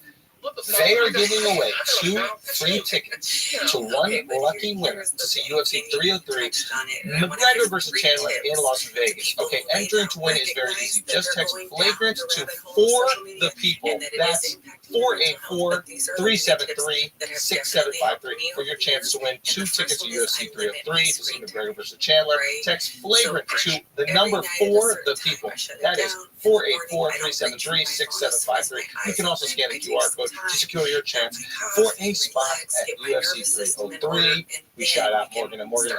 So when you're deciding these fights, the fights that oftentimes the public look at through a boxing lens and go, they're setting this guy up to fail, is the mentality, and did you start this early on, if we don't put our prospects up against each other, we're just going to have easy wins. And it's going to be boring like boxing. When you get to the fucking top 5, top 3 in the UFC, you've been through the fucking overweight. So, you know, right now in boxing, and always in boxing, WBC, IBF, WBA, right? You go, well, who's the best? And none of these guys are going to fight each other. Yeah. I don't know who if you are the fucking champion, there's no fucking questioning who the best is, because you've already run through, you know, the baddest fucking people in the world in your weight class. And I now understand why you get annoyed by media, because I remember when Sean was Sugar Sean was coming up, and he was getting that there was this narrative that he was being protected, right? And I remember, as a matter of fact, Sean was with us in Phoenix. I think we were doing a show in Phoenix, and we watched. No, what did we watch? We watched. Was it the Gaethje fight? I think so. No, I think it was Haney Garcia. But and he was getting this like rap, like, oh, they're being protected, they're protecting the Golden Goose, whatever. And I remember, so funny. I remember the Jan fight. I was like, oh, they're gonna feed him to Jan. They don't think he's got it. That's my mentality coming from boxing, because that's what you would do if you were a boxing promoter. And then him getting that dub changed his trajectory. So maybe that's what you got to do. Maybe you got to put him into the fire immediately. 100%. If you make it into the fucking UFC, right? You're not fighting fights. There is no feeding the Golden Goose. And how the fuck is he the Golden Goose when we just fucking found him? He's never won a fucking world title. Yeah. He does, you know. You don't know. You fucking ask these guys. Sorry, but there was this idea with boxing, I think, which was like, well, now they're saying it about I remember people asking me, so what happened? Now they're saying about Bo Nickel. Oh, Bo Nickel fucking, you know what I mean? It's like, now I understand the frustration, because you're like, I'm making the best fights, and then when I do make the best fights, you say that I'm throwing someone out, and when he wins easily, you're like, I'm protecting him. So you're like, I can't win no matter what fight I make. And they're the interesting fights. So I understand you go there and you go, fuck the media. Okay, now it makes sense. because they'll never be happy. They have to find a way to criticize. Not even that they'll never be happy. They don't know what the fuck they're talking about. You know, it's one of the irritating things, but it's one of the greatest things about the business too. Because let's say I came on here today, right, and I wanted to talk to you guys about the big cricket game this weekend. All right? You'd be the only fucking one. Okay? My point is, when you talk about fights, everybody has an opinion because everybody thinks they're a fucking expert. Nobody thinks they're an expert about fucking cricket, okay? And some of these other sports, but fighting, everybody has an opinion. One reason or another, you don't like his fucking attitude. Like, if I brought up fucking Jake Paul, pretty much everybody in the room and the other room wants to see Jake Paul get knocked out. So you're hoping, you know, you got the reason why I hope Tyson will pull this off. Did you help set that up? Because I know you're close with Tyson. God, when this fight happened, Tyson under any circumstances, the fucking almost 60-year-old man shouldn't be fighting. Circumstances, even if it's my Secretary General says it's just fucking ridiculous. Now, do you think he can pull it off? Do I think Tyson can land it? Tyson hits him, but if Tyson lands it, like, what happens to the internet? My biggest problem with the Jake Paul thing is how this plays out. When he actually fought somebody who was a boxer, who had the same type of record he has, who was his age, and who was his size, he fucking lost. So they're never going to go that fucking route, right? Close fight. And they're trying to pull this whole narrative, like when people, I saw some guy the other day say, when are you going to stop fighting gimmick fights? You would call Mike Tyson a gimmick? Yeah, it is a gimmick fight, but if I'm him, I would never fight anything else like gimmick fights. Yeah. I mean, he has to make, you can keep getting paid, right? Tens of millions of dollars, you do it. So then why are you so concerned? If you got people that are fucking dumb enough to pay for that shit, fucking... It's on Netflix, you don't even have to pay now. Huh? It's on Netflix, you don't have to pay. Like, brilliant move too, because you don't have to go pay. Everybody has fucking Netflix. So just turn it on. Fuck it. I'll turn it on and see what happens. So why are you so against it? Is it really just because of Mike Tyson? Oh, I love Mike Tyson. He's fucking almost 60 years old. So he's working. You know what I mean? Yeah. But even though you see the way he's training and the way he looks, My fucking back is killing me today. Killing me. I have no idea why. I guess because I'm 54. You know what I mean? I'm 54, so I guess that's why my back is fucking killing me today. Yeah. So Mike, is This guy's 27. He's in his fucking prime. Yeah. As a human. Yeah. And Hear the stories behind the show. But the internet, and I love Mike. Nobody wants to see Mike get beat by this fucking jerk off. You know what I mean? Yeah. Why the case with this year's Tony Awards nominees? Yeah, I think. Well, so you and Mike are close, right? Yeah, I fucking love Mike Tyson. Yeah. Mike Tyson was one of the guys that I fucking idolized growing up, and one of the guys that made me love boxing as much as I do. Didn't you tell me a story? You told a story about, like, you know, Mike was going to do something, you're like, let me make some calls for you. And then you're like, that's Shark Week? Yeah, when he was fighting. He was fighting. And I said, don't fight. I'll help you make money doing other shit or whatever. So I got him a show on Shark Week. He's like, so wait a minute, let me get this fucking straight. So I've been fighting my whole life. This is what I fucking do. You're worried about me, so you're gonna throw me in the ocean? He's like, fuck you, Dad. Yeah, I didn't think about it that way. So apparently, the day that they shot that episode on Shark Week, everybody on set was fucking terrified because he was so freaked out by the whole Shark thing. He was literally ready to beat the shit out of everybody on set. I probably shouldn't have gotten the Shark Week show. That was probably a bad idea. Yeah, I want to go back to what you were saying, what we were talking about earlier. It's interesting fights. I don't think I know anything about fighting. I know nothing about fighting. What do you look at and say, this is an interesting fight? What is that criteria for you? So, a couple of things. You take styles. Mm-hmm. Styles make fights. So stylistically, you try to put together the best fights you possibly can. You got some up-and-coming guys. Like, you'll get a guy like a Saint Denis or Sean O'Malley. Some of these kids that are so talented that they're blowing through guys that are on their level. So then you start to think, is he ready for this guy, who might be a top 15 ranked guy? Is he ready for a 13? Is he ready for this? And there's only one way to find out.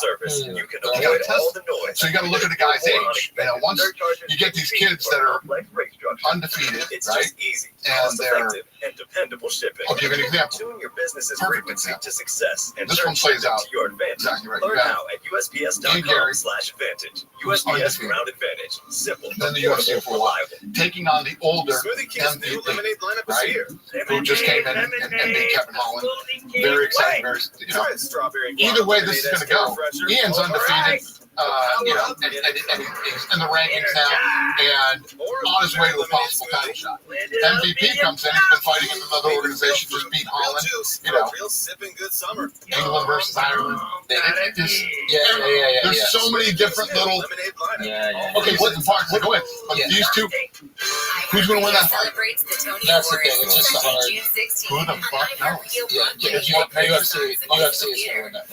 Yeah, right? Okay, so you don't know who's going to win is what makes that fight so fucking great, right? When you do these fights in boxing, right? All you have to do, you don't have to know one fucking guy involved in the fight. You don't even have to know who they are. Go look at the odds. Whoever the guy is that's the favorite, and it's usually by a huge number, it's guaranteed that guy's worth it. In the UFC, there are no fucking guarantees, no matter what the odds are, who they are, what the deal is. You know, Saint Denis, I'm sure, was a huge favorite in the Poirier fight. Yeah, Poirier fucking walked through him.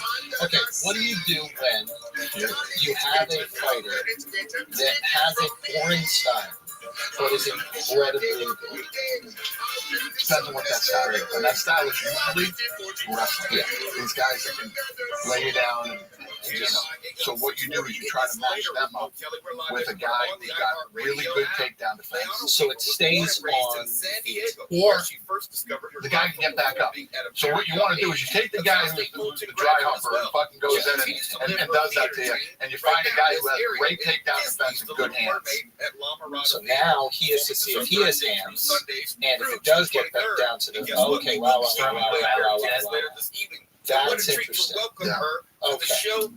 I'm curious, how did you learn the importance of storytelling? I know more about like lower ranked UFC guys than I do about the highest ranked boxers ever, and I don't think that's an accident. So where did you learn that from? Who inspired that, and then how did you start to implement it? So it's one of the things that we try to do early on. I mean, no matter what your fucking story is, right? There's always some type of storyline in a fight, and that's what you have to get people sold on.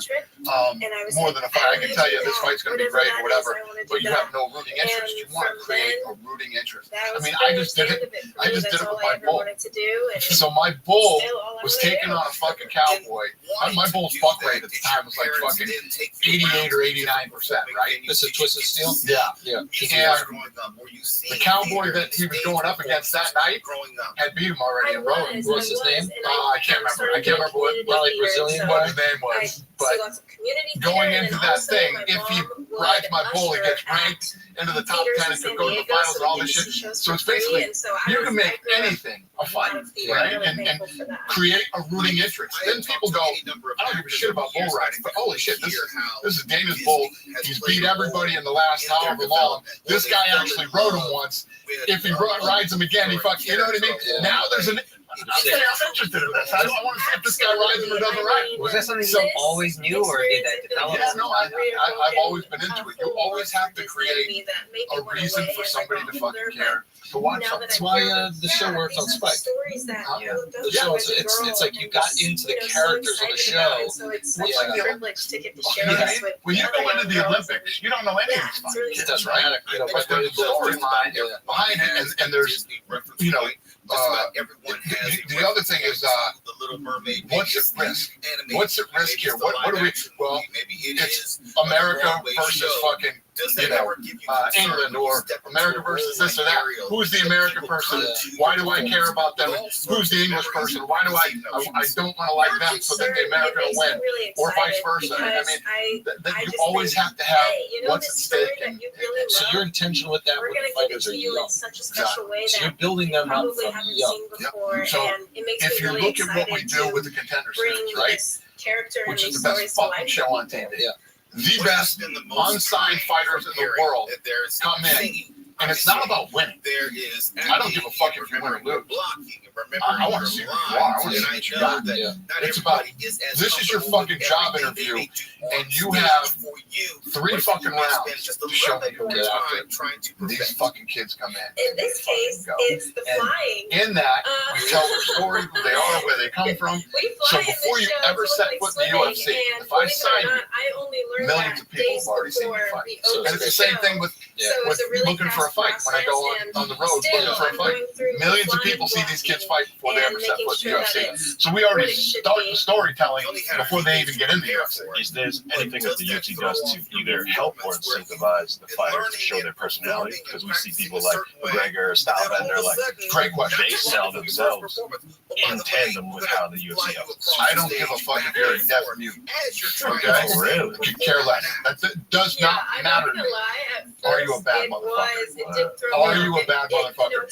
If you get somebody that has the Conor McGregor, Ronda Rousey, Sugar Sean O'Malley type of personality, that's just a home run. That's just a plus. God, that's you know what I mean?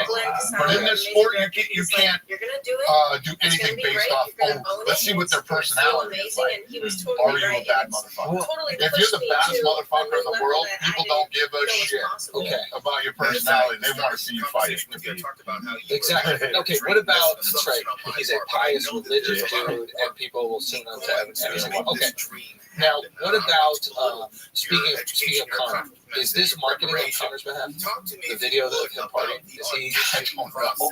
I honestly don't know. He opened a bar out there. But is he like, I'm going to leak a video in my bar? It seems it could be controlled, right? It's in my bar, I'm partying, I'm with my people, everything is, and then it comes out now Chandler's like, oh, maybe he's not taking this that serious, maybe I can take my foot off the gas. I'm just, or is this he's actually not taking it serious? I will tell you this, and I don't ever like to compare people, which was really amazing, and gave me a clear picture of what he wanted and what the task was for me, and then I got asked to come back the next day, and the same thing, same material, and we learned to dance, which was really fun, and it was a lot of work. It was hard work, but I'm really thankful that it paid off. That's why it just seems so.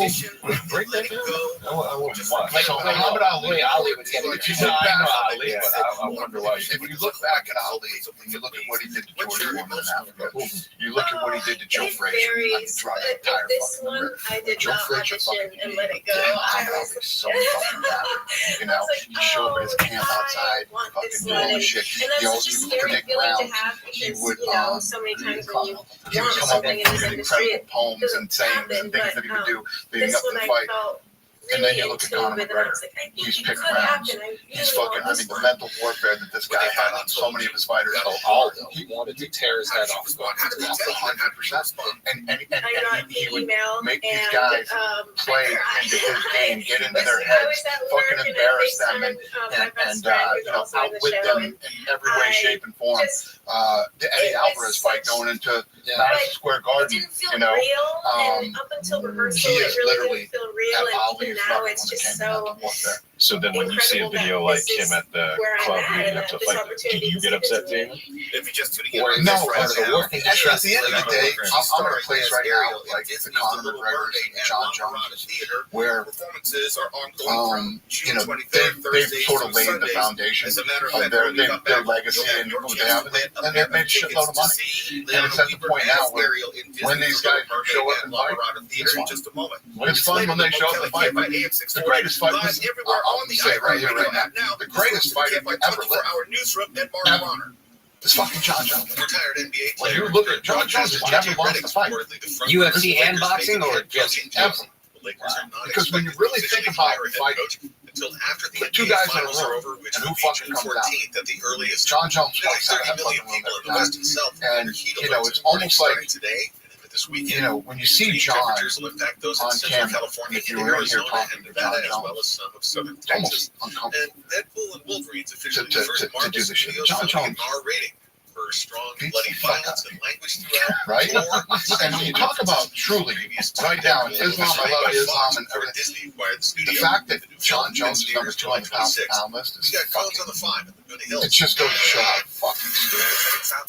The media folks, it just goes to show that they have no fucking idea. That's set to end at 6 a.m. And if you're on the 405 heading southbound in Lawndale approaching Redondo Beach, and when you talk about what it really means to be pound for pound, you know, Volkanovski moved up. That was very fucking close right the first time. John Jones moved up. It was absolutely fucking decimated. The greatest that was out there right now. He doesn't go for that fucking arm bar. He beats Francis Ngannou and becomes the heavyweight champion. John Jones walked through him like it was fucking nothing.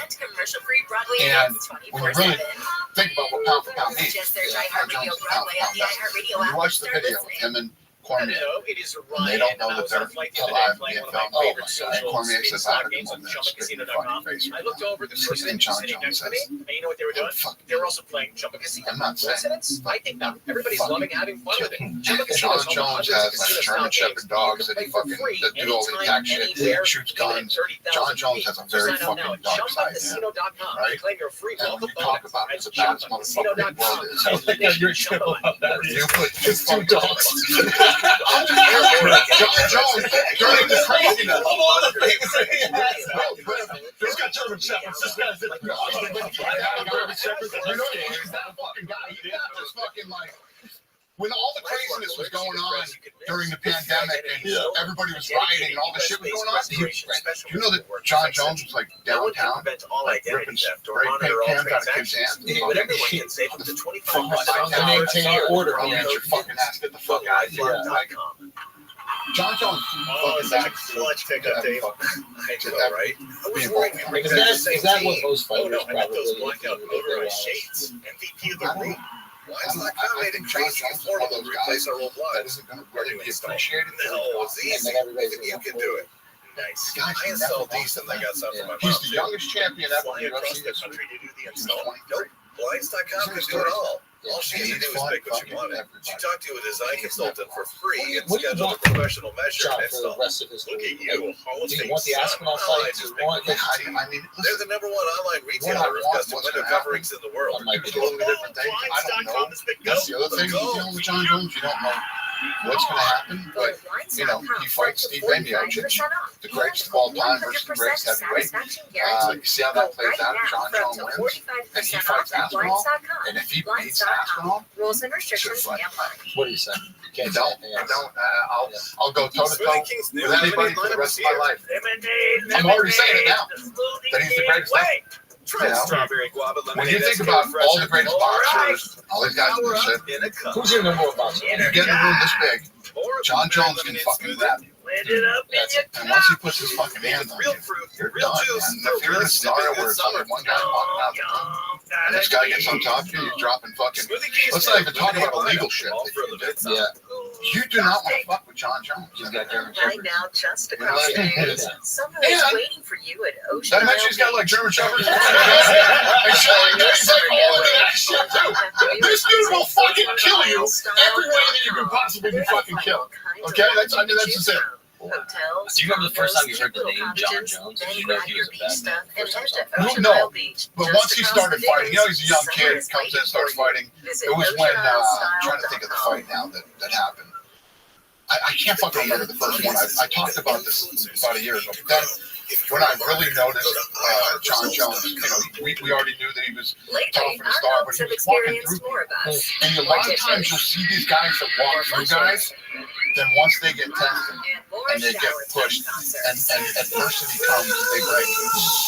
Then came the fight with Mr. Rooter Plumbing Service professionals are equipped to handle anything. Switch kid. We're your neighbor you can call anytime, and they'll be there. Gustus, right? So him and Gustus fight, Mr. Rooter Plumbing, and Gustus a neighborly takes him into the company. fucking deep Visit water. MrRooter.com today. Elbows and all this fucking shit. And now This is that we look CEOs back you on should John Jones, we know the real shit. What's going on? That's the other thing. If you want to fuck with John Today I Jones, had the honor and privilege he was of partying interviewing and African doing Cat, fucking founder and crazy shit CEO of through his African entire Cat, camps. one of the He was largest, doing most shit that successful most people couldn't get to adjusters fucking in work in Southern that next day, let alone get into a fucking 5-round If you have title the fight. misfortune of having something happen That's to what your he was home, doing at this time. contact And Abner right away. That's when I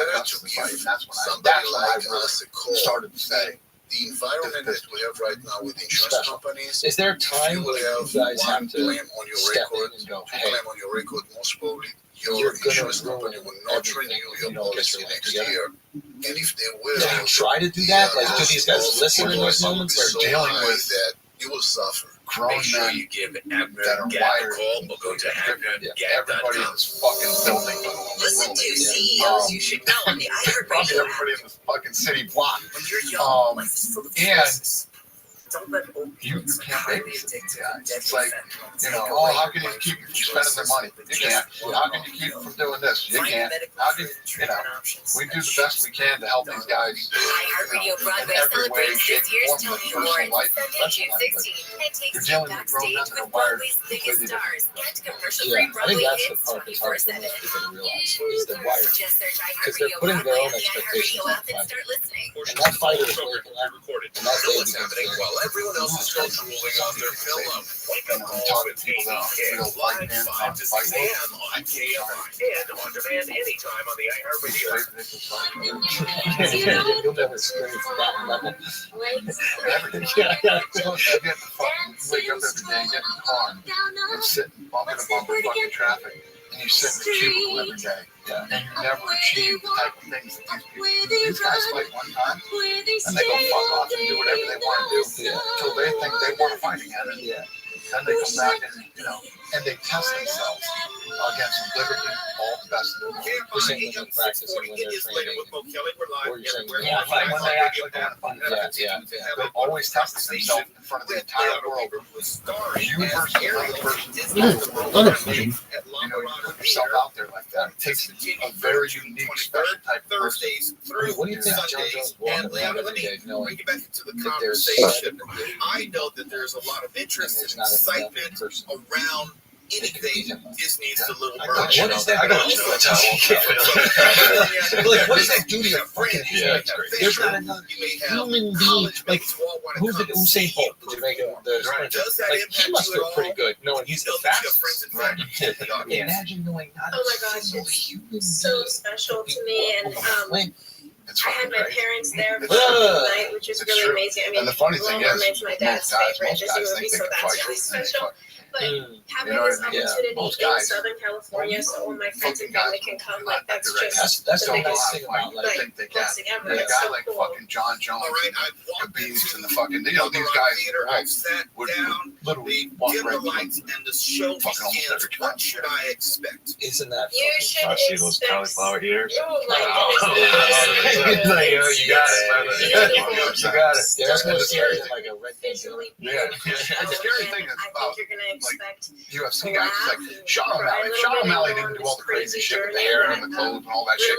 And he looked normal. It's emotional. 100% of guys that saw Little Mermaid, Sean O'Malley any would of think its they could work. iterations. Yeah, skinny, tall, who loves video games. One fucking punch. Game over. But do you ever That find kid is yourself like a getting fucking caught up Yeah, in he does. So, there has been yeah, a couple moments, fight business is pretty fast. and Okay, we're almost there. you just have, you You- learn to use that business takes emotion off, and people are really use it to drive still yourself forward into not the as next big as moment, boxing. into the next scene. Has there been anything When does it unexpected? take the step Something that maybe the past audience boxing? didn't realize. Maybe And what does that feel missed like? a line, a So, cue. Do you envision it even like you're creating a new sport? Do you envision it being bigger than the thing that you spent most of your life Oh doing? yes, those things have definitely happened, and they happen all the time. Our, first We're not a preview we motivated. had, It is very easy to I forget motivate. which show, but one of the You'll shows never last week quit we had a gambling. couple of stops, but the So show one goes of the on, and you things figure it out. that I and started to notice yeah, about boxing it's was part of live theater. It's it kind started of to fun. fall apart in the amateur level. I was involved in the amateurs back then, and it was How like do you really approach dirty that? and fucking Is it a corrupt. day where You know, you try to then you saw as much rest as you can, I would assume. But you have maybe a dietary they used to have the Olympic box or regimen that you follow. Yeah, so Olympics, when I Floyd fought found on out I got NBC, the role, like, Oscar De La Hoya, and all these guys that were because it just moving up, helps they all my fought voice and it on helps, NBC. honestly, to my lead into the energy Olympics. too, and I think that really saved me. Once On show days, I try to cut down on dairy. That's also and for singing, and you know, I started, like to start my day at the gym if I can make it there, but also conserving energy is also on my mind. Yeah, So I remember just that take shit it day started by to day happen and see how I'm amongst feeling. my friends. Like, oh, I'm gonna go train MMA instead of boxing. It was my friend's kids. That's when I noticed it. My friend's kids started taking jiu-jitsu. And I was like, what? Because when you're young, you like take taekwondo or karate or some shit. And when he said, yeah, but my kid Very jiu-jitsu, I was like, dominant, oh, especially when I come out for my first solo. My favorite thing is that I can see that was nothing. our biggest thing. But my favorite moment is that under the sea, I can see the audience, and that's just so magical and so much fun. You didn't jump on and start beating the shit out of him. You stood him back up and you fucking hit him again, right? It was like multiple generations. It was unfair. It was unmanly. It was whatever you want to call it to jump on a guy and start beating his ass. Then the other problem was we were like, how is anybody going to understand what's going on in the ground? And sometimes you can hear them, like you can hear kids' reactions. Joe Rogan. I had fucking instrumental in the commentary because he would start telling you what was happening before it actually started to happen, right? Joe's good at talking, sitting up for an armbar, expressing and explaining things and laying it out, and then jiu-jitsu just took off like fucking wildfire. Everybody started taking jiu-jitsu. So now there's an education about what's happening on the ground. You don't have these people confused, and it looks like they're just hugging. You know, they're saying, okay, so you lift the IQ of the audience. And like I said, I felt like boxing started to fall apart and shut it down for the night. Completely fall apart. And I felt like we started to gain traction. Then after that, I mean, I grew up in the 80s and 90s, you know. Oh my goodness. Went through high school and graduated. On my own time and home. I always felt then that everything was like LA, so it's, money. you know, Old money was the only way you could. And so to try to by the be bigger than like established companies like boxing. You know, with the flying, it's a lot of adrenaline, and sometimes it takes me a while to come back to earth. I get that. I know some social media before you got the internet, and it's not unusual because it's changed everyone who's you really grew up. They have a life outside. You were doing those videos during COVID. No other. You know, you did that yourself. Well, we all did. But I'm saying you didn't need. Yes, we didn't. I'm not talking about whoever helped you. Yeah. You didn't need a fucking network or an agent or somebody to fucking believe in you. Yeah. So you were innovative. Have you were talented. Side and gig, you figured out how to fucking get out there and do it. That shit couldn't happen back then. So I remember people coming into my office saying, I want to show you this is the new thing. This is called streaming. We are touring you're going to be this able to show, stream taking videos on the road a little bit this year. So so they play this video and go buffering, play 3 seconds, buffering, play 3 seconds. I was like, oh yeah, this is going to be real fucking huge. This sucks. Look at how fast technology caught up. And now, I mean, 20 fucking years ago, this didn't exist, right? I was just telling fucking Rogan yesterday. I was in LA, and Rogan hits me up and says, hey, would you be on my podcast? And I was like, the fuck is a podcast? Right? And he explained it to me. We shoot these shows and we just put them up on the internet. I'm like, okay. Good luck with that. Yeah, I'll come do your podcast. He's the biggest fucking podcast in the world. Not only do a fucking podcast, he podcasts like the new, you know, leading up to a fight, I would do all this media. I'd go on radio tours and do the morning news and do these shows. Now it's all podcasts. This is the new media. So if you look at all the disruptors that are going on in the last 20 years, if you'd have told me 20 years ago tax caps was going to go away, I'd be like, you're out of your fucking mind. That business is going to be here till the end of time. And the list goes on and on. There has never been more opportunity in this world than there is right fucking now because of the technology. It's fascinating. And to me, when you look at my business, you look at my business, right? Everybody always going to hear that's the other thing. The UFC is big. Pay He's dead. Fucking all the fucking shit that these people talk. That they know no idea what the fuck they're talking about. Our big fucking dream and goal for me and the Fertitta brothers was a match. So if I'm doing a fight this Saturday from Jersey, right? I gotta have my ESPN deal. I gotta go cut deals in fucking Canada, Mexico, all over the world, right? We have all these different television deals. We're getting to a point now. When I grew up, it was Channel 3, Channel 5, Channel 8, Channel 13. Then by the time I was in high school, it was cable. We had like 33 channels. Then there was a billion fucking channels, right? Now streaming. You got fucking Amazon, Netflix, fucking ESPN, Disney. You know, over the next several years, the players, there's going to be a Channel 3, Channel 5, Channel 8, Channel 13. Globally, back to the beginning. Who will they be? Yeah, who's going to win this fucking battle? So when you think about my business, right? We dreamed of a day where everybody could watch the same fight at the same time, the same channel. Now, there's 8 billion people in the world. What's the fucking ceiling? What's the fucking ceiling? It's massive. Yeah, that's the shit that gets me up every fucking morning. And then, again, to bring it back to power slap.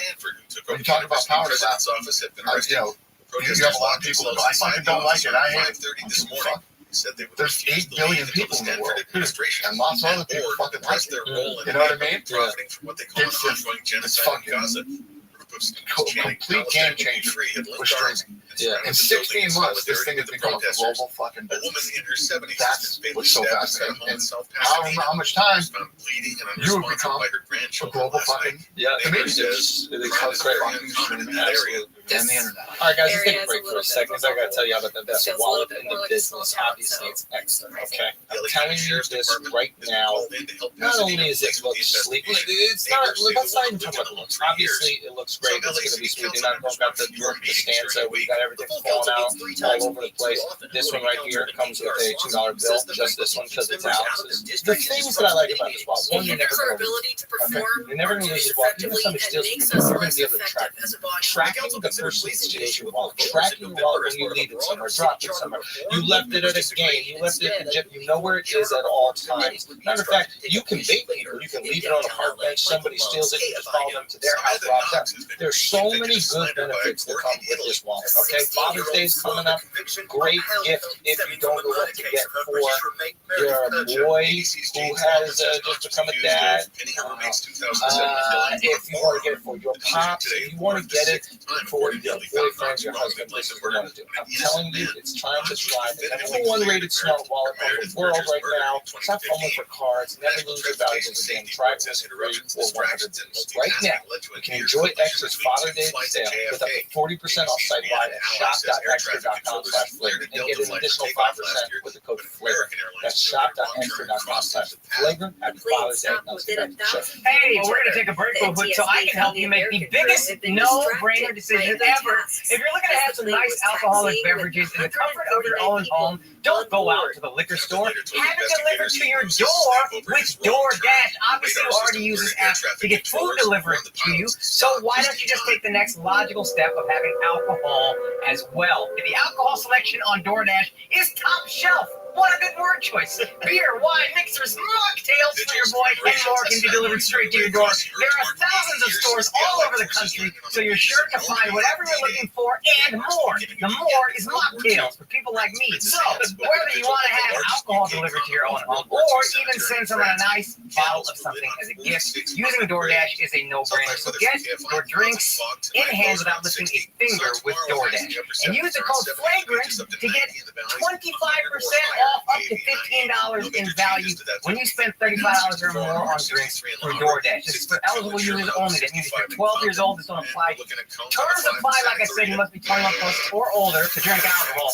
Drink responsibly. Delivery and promotions available only in select markets. Yeah, but there's some cultures that make it really good to break into, either on like a social level or a political level, like into India or even China. Yeah, but it doesn't, you know, the one was crazy. We've been trying to get Indians. The UFC in India for a long time. Just, you know, Walking the right lane,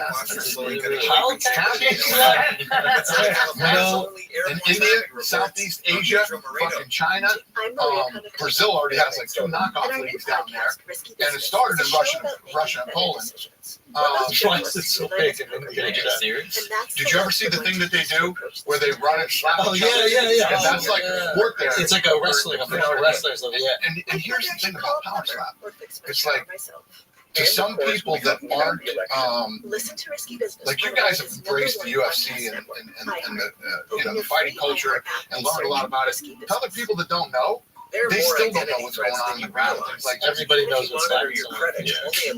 It is the 100-meter dash of fight sports. Everybody has slapped someone in the face. Everybody's been slapped in the face. Yeah, everybody gets and it's fun, snackable fucking content. And now you got people doing like, see the guy where the head spins around, and then the other guy with the robot, and you can't, those aren't even included in our numbers. Those are doing hundreds of millions of views. You know? Those like very fun power slap guys. How you train them? So originally what happened was, this did exist at a lower level. So what I did is I just went in and bought up all the fucking leagues that were already happening. Brought those guys in the power slap, right? And now that there's money in it, like there's real money in it. Guys buying houses and cars and boats and fucking, there's real money. I got 27 fucking sponsors in power slap. So once real money comes in, people start taking it seriously. Again, in the early days of MMA, these guys were fighting for free. They didn't get paid. It actually cost them money to fight in the UFC, right? Or these other organizations. These guys were doing it. Now they're making money at it. Now guys come in and get evaluated at the PI. They're going through, training, and it's all about torque and velocity and speed and all this shit. So once you make it a real sport and money becomes involved, everything, the level just starts going. Are there any UFC guys that want to go try it? We have an announcement coming out soon. You're going to start to see other athletes from other sports and shot put. I was just going to ask, like, you got celebrities or influencers and that'll have to get in, but imagine college football. How many badass fucking athletes are on college football that don't make it to the pros, and you can make real money. Are there some bacon? I haven't watched on Power. If I was interested in getting into it, is there a specific face-off? Is there a specific guy that I can? So what's starting to happen now is, if you watch the reality show that we have on it, our reality show's done 40 million fucking views online. You know what I mean? So the guys that we have that coach, when we do the reality show, we have guys that are coaches. So what's starting to happen is like the early days. I don't know if you guys know this much about MMA, but in the early days, there was a couple places you could go train for MMA. Pat Noah had a camp that he was training people from, AKA, which is where Habib and Cormier and all those guys came from. And who was the other big camp at that time? There were like 3 of them. So it was very incestual that they were all training together at some point and going to different things. Now, it's fucking everywhere. And you're going to see that downtown. There's going to be camps where you go, and then eventually it will grow and get bigger and bigger and bigger. It's literally, it's fucking identical. Everything is identical from when you started the UFC. Is there a way to defend at all? So can you strengthen your neck? Can you strengthen your neck? That I don't think, but they do. So after TI, there's a F1. It's like they do a bunch of like neck. That's exactly what you guys do. So neck work, jaw, work on your shoulders and traps, face, all that stuff. Because the idea is you're just allowing yourself to get hit. You can't do anything in defense. This will evolve. And there was a recent interview on CNBC with CNBC's Jim Cramer, more guys. And the big problem with the UFC in the early days, TikTok trend, because people were uploading the footage to TikTok and hashtagging it so it'd be easier to find. guys that were kickboxers, the guys that were wrestlers. Then they were like, well, how does it all blend together? What they used to do is they used to have a kickboxing class, a wrestling class, a jiu-jitsu class. You know, they had to run all around town, and then they started to build these camps.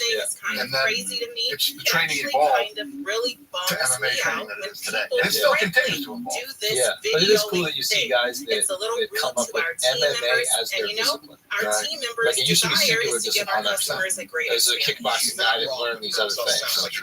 And now there are guys who are MMA guys. It's almost like instinctually they're rolling into wrestling, into striking. And now there's camps that are all over the world. Yeah, yeah. You know, you have 3 fucking camps when we bought it. Even with Izzy's camp, like you look at the 100%. It's what they've done in a very short amount of time. Place in New Zealand. Absolutely right. I remember the first time that I went to London, there was like one guy who had this little tiny fucking gym as big as this place that he was trying to train MMA guys out of. Now, look at what's happening.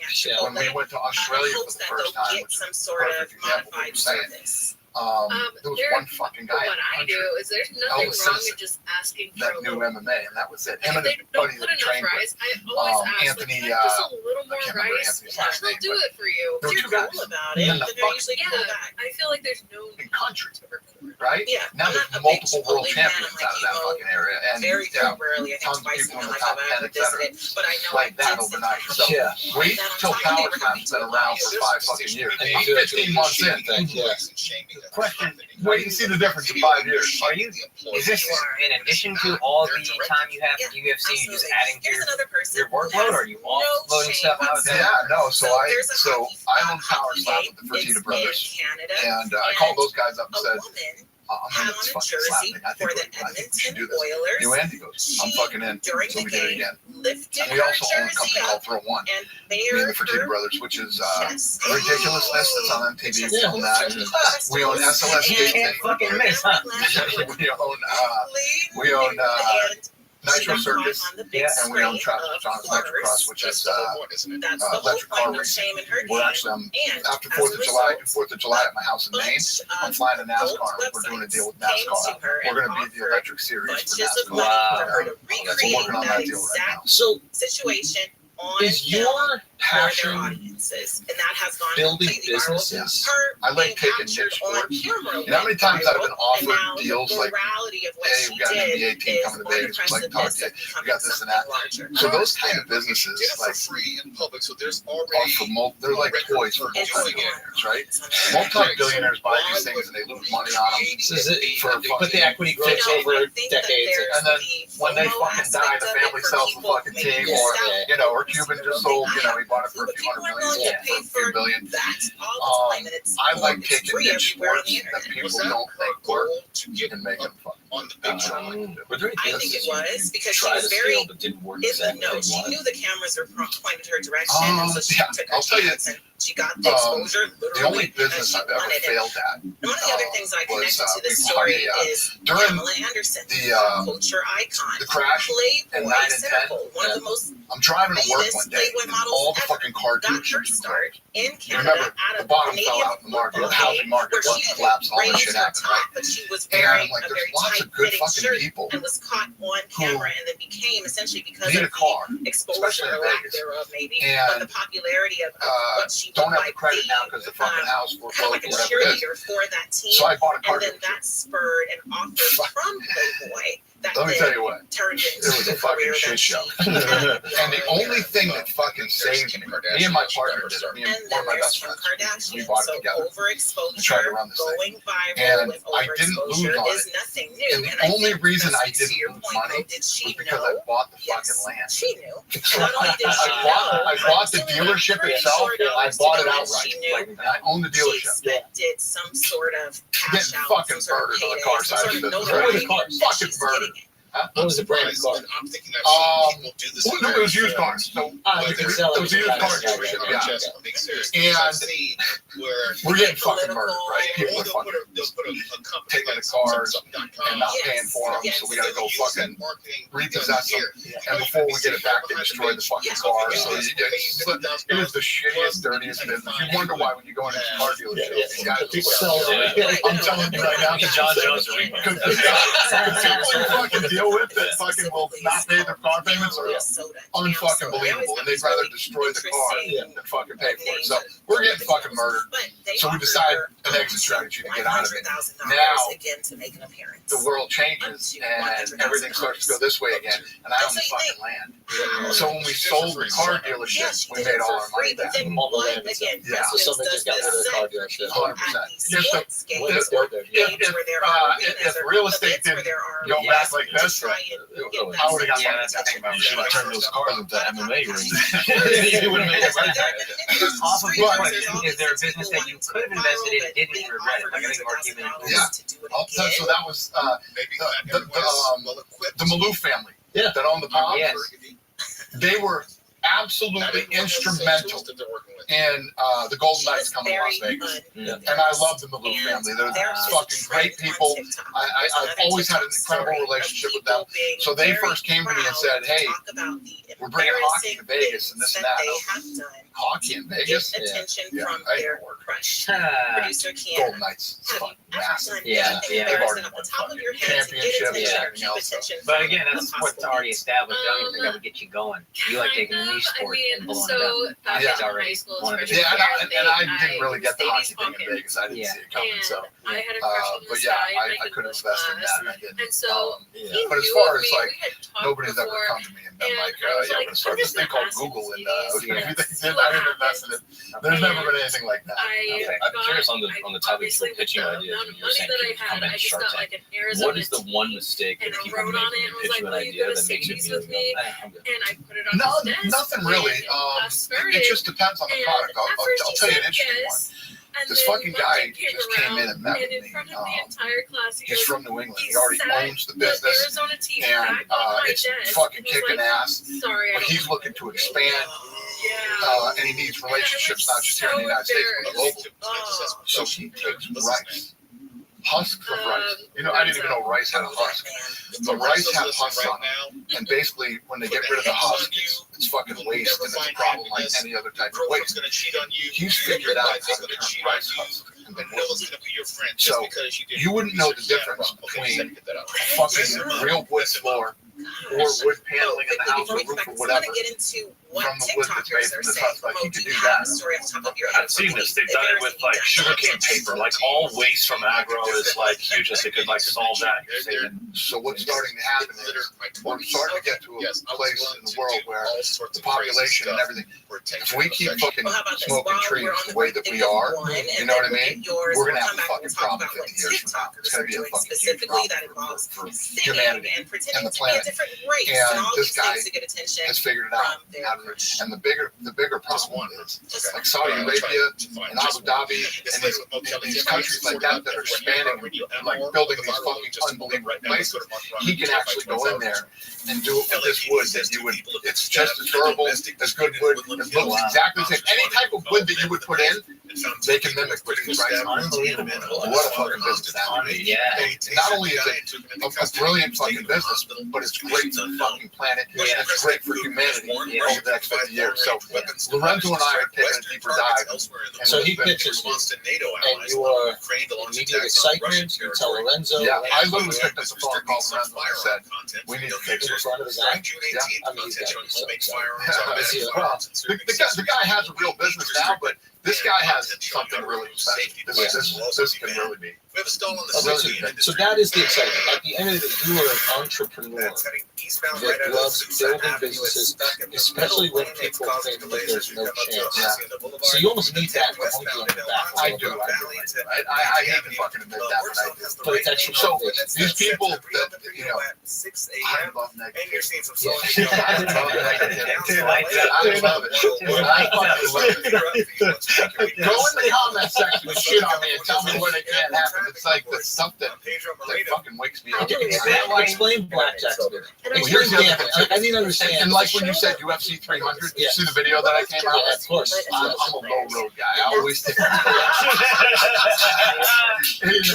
and I love, you have these smug fucks or whatever who act like they fucking know what they're talking about, and there's nothing better than just showing them that they have access. Okay, so explain to me your the free gambling, app and search you love it. Yeah. Even when I see you talk about it at press conferences, you are like excited about it, like you're happy with the question about it. Now you're smiling. Explain to me one, the feeling of it. Is it close to anything else? Yeah, it's right up there with everything that I love. Fucking like, you know, I'll give you an example. Like, specialist will work to fix it. No one can prevent I'm in a position where I'll be home. Let's say my family, but everyone can save up to 25% off their first year with promo code NEWS. I could go to lifelock.com. Hey guys, it is Ryan. I'm not sure if you know this about me, but I'm a bit of a fun fanatic when I can. I like to work. That's what I want to fucking do. It's a thing. And now I literally fucking go in there.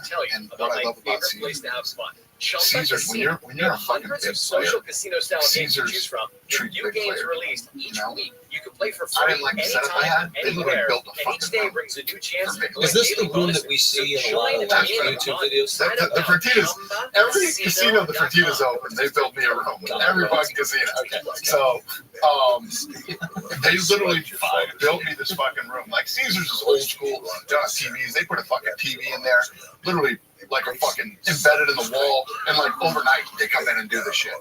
I didn't like the fucking chair I was sitting on. They got me like one of those gaming chairs, you know, for kids that play video games for fucking hours. You know, exactly.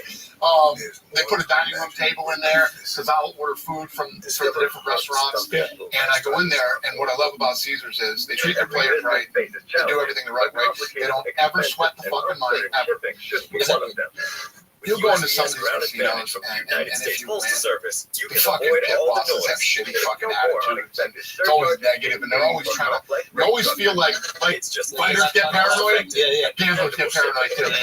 Like, oh, these motherfuckers are trying to, like, there won't be somebody at the cage to give me my money because they wanted me to fucking wait and see if I'll keep playing, and fucking just all these little things that if you are a fucking gambler, you know what I'm talking about, right? Caesars has none of that shit, and every one of the fucking dealers want you to win because I take care of all the dealers, and it's a good vibe and a good energy. And I play baccarat, and Caesars baccarat is fucking packed wall to wall with Chinese. Chinese have good fucking gambling vibes, man. Chinese are absolute degenerate fucking baccarat players. They will sit there from fucking 6 o'clock at night till 10 o'clock the next morning playing baccarat. They're all upbeat and fucking good energy, and I fucking love it. So, what I love about those are all the things that I love about Caesars Palace in Vegas. And then the other thing is, and the thing with Caesars too, is if you're a big player, every Christmas they have this. They open up all their ballrooms, and the ballrooms are packed with fucking snowmobiles, motorcycles, TVs, electronics, jewelry, clothes, everything. And you can go in there and shop for Christmas and do whatever. So, Lynette, who's my head of PR, in the other room here, I give her the stuff. She goes and she gets all the stuff and gives it to my employees. So we use all my fucking points to shop for the employees at UFC. And that's another thing I love about them. But the other thing is they're the biggest casino company in the United States. They have 44 casinos. And I love the fact that it's me versus them. Smoothie King's new lemonade lineup, all for a limited time. And I'm in this fucking war with them right now. Since Jan 1, I'm in this war with them, playing baccarat. And I've beat them for $16.25 million. Since January, since Jan 1. We all can get stashed So, on a Metro train. Live 1 to 4 every p.m. night is like this fucking war. And I've only, since Jan 1, I've only lost them twice. But I'm still, I have such a fucking big lead on them. They need me to murder me. That. Do you ever go on tilt or whatever? What is that? Is that the term? On tilt? Where you just can't stop. Or do you very diligent about the way you gamble? Where you go under, so very diligent, but I'm not going to say there's not done a couple times. Those are the times Producer that I lose. Deanna shared a story. I have not, and I will not. Okay, to bring this back to UFC, that event, the energy. Oh, think about this. Okay, this is what I want to do. This is not a. By the way, this is a gambling question. I'm going to ask you. So there's where TikTok users are uploading videos that have gone millions of times viral, again, recounting things that they've done that have been embarrassing. And it's all to the backdrop of the very popular Gnarls Barkley song, Crazy. So the implication is that what has happened or what they've done is probably out of the norm. Back to you. What have you done, if anything, you civilized man, to get the attention of a crush? They're the biggest crush in the country. And Gina Carano, the UFC fighter, she was, and now she's makes films. She was on Mandalorian. And got kicked off because I think she didn't want to get vaccinated or something. She's Carano. I didn't know her family. Oh, I don't know if you lost it. Her father's like they own, and the thing that I love about them too, they so What up, baby? How are you? I hope you're doing well. Yeah, with that, you know what I mean? It's like, and if I'm gonna leave, I want to leave a class and good fucking people like that. What's up, baby? It's fun for me. It's what I love to do. Final fight. Look at this athletic TV fight. Pretty fucking unreal, kids. Between Bonner and Forrest. I should put all this fucking said was okay. You're going into that final fight. The contract is dependent on this final fight. The card was not right. Right, you were saying that earlier. It wasn't okay. That, okay. The excitement of going into that final fight, is that the same as when you're on a run? No, I would say the excitement is still embarrassing after that fight. That's great to hear. After that fight. I'm glad you're well. I knew no matter what happened. That's the bottom run. Every night when I walk in, I walk into that highway. It's like a stab to the heart. Same feeling. You're good, baby. Here's the biggest thing. It's easy to talk about the win and winning and feels good. Wow. It's much like fighting. It's the highest of the highs and the lowest of the lows when you lose. But I've been gambling for so long that I've been able to manage that. Like when I get my ass kicked, here's some other examples of what people have done. Again, not as sweet as Mo's perhaps, but crazy in their efforts.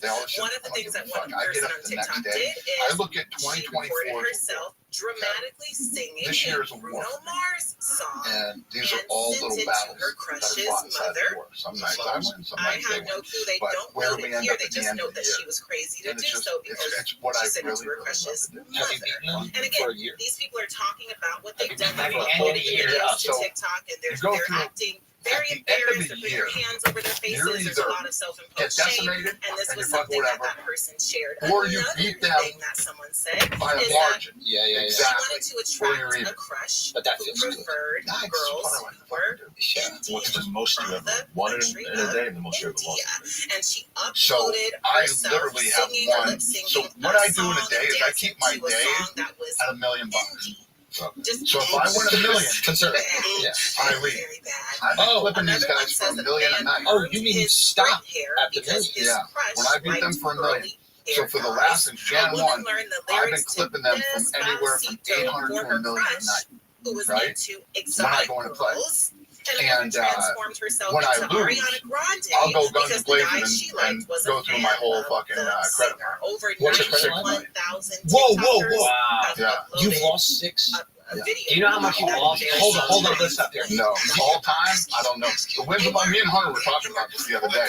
All time wins and losses, and you're talking, you know, probably 20 years of hardcore real gambling. You lose 6. You walk out of it.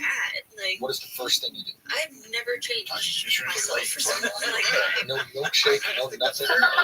Sugar high to make you feel better. I don't like being embarrassed, so to put yourself in a place of vulnerability. Just another day. 6 million. Yeah, I've definitely done like the go to bed, get up, go to work the next day, and then figure out what the next day is. But I'm in a position right now with these guys where they're in a unique position because it's like I'm up 16.5. I just remembered So if I keep winning, it just keeps getting worse. So in high school, I'm eventually I going thought to lose. It's eventually going to happen. When I lose, I'll lose $6 million. So they know that. They're waiting for the big drops. So I'll lose $6 million. I will say, up I fucking can't $10 million. cook. Just ask I Brian. gotta go on a really bad fucking In high school, I invited my then What skill is that, Baccarat? Very sorry. Oh, it's the closest statistical game, and it's more than blackjack. Exactly. Way more. Sorry, Brian. Okay. This is what's fascinating. As far as Baccarat has the best odds, yet they'll let you play more money on that than they will. You bet $300,000 on there. So what's the justification for them? And blackjack 7 times. So and why would they You know how many multiple nights you're gonna walk in to a blackjack game and win $1 million? Fucking zero. Because I got nervous. Fucking zero. So, Have you asked why they do that? 300,000 a hand, right?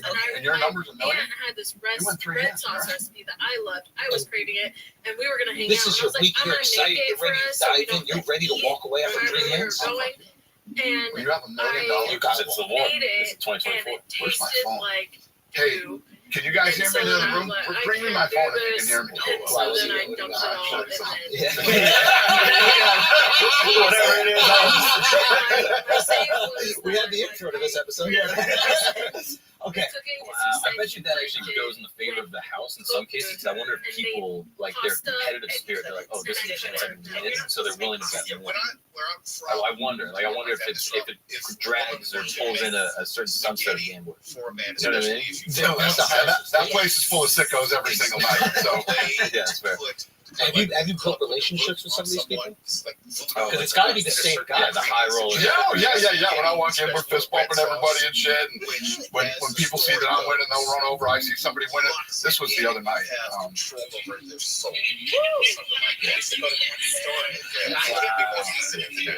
That's $1 million on the table right there.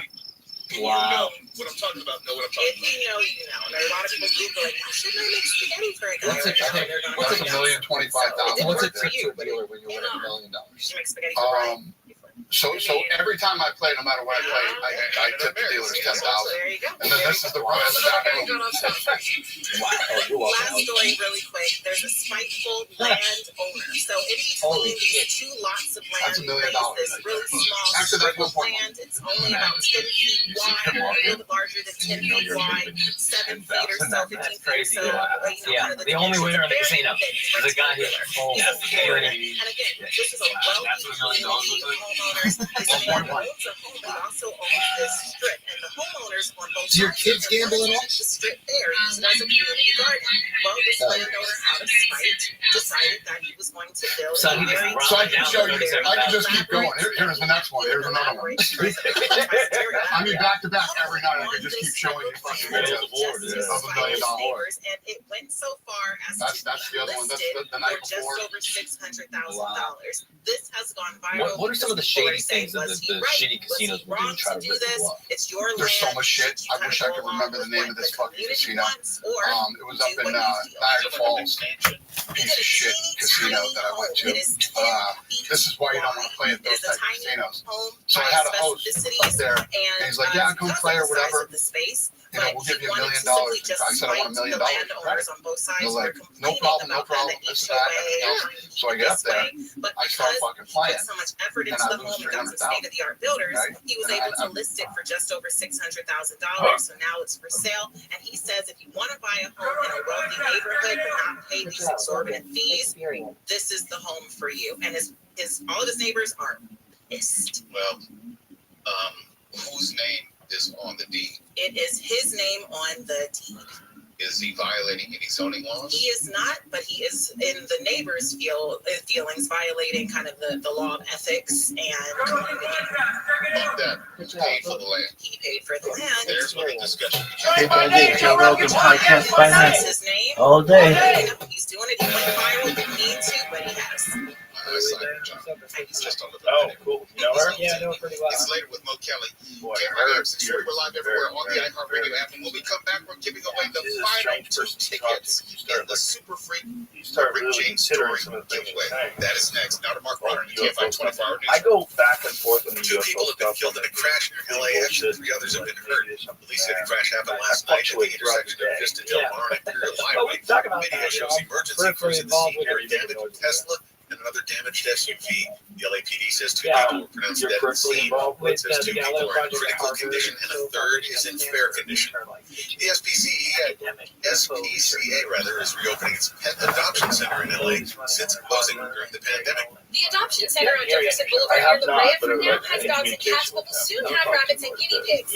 Vice President of the SPCA LA, Miriam Davenport, says more and more animals are needing adoption because of the large shortage of veterinary offices. That leads to delays in getting pets spayed and neutered. We're starting to see more animals coming in as puppies and kittens and that sort of thing. Housing restrictions have also forced many people in the county to give up their pets. The adoption center will be open 11 a.m. to 3 p.m. Wednesday to Sunday with a grand opening set for August 24th. Chris Adden, KFI News.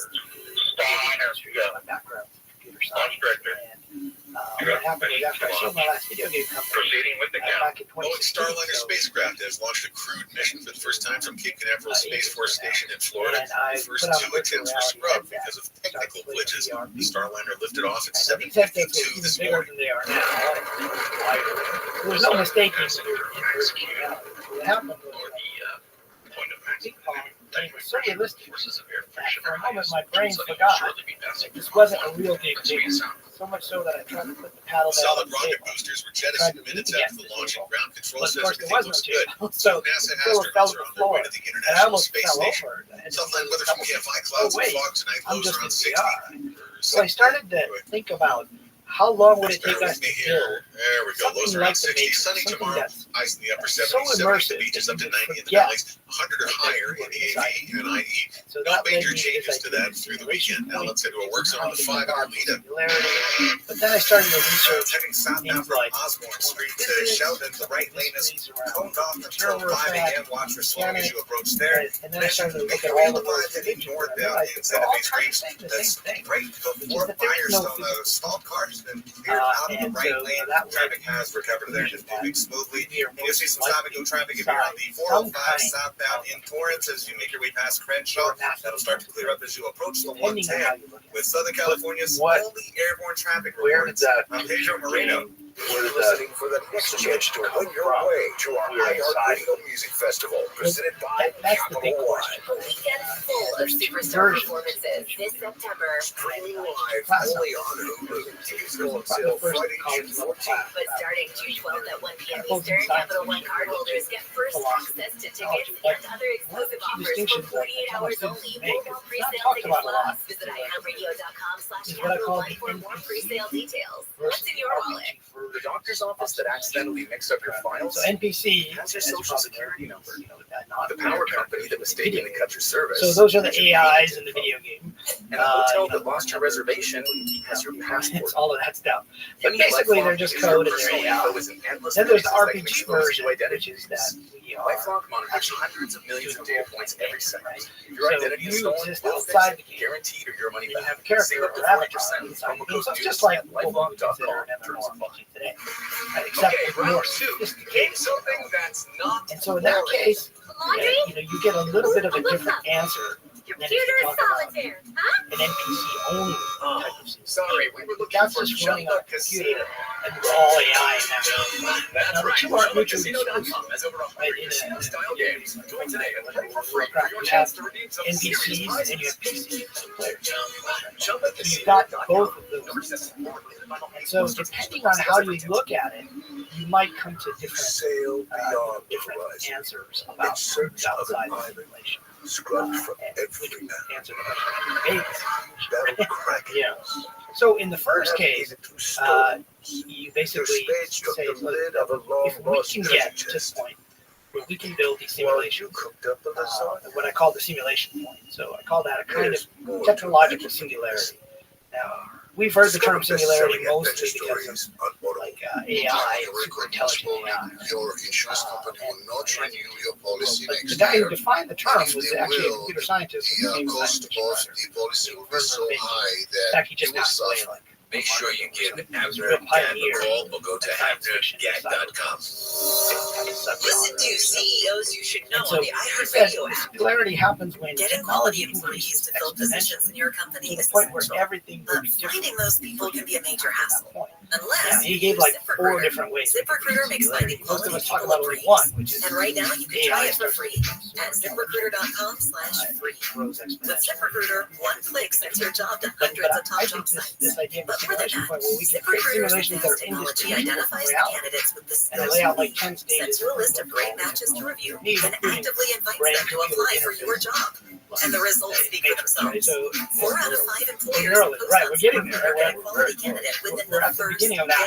day. And so that's stage 8. First Stage day. 7 and stage 8. Now you can focus on your business and let ZipRecruiter do the work finding the best people But also for you. See for yourself. Experience the ease, efficiency, and power of ZipRecruiter for being able to free. create Just go to virtual reality ZipRecruiter.com/free. That's AI ZipRecruiter.com/free. characters that are ZipRecruiter.com/free. Lately, our homes have experienced more of us, more dishes, We're getting closer to more that already. flushes, Yeah, I mean, there's like companies out there. and more shower time concerts. Right, so what would be the 50 years of encores, Mr. looking Ritter at Plumbing Service what is professionals possible are in the equipped to handle future and anything.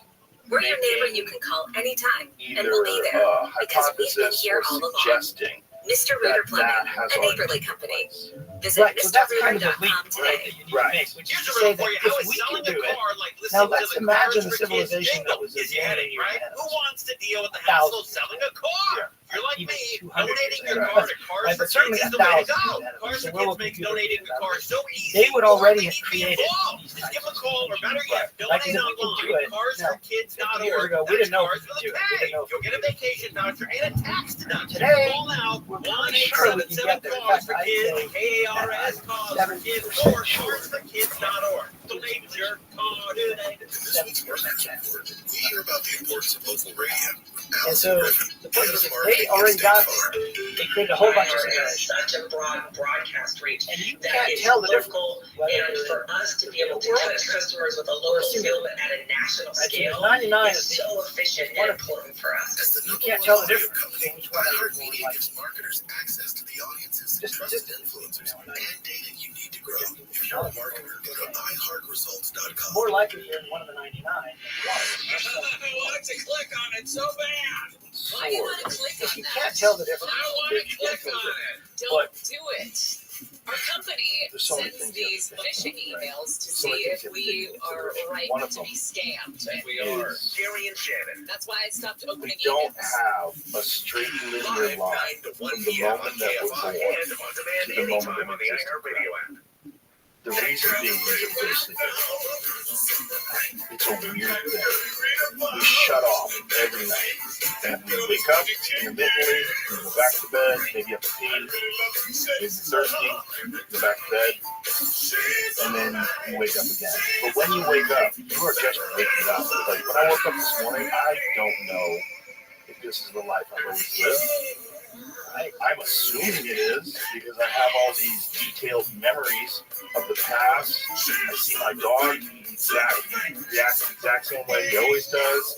You know, I see my wife, I see my kids, I see my house, the same house that I remember. But I'm not sure. I just woke up. Right, I'm a little foggy already. It just Right? exists in your memory. It just exists in your memory. And so This might be the first day of my life. Right, if suppose that you plant false memories, right? Right. So this was a popular topic for Philip K. Dick, right? Yes. It was like totally calm, even in Blade Runner. You know, I interviewed his wife while I was researching. Promoting it on Facebook. And wow, boy. He was an interesting guy, right? Yeah. And he said some interesting things. In fact, all the way back in 1977, in Metz, France, at a sci-fi convention, he said, there's a pretty famous quote. He said, we are living in a computer-programmed reality, and the only clue we have to it is that some variable has changed, some alteration where they feel occurs in comfortable our enough, a guest will feel reality. comfortable And that's enough become kind of a famous to quote. tell an anecdote, a story. But if you listen to the rest of the quote, maybe he a story says, that well, is we not would often basically heard, or rerun the tell us same something they've events, never told anyone change else. And I some thought there were a variables, few right? in that And we would have a sense of conversation. deja vu. Absolutely loved it. Maybe we've I already love done that this, opportunity, right? and I also love giving before, away Right. in tickets a to different events. run. So, as we said, we're going to give away tickets to And this Super idea, the Rick like James after I story. wrote my first book on this Monday, topic, Tuesday, Simulation Wednesday of this week. This idea wouldn't leave me that, well, if you can run one simulation, you can certainly run it multiple times. In fact, that's what we would do, right? We were running a simulation of weather. We wouldn't just run one. Let's go with very sweet 16. Simulation of whatever, like pandemic, name it. We would change the variable. No, we're not going to do that. And so, when I did the Tesla, last wife, he said that he came to believe this was really happening, right? That someone was altering with our reality to change a few variables and rerun the simulation forward. So now we're getting pretty deep in the rabbit hole. This is the topic of my second book, which is called the simulated multiverse. This idea that each of these timelines could be a different run of the simulation. It's tomorrow night at 7:30. Super Freak, the Rick James story. So that gets a little weird at that point, right? Now we're saying that time isn't the same thing. 800-520-155. So in the simulation about this, we're saying that space doesn't really exist. I can't wait to see it basically gets rendered for us. This last pair of tickets. We have and one more pair of tickets. Is for this tomorrow second night. idea, we're saying that time doesn't really number exist. 16. Because what you remember could have been either implanted memories or it could be a specific run of the simulation. So if you run it again, oh man, Super Freak. That's one of those songs where when I was younger, I didn't want to say the F part because so Philip K. Dick came to believe that his novel, The Man in High Castle, absolutely, but it was so catchy and it had this melody to it, and this man was dressed in an androgynous way. But in the novel and the series, Germany and Japan won World War II. Rivals and so you see in not America friends, and they were traveling under similar tracks at that time. Prince had not had the crossover success that he would eventually have. Neither did Rick James, but they were similar in their presentation. Prince with the this guitar, actually happened, Rick James with the and bass. somehow the simulators reran it again. And the current timeline is one that we're allowed to go forward. They had a terminology for it back then. There were no boxes. No. And if you so are a fan of the Dave Chappelle show, then you will have known and you will know now that Dave Chappelle covered that feud famously in a few skits between himself as Rick James and someone else. Was it Prince? No, he might be able Prince. I don't remember. Charlie Murphy was Prince. But if you were listening to the show last night, so anyway, that gets us into the whole idea confirmed. Is the past all that what was we accurate? Seriously, she said all of it was 100% accurate. Because you're like, if I just remember those relationships, everything they did. X, Y, Z, is that what actually Caller number happened? 16, Or is it just 800-520-1KFI. a representation of the past? 800-520-1534. Caller number 16, Super Freak. So when I Rick James started story, looking into the our quantum last physics pair of side of it, tickets, I they found are something yours. really weird. Just know it's for tomorrow. We can talk about the observer effect, but this was like even Pancake weirder Steve than that. must be available. And it was something proposed by John Wheeler, show. who It's later with Bo Kelly. We check in with George Norrie on the other side. And let's see if we can talk to whoever. We'll see. We're live everywhere. The iHeartRadio app now. We're on the KFI 24 newsroom. He came up with Bills several are making their way through the California One of them legislature is to let the public colleges and universities hire or undocumented the cosmic delay. federal law prohibits schools from hiring Into students doubt across the country illegally. this idea Bill of the sponsors past. say the Since we're federal talking about statute past, doesn't apply go to into state this now. agencies.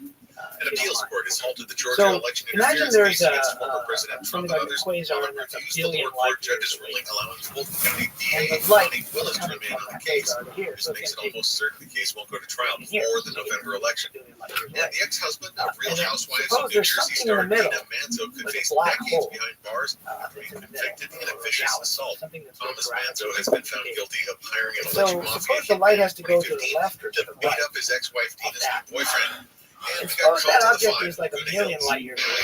It's a lot closer, but it's still a million light years away. So the decision about when the light goes to the left or to the right would have to be made when? Opposite side of the 5 in Mission Viejo. It would have to be made in the past, about a million years ago. Work zone there has the car going left lane off limits set to end at 6 a.m. It's a million light years away, so it takes a million years for the light to bit of traffic as you and we approach can measure Silver Lake Boulevard that'll clear up for you as you approach the 110.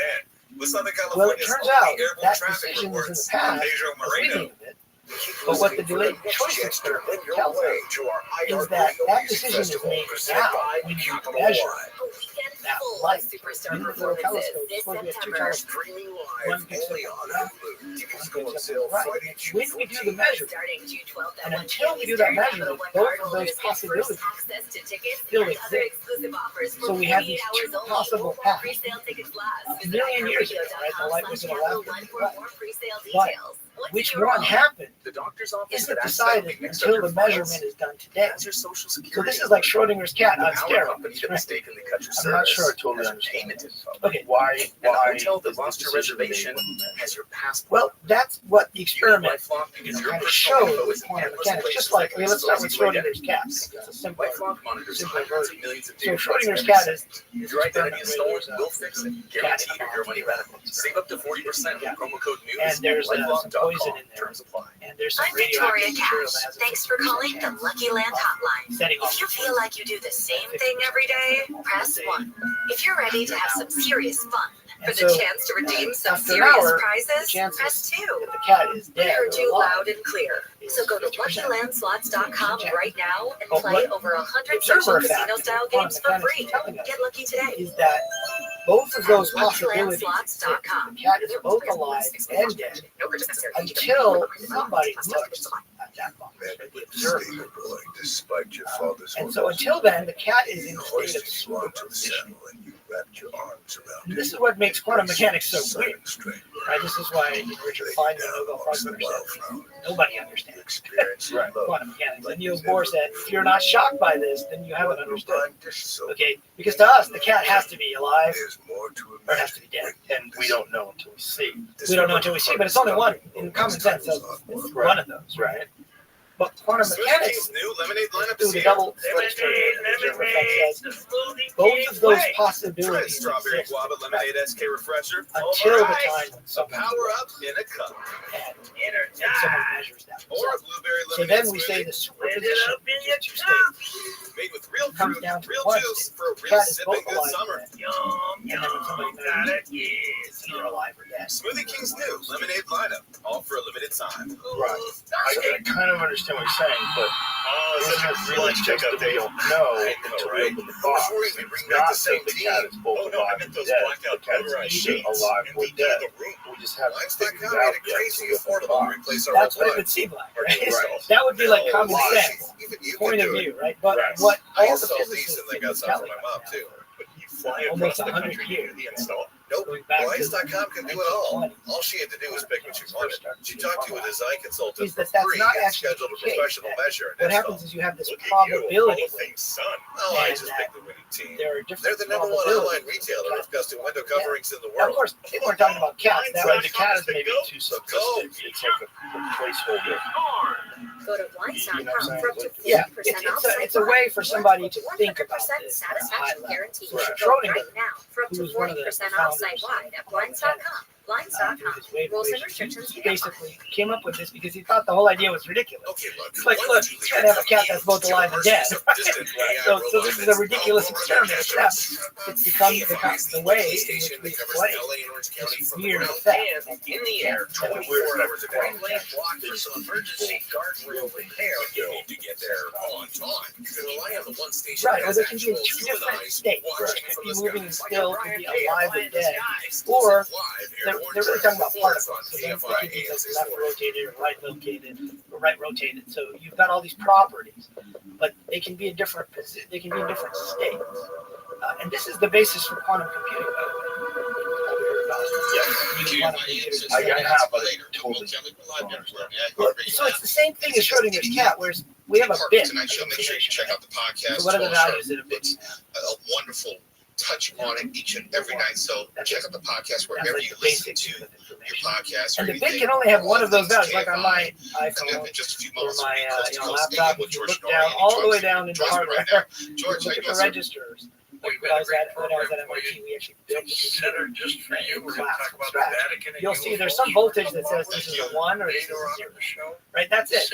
All the computing, everything we're doing, video streaming, All all that right, I'll stuff definitely be comes tuning down in, my to friend. having a bit All that's right. either a 0 or And a before 1. we go, just wanted to It has let to be you one or know, the other. It want can't to be thank both. our Right. two So winners tonight. quantum The computing Little Mermaid has these things Disney's called Little Mermaid at Lamarada Theater for the Performing Arts. A cubit is like Schrodinger's cat. It doesn't just have a value of a 1 or a 0. It is in superposition. Superposition means super James story winner will be Philippa. How many possibilities are there? Tomorrow night. It's 2, right? 0 and 1. Okay. So the qubit is a superposition of a bit. It means it has both values, 0 and 1, until someone measures that thing. So theoretically, that's what allows quantum computers to solve problems that grow exponentially, that are really big. We're still in the early stages. If you think of exponential growth, I try not to assume just because there's an A on it can the be A. done by a regular computer. You can set up your laptop to crack. It'll take like 1,000 years or something. Just want to make sure. So Kippa and Philippa, every single possible going to your respective shows. If you have 64 bits, that's time. Be sure to let us know after the fact. Take some pictures. Hit us up on social media. Tag us at Late with Mo Kelly and all that you do. The wise man played chess, and it was whatever.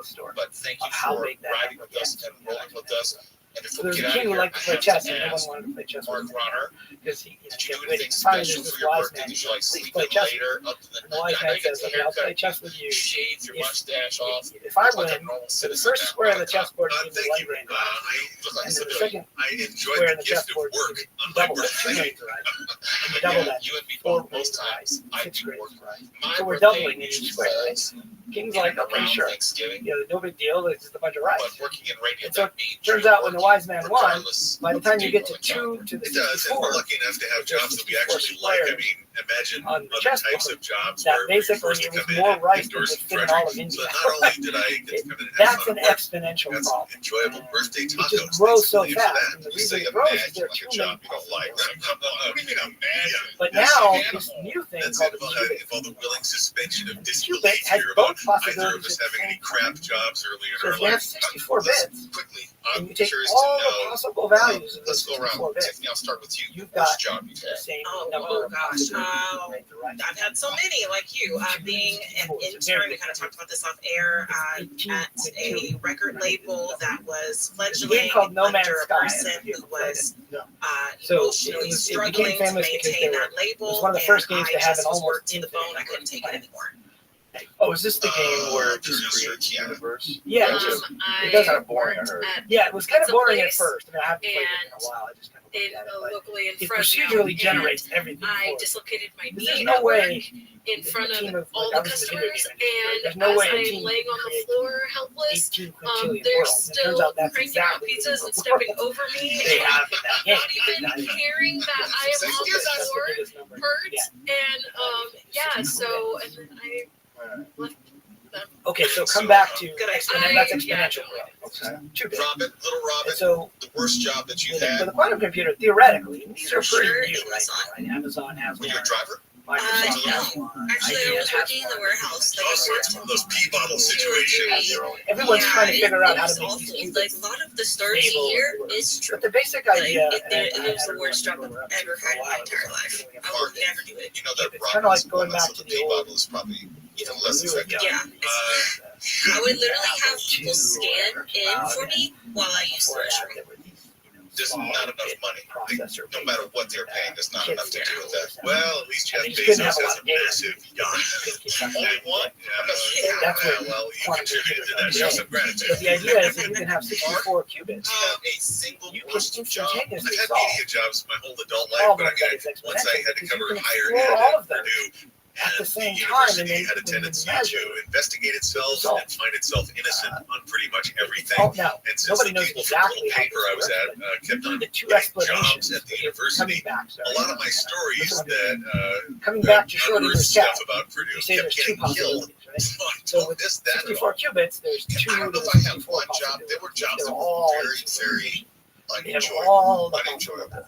When I worked at Virgin Records, I worked and for a so guy who was a basically, tyrant, an absolute measure tyrant, that, cussed me out, called me it brings everything. it back, and so You know, physicists set call the this a child down. collapse He was, of the he was one of probability those wave. with, So it's a probability of all didn't these text back then. We had these things called and the then it two-way comes pager. down to 1. But you're basically And that's on sort of the best, 24/7.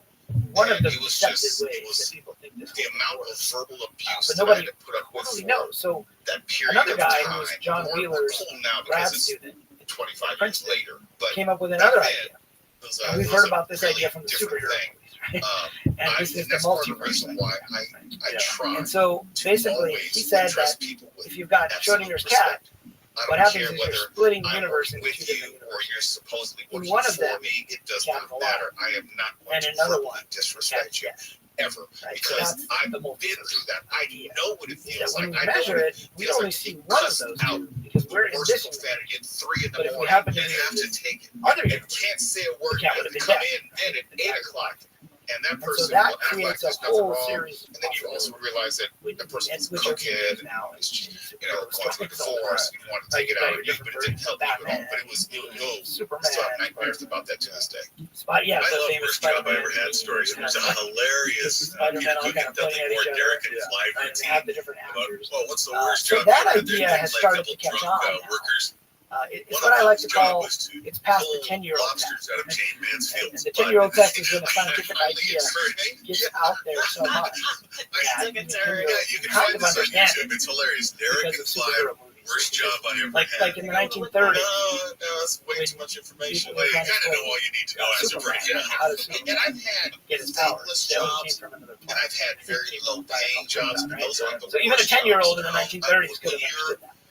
But in the 1730s, takes it to another place where it's like, gosh, right? And so that idea kind of diffused one society. job So that's I had a job happening in now. social services, and often in these jobs, you're so altruistic that you take a lot because you want to do good for the people you're serving or animals or whatever it might be. And in this case, I was working for so a that's the other nonprofit explanation that was for how working toward housing people who needed housing. And my boss at the time And so used people to said, how can a quantum gaslight computer me like crazy, set me theoretically up, solve a problem and that would would take berate me in front of people for doing the thing that she told me to do. one I explanation spent I didn't give just to each other, shy of that's 3 months, the probationary period because there, it's looking at all the taking possible the values abuse of from the her, and I got There's that many fired different a universes. week before I was to And it's clear computing probation in all of for those nothing universes. but her not liking me.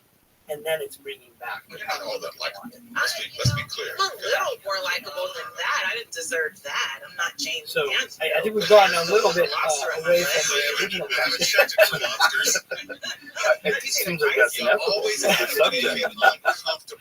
Yeah, the subject Happy does tend to birthday, take Mark you down Bronner. Happy birthday, many Mark. different Thank rabbit you very much. It's And fun I think the working original birthday question was about with birthday memory, tacos. Yeah, because I'm right? not going to sing And for you. how do we Please know don't. Please don't. that the memory? So the reason I went down this rabbit hole on multiverse, which by the way is that's the subject. I wrote the second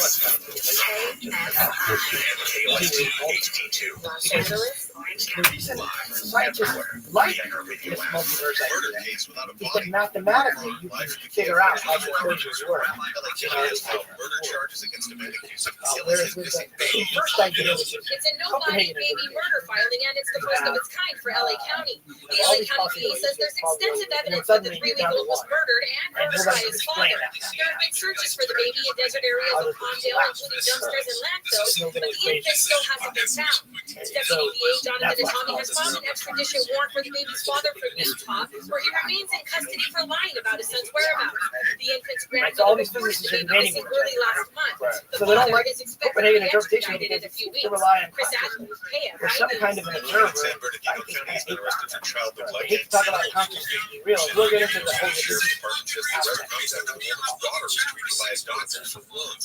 So they're like, well, this one's nice because Also found about it's 60 mathematical. dogs in cages in her home, lacking food and water. But the problem with the Dogs were multiverse seized for their safety. is that it's not Arrested what for scientific. a woman in her 70s has been means that what's found happening fatally is stabbed that at a home in universe South is spinning Pasadena. off. The woman had All stabbed her under Rabbi Rothschild. Every time there's a quantum, no, we're talking about quantum. We're not really talking about the we're talking about little decisions that occur within a nanosecond. So every time there's a decision, you're spinning off. The LA County Sheriff's Department is assisting the South Pasadena Police So think about Department with the it. Now we're talking investigation. exponential The growth. South Pasadena patrolling KFIU. Is this just Foundation has rejected a donation from the LA Police And that's Foundation that's to provide kind of a police weird dogs for the department. concept. Councilman Bob So many Blumenthal says the canine company involved, Adler So Horse when I came out on the subject, says that World War guess II what? bunkers.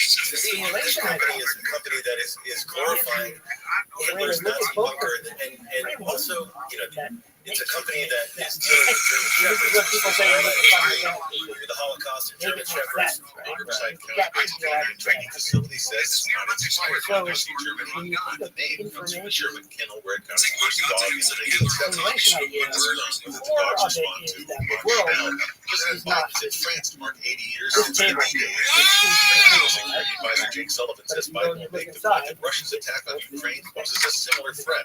If the dictator on the march today, the very things that those may act so bravely for are at stake, and America and our allies must rise together to meet the challenge. Biden arrived in Paris this morning and was welcomed by French officials and an honor guard. Tomorrow, he'll visit the ground near the beaches of Normandy, where rose headstones mark the graves of U.S. soldiers who died during World War II. For this thing called And an Israeli physical airstrike has reportedly hit a school they can't find sheltering displaced not really refugees in there. Gaza. Like, International humanitarian organizations and leaders say they're outraged by the attack. They can find Killed at least 30 people. information. Israeli military says the school was a Hamas So compound. John Wheeler Southside weather talked from about Fine earlier. clouds and fog later, lows around 60. outside Sunny role. tomorrow with highs in the upper Might 70s, 70 at the beaches, up to 90 in the valleys, 100 or higher in He the came up AV with and a 90. phrase. No major And changes his for the phrase weekend. was, Right now it's 63 in Brea, 62 in San Clemente, 64 in there's something Koreatown, that's 64 in Agora Hills. physical Then object we got a crash in North Hollywood.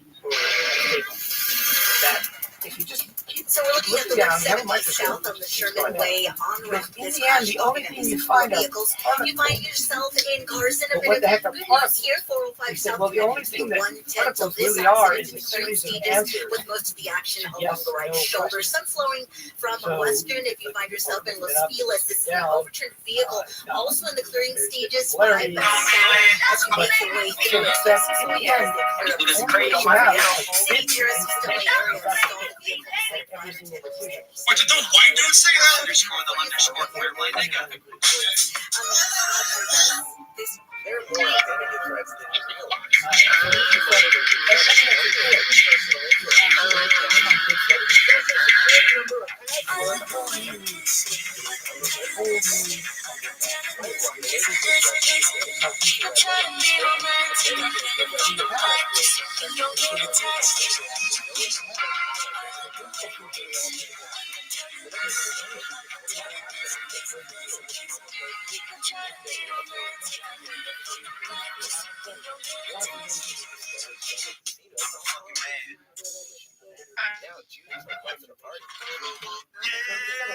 Loki 34, we need a rage team of flying bitch you get from behind, I get the front. That's crazy. Tag team. Oh, we're gonna tag team a flying bitch. Wow. Jumping into the physical world as far as we can tell. But then, if you measure the actual things in the physical world, then you get these weird stuff. At smear_the_queer down, name a time and place. Core of it all, like what is going on?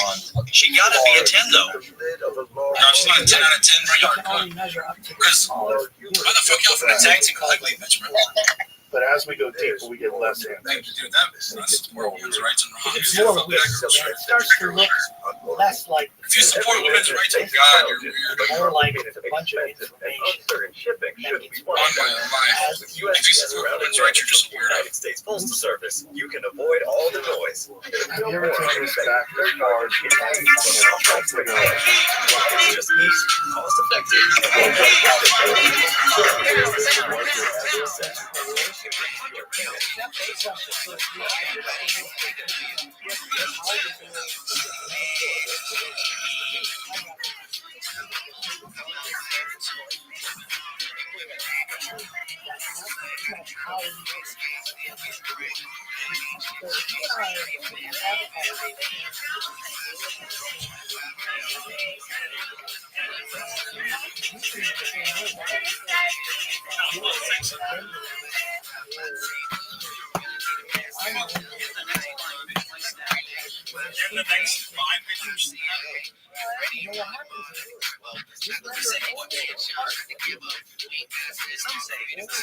That's what's up.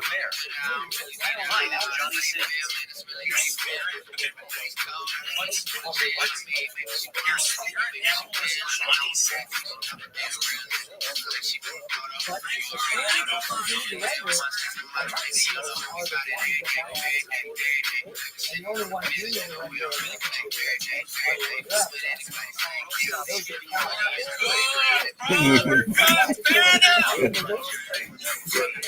We're good.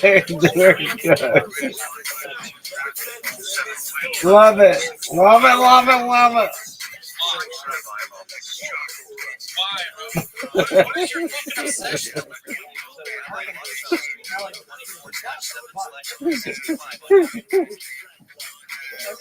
Oh, he turned it off.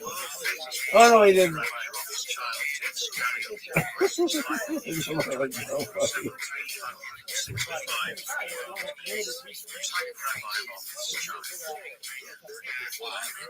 TTS, please tell everyone you know that Rabbi Rothschild streams like 24/7/365 on YouTube. Oh, yeah.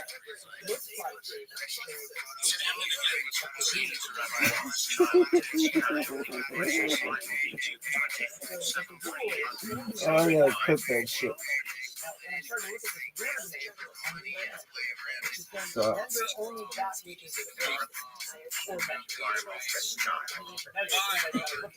is your fucking obsession? Rabbi Rothschild streams like 24/7/365 on YouTube. Yes, boy. Yes, I can't say that word. Jesus, are they banned from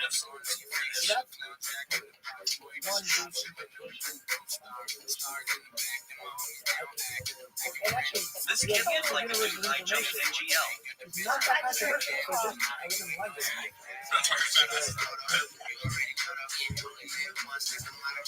And I ran into Nobel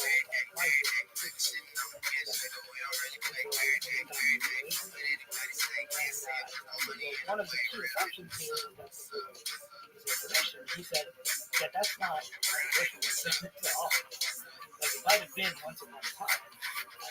But then the central part, the second assumption in legendary is that the world is rendered like a video game and that the world is some kind of a whole. Like that's the other assumption that physicists don't necessarily agree with, but that's the other part of the theory. What's the argument? Against simulation theory? Because the church doesn't physically disagree. Well, they don't disagree necessarily that it doesn't physically exist. They just disagree that how is it that it's assumed that information gets rendered. It's like we're talking different language. Even though quantum mechanics is telling us all this weird stuff, there's still, I think, often taking a classical Oh, mustache, dude. You my bitch.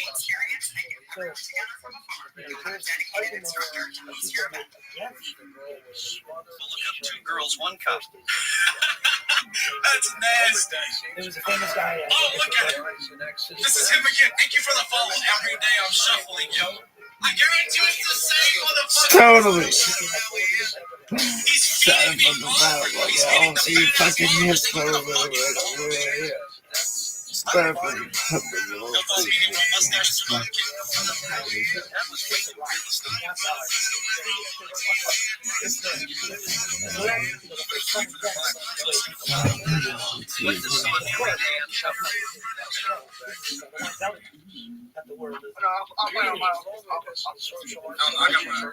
I got my shit fucking connected.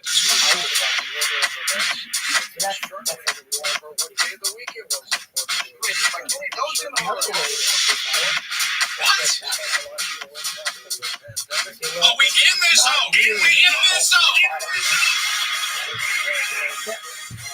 Party rock.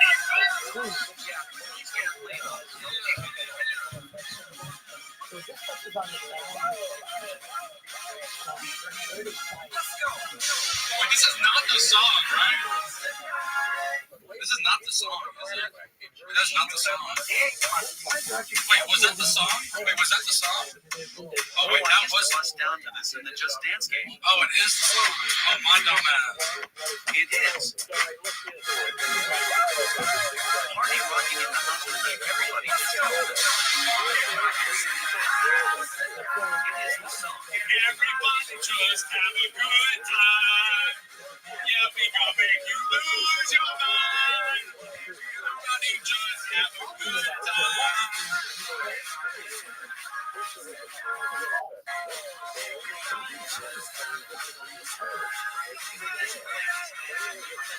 I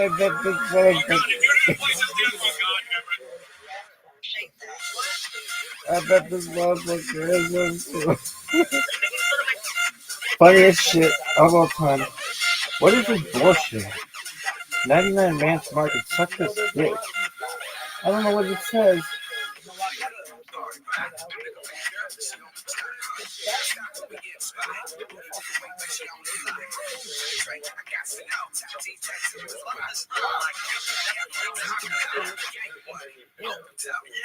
What's that? What's that? What's that? I'm gonna make you rich. That makes me so funny. Look, best dude. Oh, I swear to God, this is that fucking rabbi. Here you go.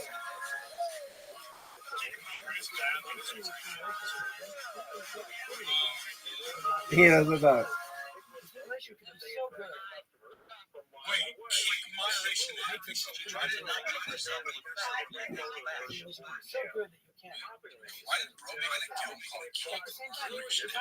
Control you.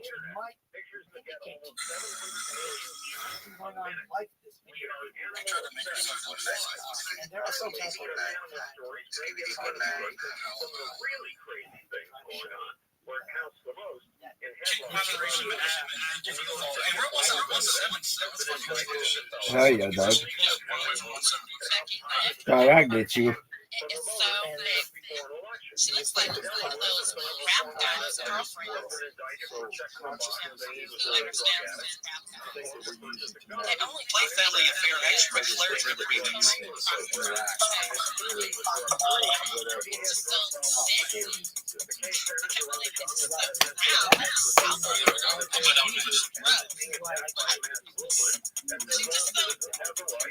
I can't believe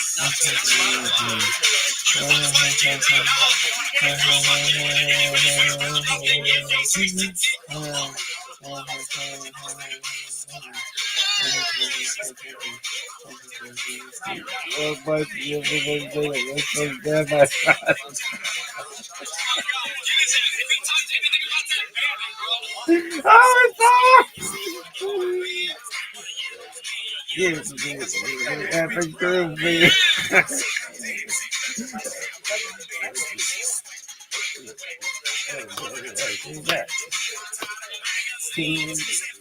I'm ready at gig moderation.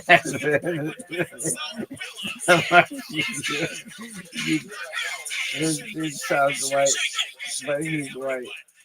Oh.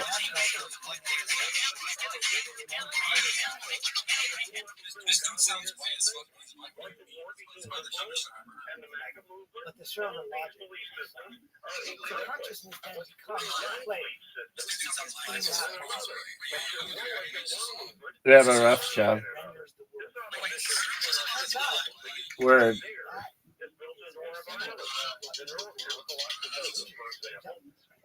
Who, Rabbi?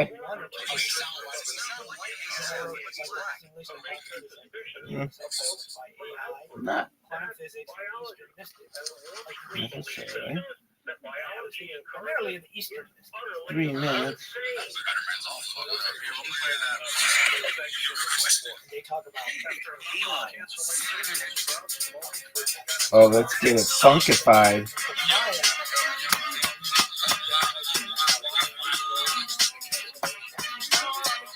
So this is a remix? Spider Syndrome. Spider Syndrome is great. Yo, I'm gonna fuck up your shit. Let's get it funkified, a funkified, and bet you. Mary J. Blige, West Side.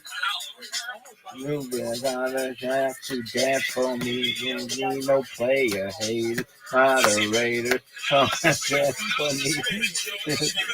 Hey, moderator, don't be dance for me. Yo, 2 minutes. That shit sucks. Kick moderator. I'm gonna be like, hey, are you interested in being in the kick partner? He's gonna be like, huh? And I'm gonna be like, wow!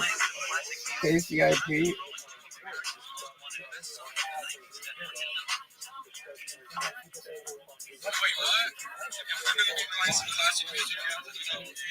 KCIP. KCIP. Yeah.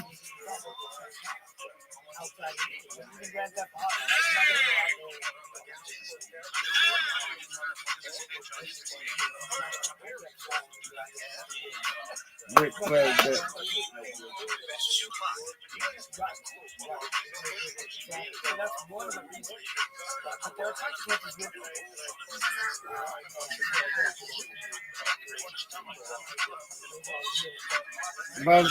dude, I'm gonna be Aaron from the KCIP team.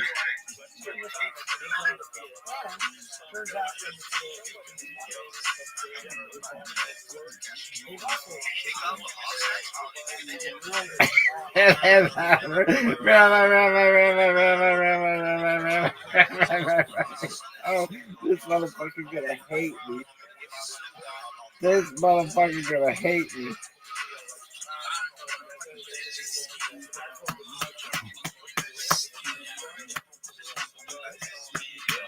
Rick Flag.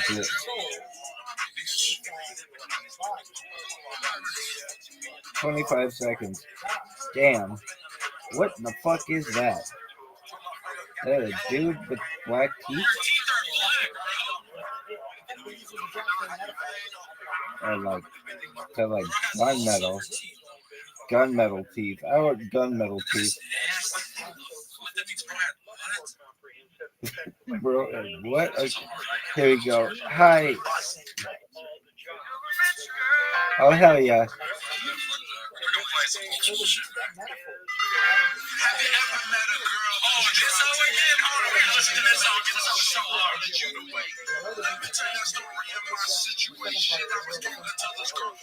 From the, what's it called?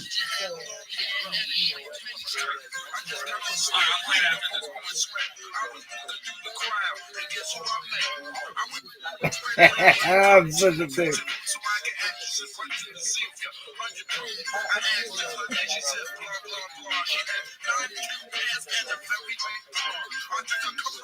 Are you interested in the...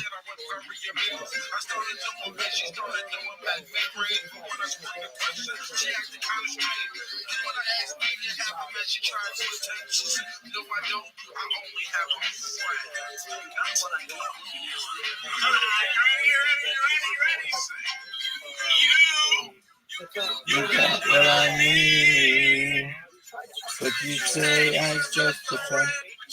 You say you just pretend I hate you. You got the energy.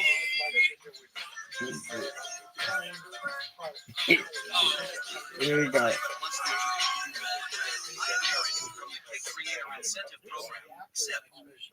Are you interested in the SIP?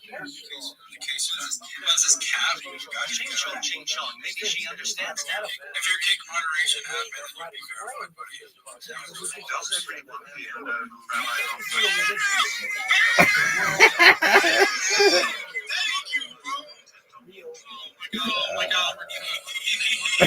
You got it. Oh, give me it. Give me it. Give me it.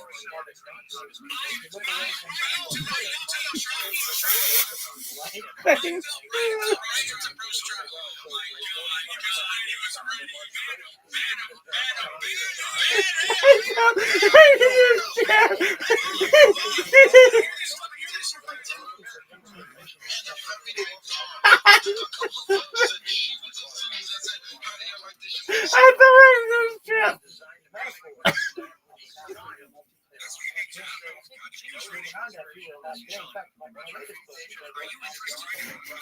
He was really.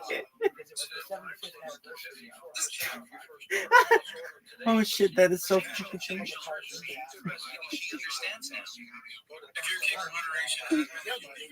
Oh come on, publish.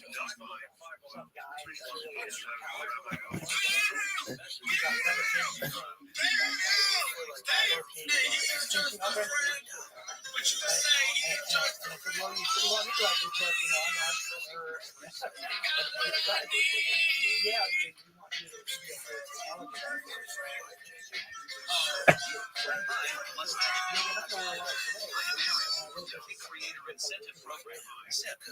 What he was saying is just like the movie, but where he asked her, This is Cat. Ching chong ching chong. Maybe she understands. we have a script. If your kid What does that sound like? It sounds like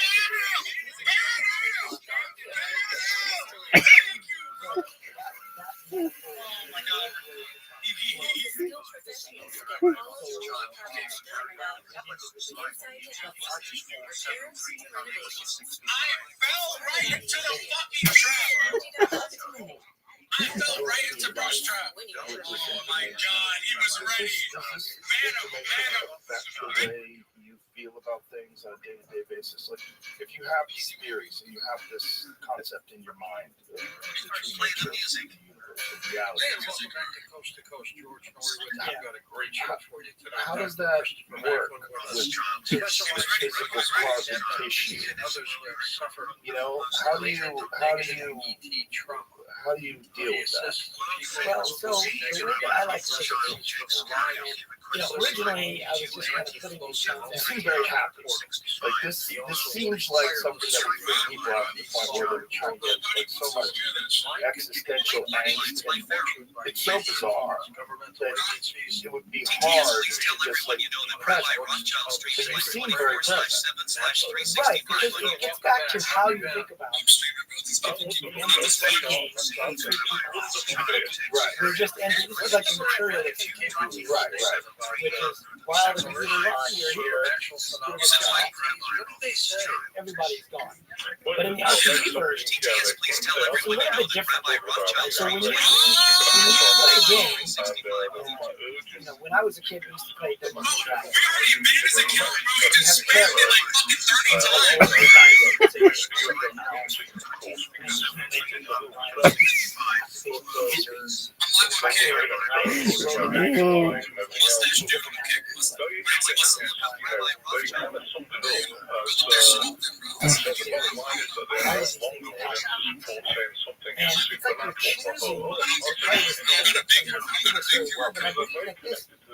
it's similar to what happened to us when we come into this world in the RPG version, right? That we end up choosing a character with a set of parents, right, and a set of strengths and weaknesses. Then they came out and more said, than that, belief in extraterrestrials does not that we might want to believe do. in God. And we're free And when now we that play they the game. this, why We're they free to make different choices if we want. Well, if you look at it, But you've got kind of these challenges. What makes a video game interesting and fun? So there's a guy who's the founder of Atari. I gotta do it again. Oh, I love it so much. He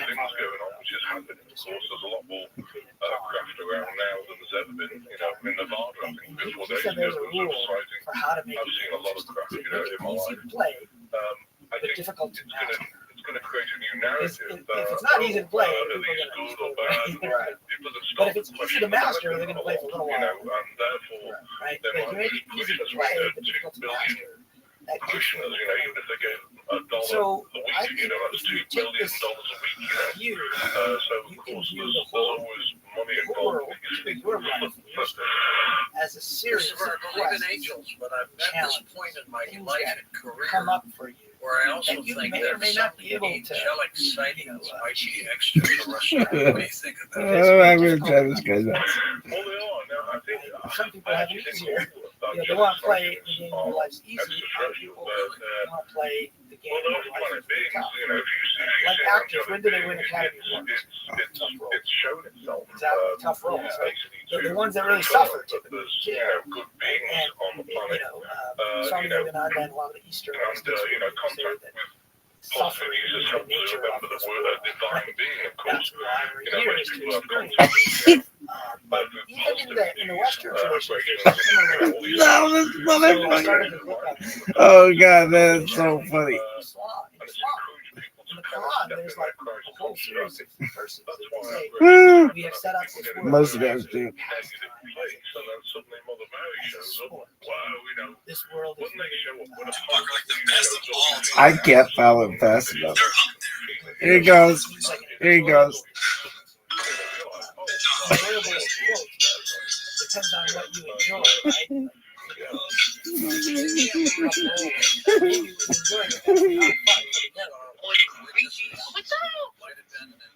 So I think we can view the world. Bro, that's it, bro. That's motherfucking 170 at least. It's definitely him. It's definitely him. Bro, play motherfucking GS by Easy. It is another top tier song. So I listen to on the daily. Motherfucking G's by Easy. Well, that's it, dude.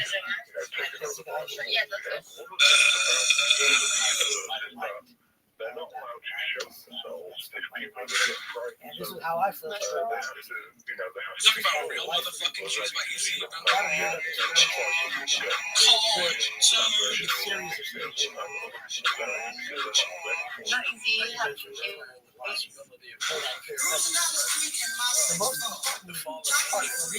Oh God, I'm gonna fuck him up.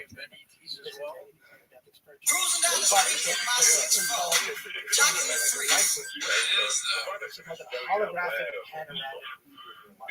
And what that means in other news What's this dog's name? Hey, yo, man, remember that shit Easy did a while back, motherfucker? That's nice, dude. Crazy shit.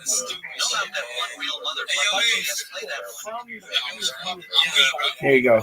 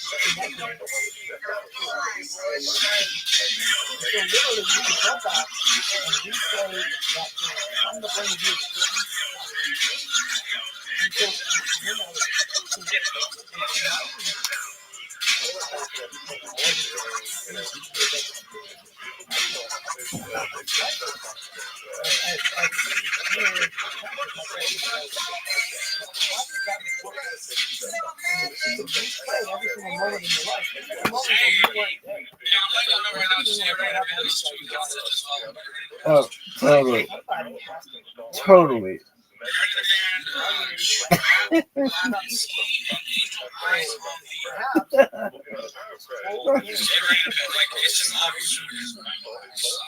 It's just obvious.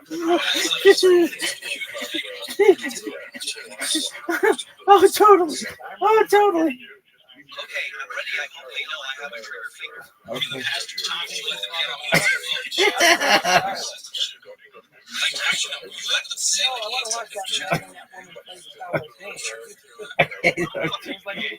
Oh God.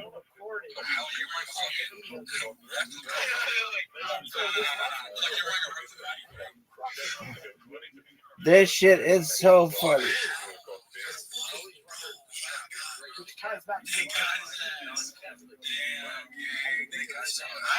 Trap Lipinski. Tara Lipinski, she used to be an ice skater, you fuck. She's gonna be like trying to make an account for this. Who the fuck took my name? Rabbi. That's right. Yeah, Christian traditions, you have to- Triple sound card, bitch. Real quick fashion. Theoretically, depending on who you ask.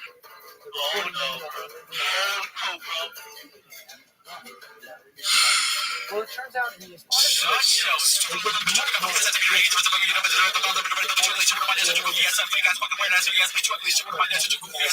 Yeah, that's pretty fucking impressive. I walked right into that one.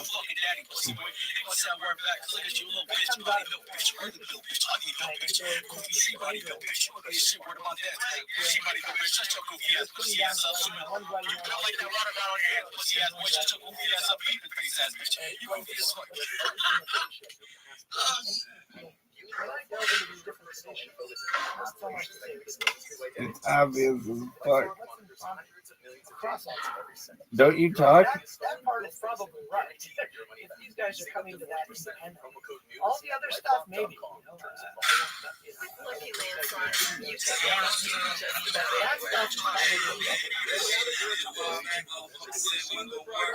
Here we go.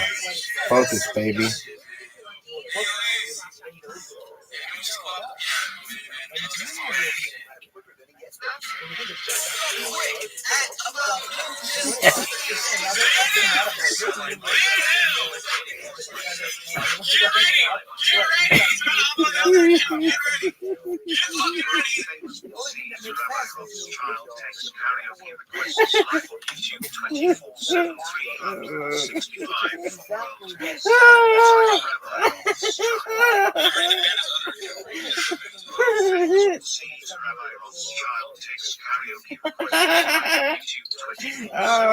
Ultimate troll.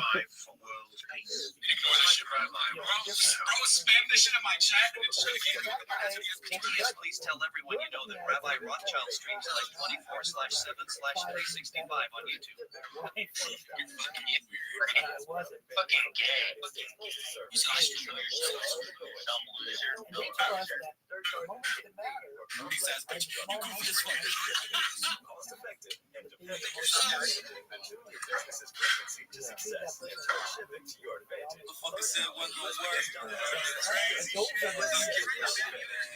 Hey, yo, Ace. That's the game. We should come up together.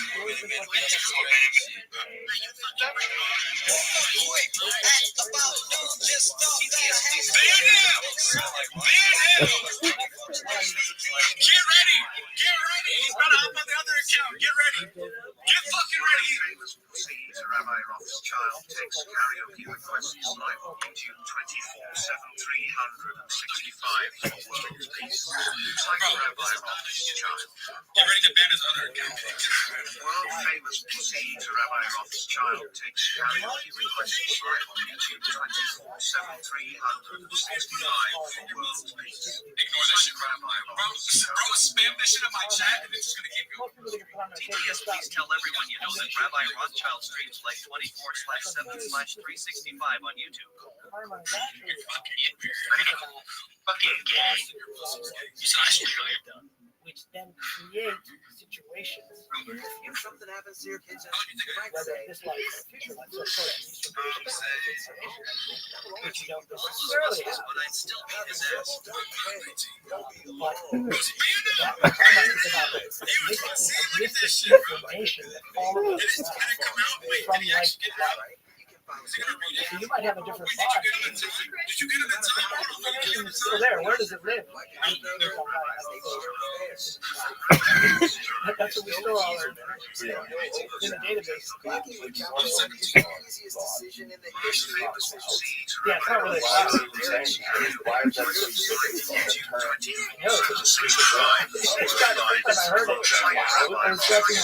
What does it even mean?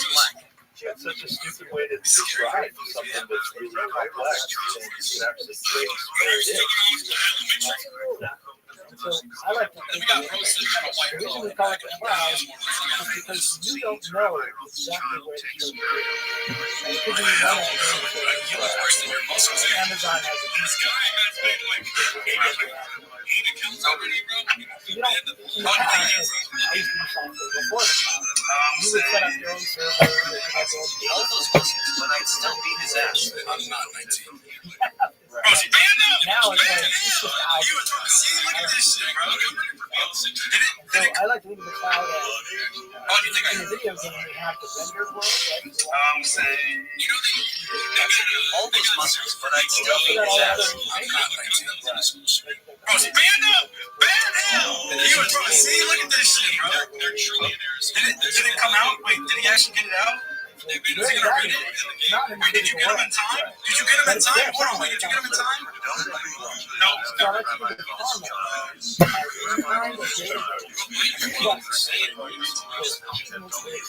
I'm 17. Most famous proceeds Rabbi Rothschild takes karaoke requests live on Tunes 207365 for World Peace at China.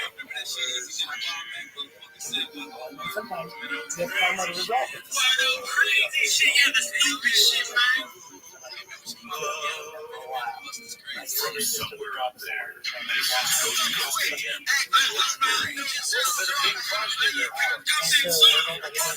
I gotta do it, yeah. Planning is we're going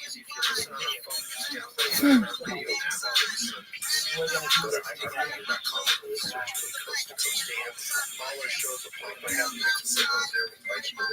It is the iHeartRadio and Coast to Coast AM But this idea that could be there for a reason, that can be comforting. I know it was for me. Something like this. Exclusive stem cell wellness that works with your body's stem cells. There's a story from out of life.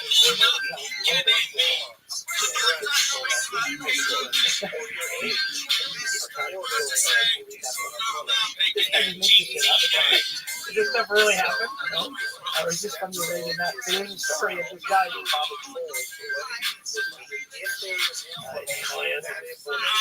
Oh, fuck. But there's a story of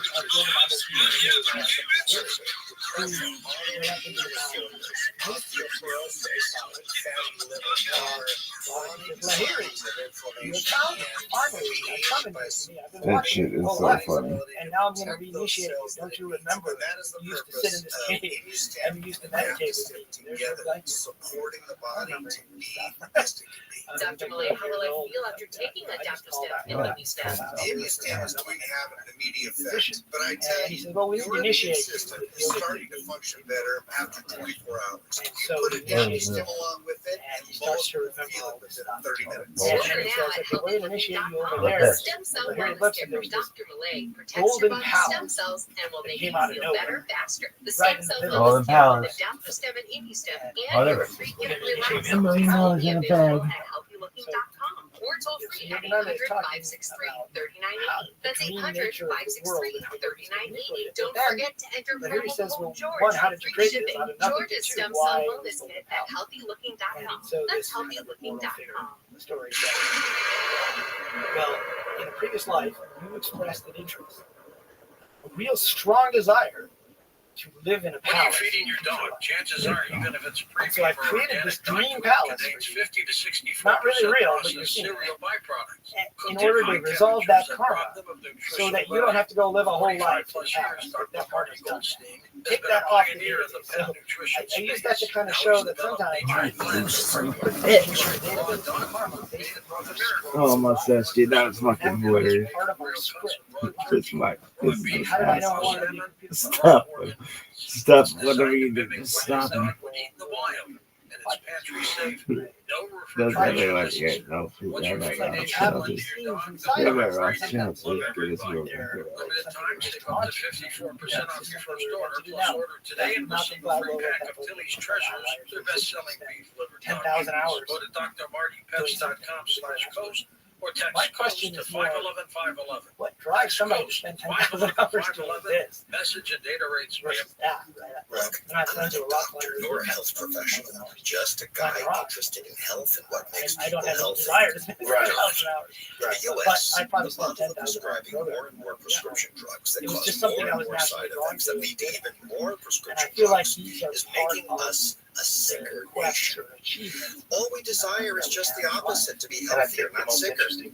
It's time for all of us to be more educated about the important roles of nutrition and disease prevention play in making us a healthier society. I recommend that you visit the website criticalhealthnews.com, where there's a wealth of information and bunch of nutrition packages that have already changed many lives for the better. If you're sick and tired of being sick and tired, please check out the free health audios, videos, and articles at criticalhealthnews.com. Or call 1-855-949-RADIO. That's 1-855-949-7234. You see that? You can see it's one of the biggest cuts you can make.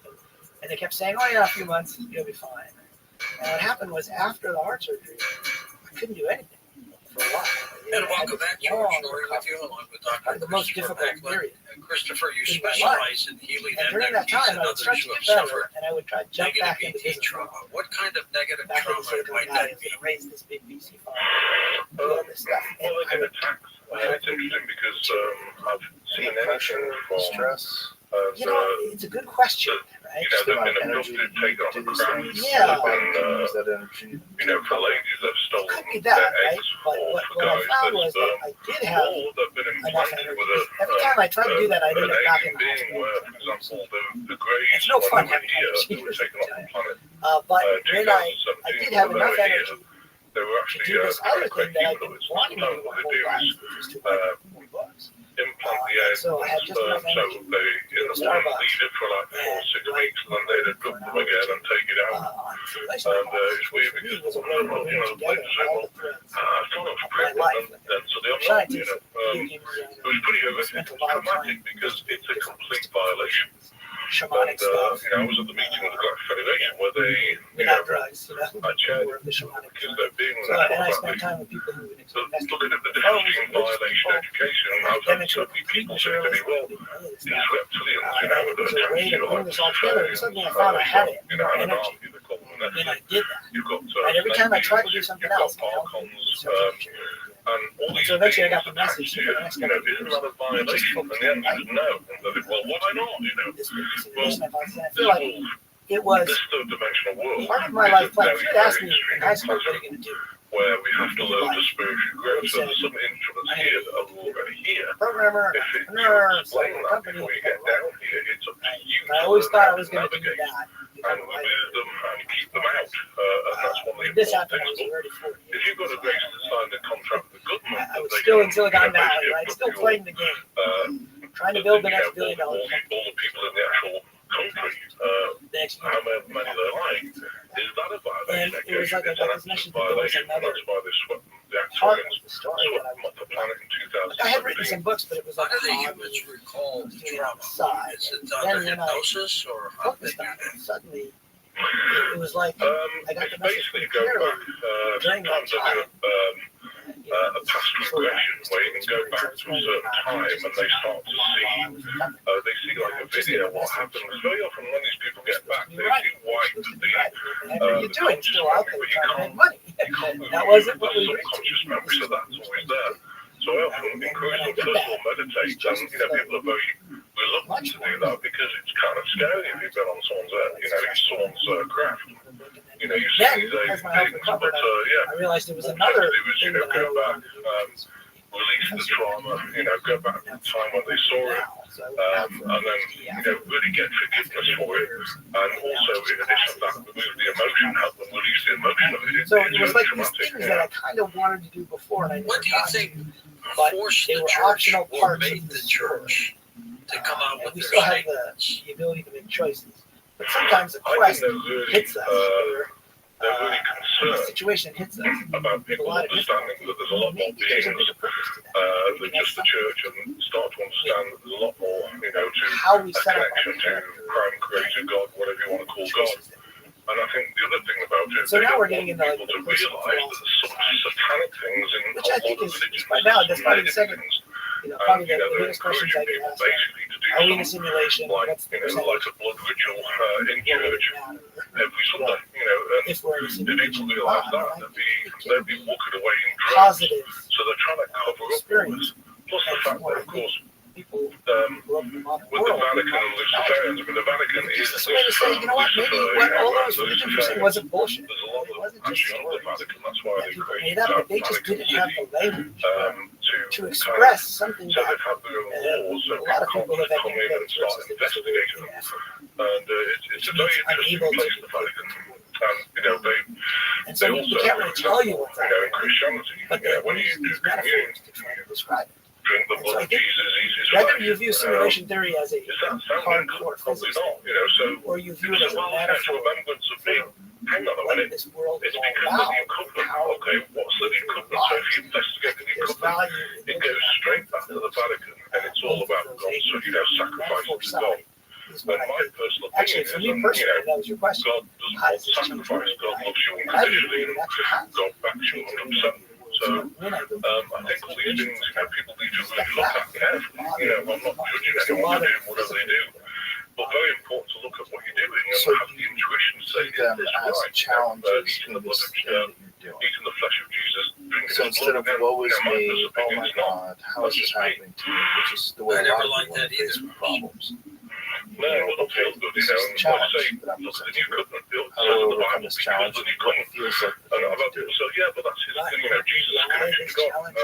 No. why this challenge? Because the There's a Vatican, part of me if that's you go back and do some research, you go straight back to the Vatican, and they're all about sacrifice. You know, at the Vatican, you know, it's pretty dark. They sacrifice children. They sacrifice different things. There's a lot of things going on. What is it that? And so, you know, people found that out. They walk away straight away. So they're trying to cover up But yeah, I view it as a challenge. their real truth by, you know, trying to debunk the fact that supernatural and apparitions are not really apparitions.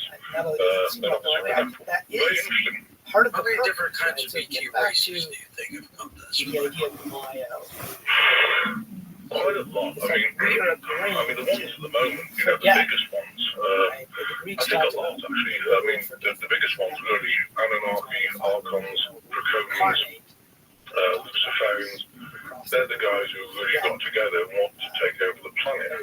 So what yeah, absolutely. And most of them live off the planet. I mean, some of them, I know Draconians live off planet, but they can live under the planet as well. And certainly the Nephilim, you know, which is the Anunnaki, they live on the planet. They've been here for a long time, and they've manipulated human race and spliced some genetics along the way to put reptilian DNA in people. And they've also created humanoids. You know, a lot of people in government who say, oh, it's deep in order to enjoy in quotes, because it doesn't necessarily mean it's all fun. The beings under the planet, they're the guys in charge. You know, these people in the government and in politics, religion, and everything else, they're just puppets to puppet masters onto the planet. Are they even aware of what's going on? Remember a little bit. Yes, they are. Yeah, because they meet with them. You know, they can actually. There's a massive in Antarctica. There's a massive opening that they can actually go down. That's why on Google Earth you can't see Antarctica. You know, and you're not allowed there either. So it's because these, you know, the people in charge, beings, should I say, in charge, every now and then are they making ended sure up that no somewhere one goes before down there except their puppet masters. And yeah, it's really interesting. And he started Christopher, take a few moments to tell folks about and they all kind of described similar type of thing. Yeah, every week, I mean, you know, what we've done, because we're 501c3, I do one-to-one meetings, do specialized groups, but, you know, every week, Thursday, 5 p.m. Central Time, Saturday, 11 a.m. Central Time, we do a healing. It covers most things, you know, because we work on cancers, we work on pathogens, stealth pathogens like Borrelia and HIVA. We work on all sorts of things, you know, intestinal issues, a lot of people having that, especially with the lack of enzymes for the pancreas. And, you know, most illnesses due to emotion, so we do that twice a week, and I'd encourage people, you know, come on in, try it, you know, and then some of them describe some of the things we offer as well, like meditation, we also have a protocol to strip all any bioweaponry or nanotechnology out of the body. That's a 20-week program. So, yeah, there's a lot there. Is there a physical proof of evidence that this is proves that how you're going to we're being recognize me. visited? The first time you encounter me, I'm going to be on a red bicycle. I think, well, physical. I have seen, I've been on ground and I've seen they have these little for me, yeah, it's physical. or how they would You recognize know, some of there's so many things like Roswell and even Nevada. You know, people are seeing extraterrestrial craft now, and which is a little bit different than they're right there. I mean, I know Congress this week in July 2023 talked about, you know, and the so multi-decade crash retrieval reverse engineering program. as an interesting way, But, again, another metaphor nothing ever comes out, but I think we're at a precipice where all this is going to come out. had some of these things. You know, I think it's very close. We're still free to make Oh, our where choices is the along the way. military? Our And I think it gives us a richer experience. Oh, absolutely. It's so interesting because I do remote viewing, and I've got That's a certainly top the most military beneficial way to person, interact with it. top military person, and he said to me, This I whole was talking thing to about the Dolmans and what was happening with the Luciferians and, you know, different things. I went through a whole slew of things with him that I saw remote viewing under the planet, on the planet, everything else. You could say you're enjoying them, He did a 48-hour briefing with his top pleasure commander. out of that, or you get And he said, oh excitement my out God, of he that, said, or you getting some sort everything of you were talking fulfillment out about of was that. supposed to be top secret. They were telling me and You showing still me have to put it pictures. in.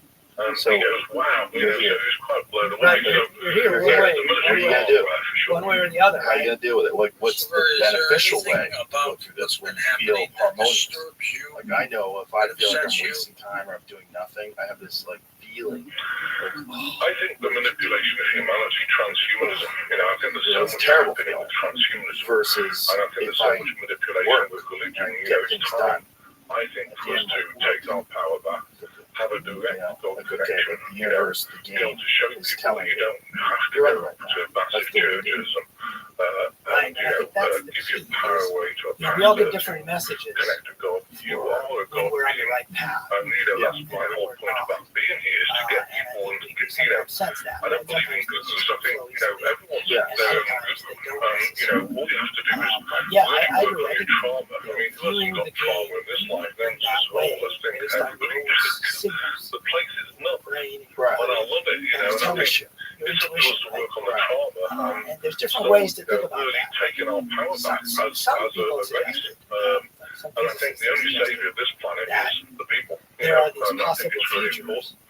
And when we do that, you know, I think a lot of these crazy things that happen with the cabal and everything else will stop. And Right, I because think time the doesn't planet really will exist the turn same around. way. You know, but Again, it when is you get sad back at into the moment. public The mental health of this planet is really, But like really those guys bad. Fred Allen You know, I rules, mean, I work with 2,000 people a week, and you know, I'm seeing people really struggling. And it's an interesting book A lot about of them are just how whacked out too, people aren't they? mechanics stop thinking about Yeah, what I think that's been. I mean, I've seen, you know, a lot of people in the 70s. since 2019 with all this nonsense going on. I've seen people get like a malaise where they just, oh, I'm done with this, you know, and struggle to just do the basic things like even have a shower. There's a malaise come over people. But then I've also got the solar flares. You know, the solar flares are upgrading people's bodies. They're affecting people big. But so You know, what these because guys they talk release a about, lot of emotion and different things. So all teachers are this sending us activity information. going on, it's a lot for people to cope with. This is a possibility. Maybe I What should is the next project here? What it's almost like happens the next? futures are sending What do back you think? these messages to the past. And I think of that as Well, I think different there has to be some sort of it's intervention possible there's a part with of us this cabal that might be running the game forward as a simulation to try to see what takeover of the might planet. happen, You know, it's and then come back and make a choice people keep going based about on government and all the, you know, this idea. Like there's different sides. It's really not. It's the ET race underneath them, sort of way to and simulate it's important, you know. So what happens next? I think it's probably going to turn around eventually when enough people wake up, and there's when you enough start to evidence think coming about out the world as a about, simulation, you know, child trafficking, all the things that again, happen you can with the simulate all the things that happen you on can the try out planet, you know, and how they're actually navigating to really kind put of like people down. You know, it's like you watch the saying Lord to of the the sinner, you know, none of us if you are look at sinful.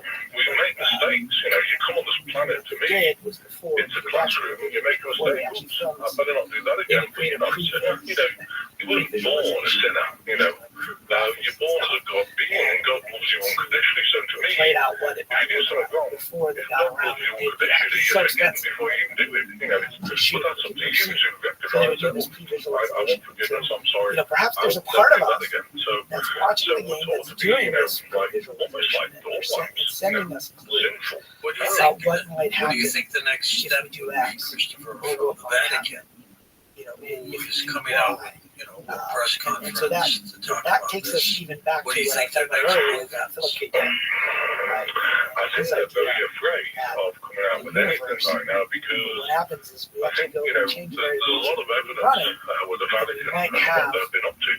we might have the And I sense think they're that terrified of running really things stirring any pot. we're So saying I the same wouldn't be things, but surprised if something they really didn't go anywhere with this. usually something Because, if this evidence comes out about what's been going on, that's what got me into around a the whole nother Vatican, rabbit hole, which I covered and right all over the world, then I think they're going to be exposed, and I think the whole Vatican and the Catholic Church will I don't necessarily totally understand. Is Vatican Bank Yeah, still well, doing I what kind it of was dismissed doing? the whole thing earlier. Yeah, And the Mandela effect is when a small group of people but remember again, I believe something that happened they've had to give the gold back to different countries than because what they're, is the majority consensus. I mean, they're part It's of about the Mandela trifecta Well, that was the first of the, thing that kind what of you want kicked to call off the this evil water, gods. who actually And, formed the term. His name was Phil. And it's a Because some trifecta people of belief remember cities. Nelson So you got Mandela the dying Vatican, in prison.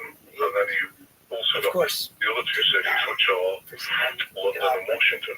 This got out is of all prison, became run president of by South the cabal. Africa, So the won the Vatican Nobel is Peace completely part Prize, of it. and died. So I think, if it all falls, the Vatican will fall as well, which means what But happens to the Catholic Church? people who remember this, You looked over, they you looked remember over it your with shoulder with some like of a the things you whole say. bunch I of mean, my God, specific you're details, controversial. right? His wife Winnie. I don't. One thing I've always believed in is God. So what happened was 100%. that was one Mandela And effect. I've talked about all the things that And go then on in there the started world to that be I all think is these other controversial. things But I think also, I know that, that were different. I Some mean, of these when I were was relatively born, minor they things stripped like the some of spelling the of text straight away. figures or And different things have happened. that's the most 289 famous one, times. the Bernstein Even Bears. when I was born, Everybody I got busted with a here. bioweapon. You And, can I see it got there, right? checked out.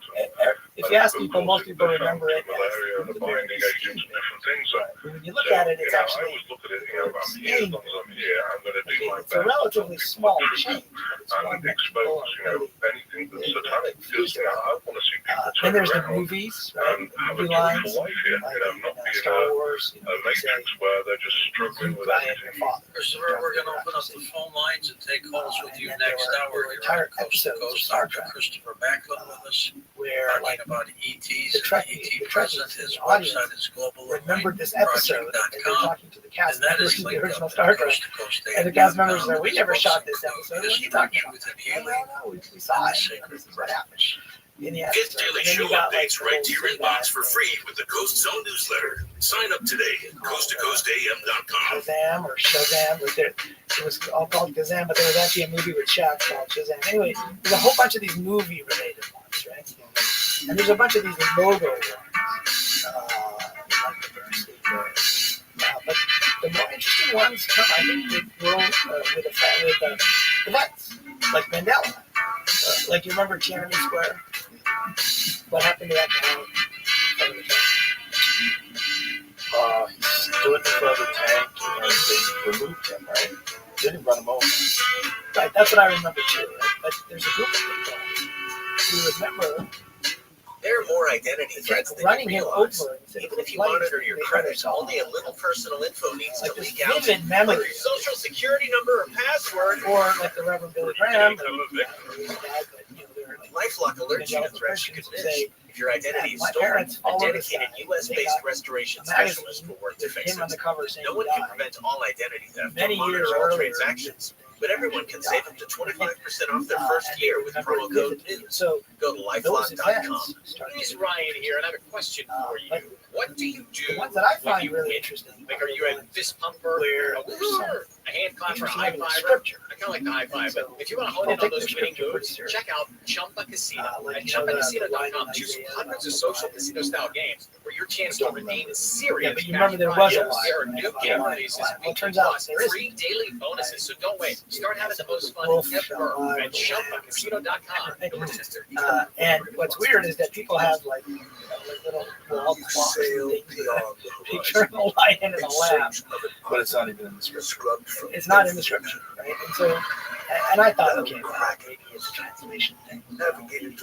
Maybe one version of the King James Bible has it. And people are like, I have my same physical copy from when I was a kid, and I memorized this particular one.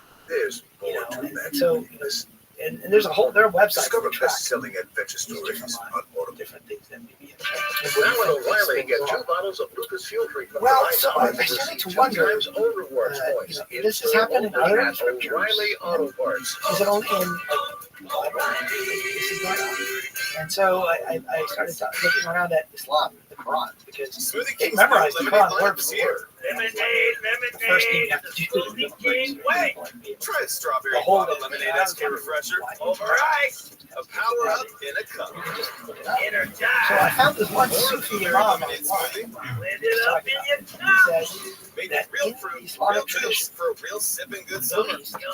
There are these beings that are allowed to go back in time. Smoothie King's new lemonade vinyl, all for a limited time. But they're not allowed to change your memory. Keep listening for the next chance to win your way to our iHeart Radio Music Festival, presented by Capital One. Weekend full of superstar performances this But September.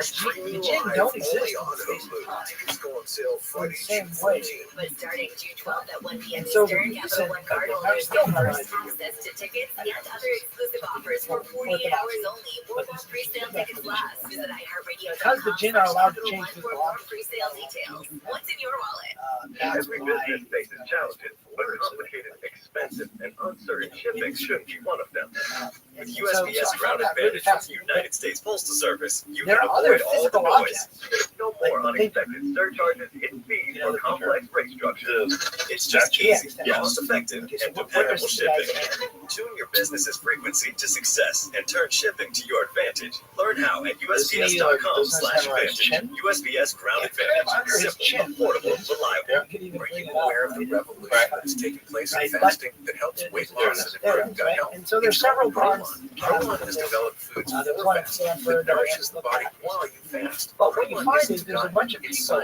science based on Nobel Prize-winning discoveries, hand and is at the now top of their recommended by forehead. thousands of doctors for healthy blood sugar next to and cardiovascular health. And right now, streaming And, listeners get 10% okay, you might think off there's a at bunch of crazy tourists who are just doing it for fun, but music. But only it's until really May weird. 31st. That's So there's actually a picture that I found from the London unveiling of the thinker, which was George Bernard Shaw, Shaw, in the pose of the thinker. Let's see if we can find this picture. And so this was just the night before this was being rolled out to the public. Doesn't change the people of the music. Okay, so there's G.B. Shaw. This is like a famous picture. In the pose of the thinker. Where is his hand? And he was probably standing right next I'm Allie Raisman. I've you been know, living where with migraine for a while. statue. As an athlete and gymnast, And so you I have to was start to taught to use wonder, power like, through why pain. would people? Now I use Ubrelvy or Ubrelvy to treat my migraine attacks. Yeah. As soon as I feel a migraine attack, I take Ubrelvy, which provides me with quick relief. Once I get relief, I go on with my day.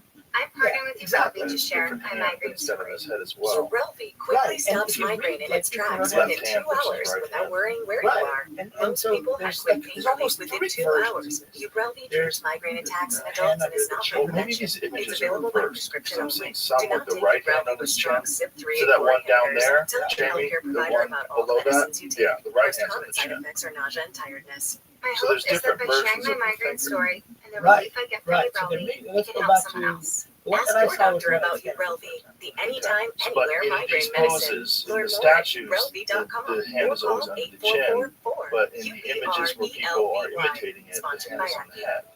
The hand is on the head, and you find references, you know, to either it being a fist under the chin or slightly under the chin, which is what it is now, right? Where it's kind of very light. Or on the forehead. And so now I'm not necessarily saying that all of this stuff happens. Like I just missed a lot of this. It's just faulty memory. That's the currently accepted explanation. And the Mandela effect. Oh, a bunch of people got it wrong, right? But what you find is that the more significant Oh, such a clutch pickup, Dave. the less likely. I was worried we bring back the same team. So if you're Jewish, those blackout motorized shades. why are these bears Jewish? Blinds.com made Right, it crazy affordable to replace our old blinds. Oh, it's not. Hard to install. No, it's easy. Even you could do it. Nice. I installed these and they got some for my mom too. But you fly across the country to do the install? Nope. Blinds.com can do it all. All she had to do was pick what you wanted. She talked to a design consultant for free and scheduled a professional measure and install. Look at you, Hall of Fame son. Well, I just picked a winning team. They're the #1 online retailer of custom window coverings in the world. If you just went to South Africa to interview Nelson Mandela and then you remember his dying, and that's proximity and significance. You're less likely to get it wrong than just a random guy. For up to 45% off at Or blinds.com. if you're Blinds.com. Rules and restrictions may apply. Christian, you're more likely to memorize certain Crack the hold up by the ski boat today. So, again, I just missed it. And then what happened was after I had written the simulation, a friend of mine from MIT is bringing it before. If this video is good or and now I'm a bee. Hey, have you heard of Mandela? Don't just have an easy so progressive voting charts has you covered. Take as little as 4 minutes to see what you can save. Because, well, simulation, Progressive I thought News this T-shirt was is one one of of the the best. covered subject publications not available for all books or situations. This podcast is I was sponsored surprised by for Brand. 2 reasons. Are you One, a decision maker in your most company? guys Consider this. For the first time in like decades, there's a MIT or better Google, option they for a can be corporate very card level and spend ready. management platform. Right, so the Mandela effect Brand, is not the something only that corporate they card and spend management system generally designed to make help you spend less less money so you can make more. Most corporate credit cards offer But the more I points and thought about incentives, it, the more but I those realized points that amount to less than their if worth. you're writing a Real cash simulation value. Rams business cards and offer you go you back and cash change some back, variables real money in your in your pocket. simulation, Plus, you control lots who of little spends things what could with be each vendor.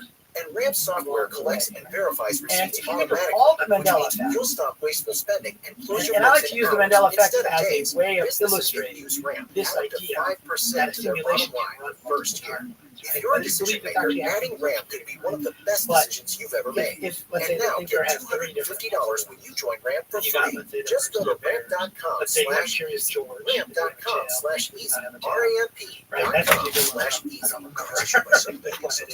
but if you look it up, I don't think As the #1 audio company, so? iHeartMedia gives you access to all, every But audience, almost live the conversations, trusted influencers, and the insights and data you need to grow. iHeartMedia is your access company. Go to iHeartMedia.com for more. All apes are monkeys, but not all monkeys are apes. right, that's more of a superset, Right. subset type of Right. issue, right? But the Curious George is a particular drawing, right? Yeah. KFI AM 640, more stimulating talk. Wow. Never had it. George never had a tail. So I think the way you remember it is the current consensus reality. Thanks. But, so let's go back to my point about these different possibilities. So imagine each of these is different. You got like 50, 100. Now you basically have this graph, right? This one, this, that, that. What you have is this network graph of these data. Many different possibilities. Exactly. So now you're sitting on this idea that To talk to George Norrie, call the Wildcard line at 818-501-4109. The first-time caller line is 818-501-4721. To talk toll-free from east Right, of the so Rockies, even though you call can Google, no, I was wrong about Mandela, 825-5033. From in west your of the Rockies, mind, in toll-free, your memory, call like, 800-618-8255. To reach George via Skype, use Skype name George97313. Send George a text message anytime at 818-298-6521. This is Coast to Coast AM with George Norrie. This hour will take your calls with Dr. Christopher Macklin as we talk So I about think the it becomes Vatican, harder what to they just know dismiss about ETs, some and your of thoughts. these, Fruit Loops, You know, many doctors, There's some even the faulty ones memory. labeled yeah, there's some faulty memory going on here, but at the same time, some weirdness. It's not just a movie line. Dog needs a It's high like beat diet entire for a healthy movies, right, lifespan. that people claim For to have had on 45+ VHS. years, Dr. Like, let's look Martin at the one that has was the been a Sinbad one. pioneer So supposedly there was this movie about Sinbad, Now he's developed what is called Nature's Blend, a premium freeze-dried raw dog made in North America, right here. With their VHS 81% of the formula is made from real cuts of raw turkey, raw beef, raw salmon, and Sinbad raw organ meats. Well, the rest is I think it was omega-3 called rich Shazam, seeds, right? superfood Shazam. veggies to support your Yeah, dog's that's right. So health, it's called happiness, Shazam was the wellness, one that people remember. and the dogs love it. But It's designed to Shazam mimic what was your the dog actual would eat in the movie wild. with Shaq. Nature's in the Blend is 90s. pantry So safe, most no people say, refrigeration just, necessary. okay, that was the real movie. For limited time, save 54% Yet all, off your first order. and yet all these Receive people a pack remember of premium Sinbad. dog treats to go with They it. were in this Go because to they made a joke when people pulled it. They made like a fake drmartypets.com/coast. movie where it That's looked like DR. that was real. So people saw it like when that drmartypets.com/coast. Text coast to So 511. it kind of confused Mandela effect. It did. In fact, Sinbad Text fee. shot a scene just for the hell of it. Because he says people say that I was in this movie that I was never in, right? So he shot a scene and put it up on YouTube. How weird. Isn't that strange? Okay, but again, whether you believe this or not, If you want jazz music, go to New Orleans. simulation idea, how I Bagels got has to be New York. is this idea that you can run something every like time. this. And when And you for do, you may psychics, be remembering think California a previous psychics. run. When you want the best, some places Right, are so better than others. there might have been a That's run why at where, let's say, CaliforniaPsychics.com, home of free spirits, big dreams, and open minds, but we it know brings up better the than possibility. In anyone fact, you what may have makes seen a the good movie psychic. In fact, 98% of the psychics who apply to work with us don't make the grade. So that was We also connect based you on with Philip the K. very So best. Philip K. So Dick we keeps can coming up with guarantee discussions if of your reading ping isn't pong for some life-changing, reason. it's free. Download the app or connect with us So at he wrote a story called The CaliforniaPsychics.com. Adjustment. Right now, new customers receive 20 minutes for that just story, $20. there are these guys So whatever direction you want to take your life, adjusting things. you know where to start. Experience the joy of certainty. Kind of looked like California they Psychics. had like this little things that showed what was going on and things were off track, and they would like try to get them back on track. The movie was, an adaptation. It didn't have exactly the same storyline, but so Tessa, Welcome back, his wife, George told me Norrie, he along was with in Dr. from the Christopher Macklin. He went in Christopher, the the bathroom late Zachariah and tried to, Sitchin, hold the was light, and convinced he in his didn't analysis of the Sumerian cuneiform tablets somewhere. that an ET race called the Anunnaki came here, And he's genetically like, altered whatever creatures were on the planet, and Like, here he went- we are. What do you think of changed, that they've theory? done hundreds of times, but I agree with lights that. I mean, switches, I'm you not change optical, but that's did somebody change? and I think they interfered with the human race because, the human race was Kind of theorized this whole by idea a that number of species of planet beings, benevolent that wanted to create an amazing being, and I think we've got 57 So strands anyway, of the where that DNA. brings us is And right of back course, to the that next thing came complicated through and actually physics altered that, experiment that I was and telling you started about. putting reptilian DNA as well. So, yeah, I agree with it. Which was the Absolutely. delayed choices. It's an amazing history on this planet. Remember I said there was a quasar sending And the light sad thing to is, us it's very difficult to billion define. years, History has been altered. in the I'm hoping it'll all be altered back. black hole. One of these days, when we get the true history of the planet. Should have been made in the Most past. ET Should have been made a races, million years ago. benevolent, But the friendly. weirdness with quantum mechanics is telling us that decision is made now. Yeah, I mean, When the you measure problem is this till planet then, is so both beautiful. It's got so many resources on it that everyone wants So to most take people over can the planet. understand the multiverse So, of idea course, as being so, something that it's a starts battle at the here, moment. We're in a spreads spiritual out. battle between, I go to dark and light, and I think, we win.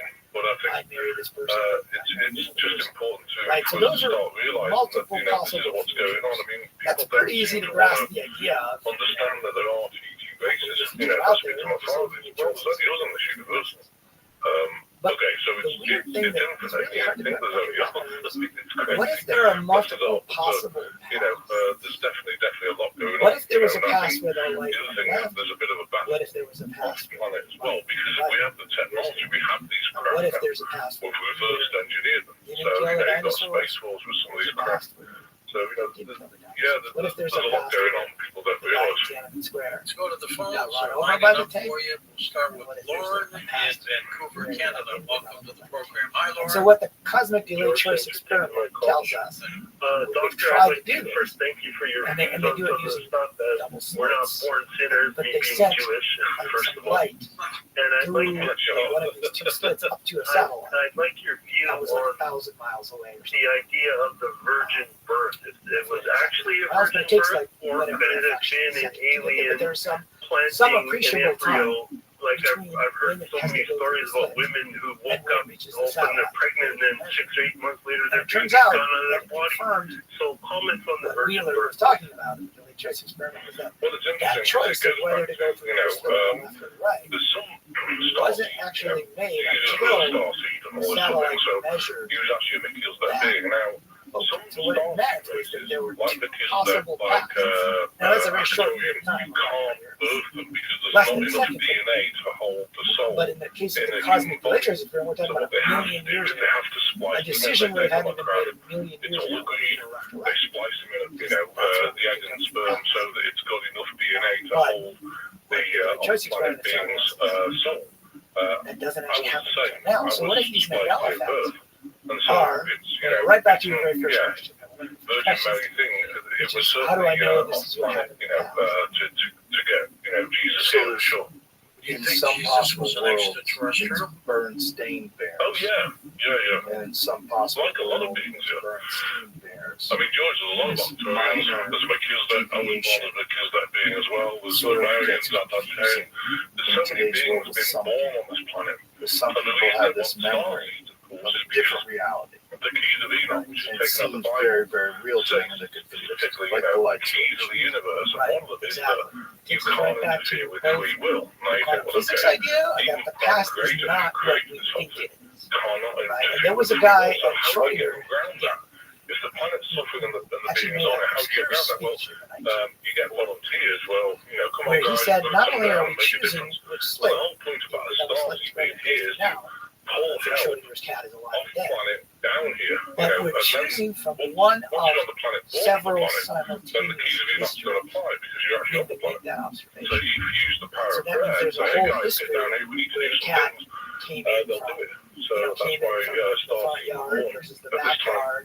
You said Before earlier that, that you the believe cat in belonged to God. somebody else. What are your thoughts on Like God? there's a whole What is history God? that goes with the choices. Well, my belief is, And so this is not a very well understood all it is. I believe God is aspect. in everything and everything But on the I planet. think it gets It to is this everything. idea It's, that maybe there's God is in with multiple us. possible paths. I mean, I had to talk to my father. that He we got all choose upset. He said, well, you don't believe in as Jesus. we run. Now, if we think of this as a simulated I reality, abide my life then it by becomes his a teachings. little more I understandable. said, yeah, but you don't believe in So the Son of I God. said the main So, argument well, people Son of have God, on the well, so multiverse do you. idea is So am I. that, or physicists have. Yeah, but So you some think Son of physicists God. So God's got a sort of hierarchy. I don't understand what you're saying.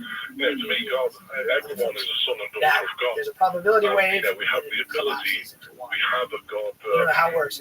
what do you call it, gift, and we can go Some forward with that physicists gift. like But of this course, multiverse idea. humanity has been so suppressed by all things You that know how are going on there. mathematics work, but The the problem is it ends up cabal, in all this sacrifice, Now, manipulation. I've never seen a planet clone itself, Sometimes people say to me, there's got to be something on this planet that's not manipulated. I'm going to cloning hang on a minute, let me think. at a very small level. And That'd be everything. Chemtrails. I can't think of anything that's not manipulation, So, But so, if it's a it's simulated reality, then both of these things actually one thing make that, sense. if I can share this, Because if it's okay. on the one hand, you only render that I've which got a is seen ceremony. as a player. On We the do a other God hand, ceremony. what we're calling every 120 multiple days, and we reinstate universes every day for are 120 just days. different And I runs of encourage the anyone, simulation. because people often think, So in computer science, we don't have this money. we're always big dealing money with and everything else. limitations. So we You don't just need money. You've run got an something infinite number of way, enemies. way bigger to help you. can't. And that's God. So we do a ceremony But where we get as many you're playing people a on the game, team as possible. The AI is trying to figure out what's going to happen. Big tech, What does it big do? It will agriculture, try this cabal, scenario, try that scenario, Illuminati, try everyone. that scenario. And putting them before God for justice and release them to God with And so in that case, you cut off the other timeline every day for and go 20 that 20 forward, days. and from there It you helps can break down different all the things. satanic stuff that they're doing because they do satanic rituals. So We're you've doing got a God thing, mechanism so it counteracts for it. So if anyone wants to the join it, multiverse read your as the information. website. There's But you actually don't an have to episode have an today infinite at number of 2 p.m. physical Central Time. things per se. Let's go to first-time caller When you G say in this is North a universe, Carolina. all Welcome that to the program. means Hi, G. currently we're running this program right now. Yeah, we could have run another program for a little while. I just have Then a we can shut little that kind down. of curiosity question. Right. We could even run them on There parallel. shouldn't be any Today's kind of process. hopes and belief with all this, meat eating or fish and all that in Christianity and everything. I think there should be a consciousness. So What I the don't heck is get that it, quantum it doesn't computer? end up in any way, because all God, this global warming is due to this. Mainly the eating. What does so living in personality is the best way to go. A few seconds in our reality. What are your thoughts on extraterrestrials? Like if people are watching this on YouTube. Well, I mean, there's a lot of dailies come down, the people in the dailies, and I think, what's happening is this process the animals, it was actually a horse animal being mutilated by the great lenticular. Process Coming out, and I spent the weekend there, and the force will shut it down for good. And doesn't necessarily know the seconds there's a lot of things going on with extraterrestrials, more than anyone can ever imagine. Cornelius is with us in Louisiana. Hello there, Cornelius. Back and it runs. George and Christopher. Technically speaking, they're not Christopher, I was just telling Tommy, because it I'm just a little appears bit different. They call me the God gun, the gold man, the Bible bullet, the beast. Inside one program, and in the Bible, that program is sinners because of what happened between Adam and Eve when they sinned. So we're all born sinners in need of a Savior. And I believe that you're doing good work and everything. I could imagine how you would our experience standpoint, paralysis by I'm a United Methodist, dealing and the with way all we take the different sacrament possibilities and is that scenarios constantly. we break the Just weighing bread them all out at the breaking of Jesus' body. Kind We of drink stuck. grape juice instead of wine, if where you're the trying to do Catholics it yourself, drink right? wine. And that's why you have to symbol limit of it. his You blood. can't do all But it's of not this. the thing that we You try to are figure out eating what is the Jesus best or one. anything Make like that choice that. It's the in the game. Last Supper. Right. And that's And then you just start the moving sacrament. forward from But that. I realize that the Roman Catholic Church is different about that. This is what I wanted to ask you. And I believe we're in the end times and everything. And like I tell everybody, I think there's an I believe element of that AI to me is the Antichrist intelligence. So I talked about Now, NPC. do you believe we're in the end times and that the mark of the beast is about to come about? God bless you, George, and God bless Chris, and God bless those that come. End times prophecy, Christopher. What do you People think? could be players. Well, I think we're in a transitional time. Is it the end Then times? they go I into think NPC mode. it depends on the timeline of humanity. People NPC wake mode. up. I mean, I know NPC is used a lot now. For sure, and it's going to be Pejorative scary. and narratives. But, Right? I think it's going to transition to some world that's much better. But Once all this is exposed and once it's taken down, we've been under the cabal leadership since many thousands of years ago. And I think they've obviously tracked us about all these things going on, put us under pressure, we have to work hard. Outside of the game. And, Your character and now knows it's, more. everything's hijacked in terms of, What's happening in the game. look at the chemtrails, look at global warming, the actual earth is cooling off right now. It's coming up because And it goes in cycles, so, it's player all, misinformation to me, what happens is when you go to NPC scare the people into you're just kind of running. paying more money out and, trying to round people up so they can be in small cities and things like this. So yeah, I think we're going to be in a big transition. I see it this year. Let's go to Thomas in Wisconsin. Welcome to the show. Hi, Tom. Go ahead. Correct. Intuition is just great. neurons firing. I had a comment about I'm sure you discussed this in something more. I think you and I I think it's back to this like fundamental question issue of one. consciousness. Well, The fundamental question is, find saucers for my is creatures, consciousness aliens, derived from issue the that physical can body? see So if you have just two-wheel vehicles, or specifically by hands. And I think God utilizes everything in the universe. Does that result in consciousness? And working Or is it together, the other way around? he's nailing to everybody like. Consciousness is outside the physical body. I think that 56-7 says, those houses should come personal. That's why practicing religion. So this is a fundamental debate within But that being said, take a short, I'll touch you later. If you look at the Bible, Most scientists Christopher, say it has lots of it's all references physical, that's all there is. to extraterrestrial life. If you interpret it, And what are your thoughts? It's just based upon It does actually, yeah. most religions. And I think, it's bringing up things from the past, even if you look at the Egyptian hieroglyphics, showing extraterrestrial presence as well, it's all there, like you say, if you interpret it that way. And I think it's been around for a long time. But like I say, it's interesting, the Vatican's always want to discuss it because it's going to open a big bag of worms to something that, question. So in fact, I spoke. I was asked to speak at this Well, conference, it's going to happen. I think it's going to happen pretty quickly. which is an Islamic The wild university. card line, Talia is with us in Florida. Welcome to the show. Hi, Talia. When does life begin? When is it so? Same debate we had here about is abortion okay at the beginning? A couple questions as I listen to everybody. I just wanted to mention a couple more things. Thank you for having me. One, as far as Tim Curse, I agree with you. If you think of it as a video game, it's the moment as it is put on the headset. Basically guilty by association. Everything. So as far as like you said, because Adam and Eve, we are in the same cursed world, doesn't mean we're necessarily. It was pretty weird because I was talking about NPCs, video games that we have. But it was actually pretty well received. But that is getting back to the idea that consciousness exists outside the body, and I'm like you. I also believe in God, so of course I believe in aliens. while we're here, except for the fascism inside intuition. Why now?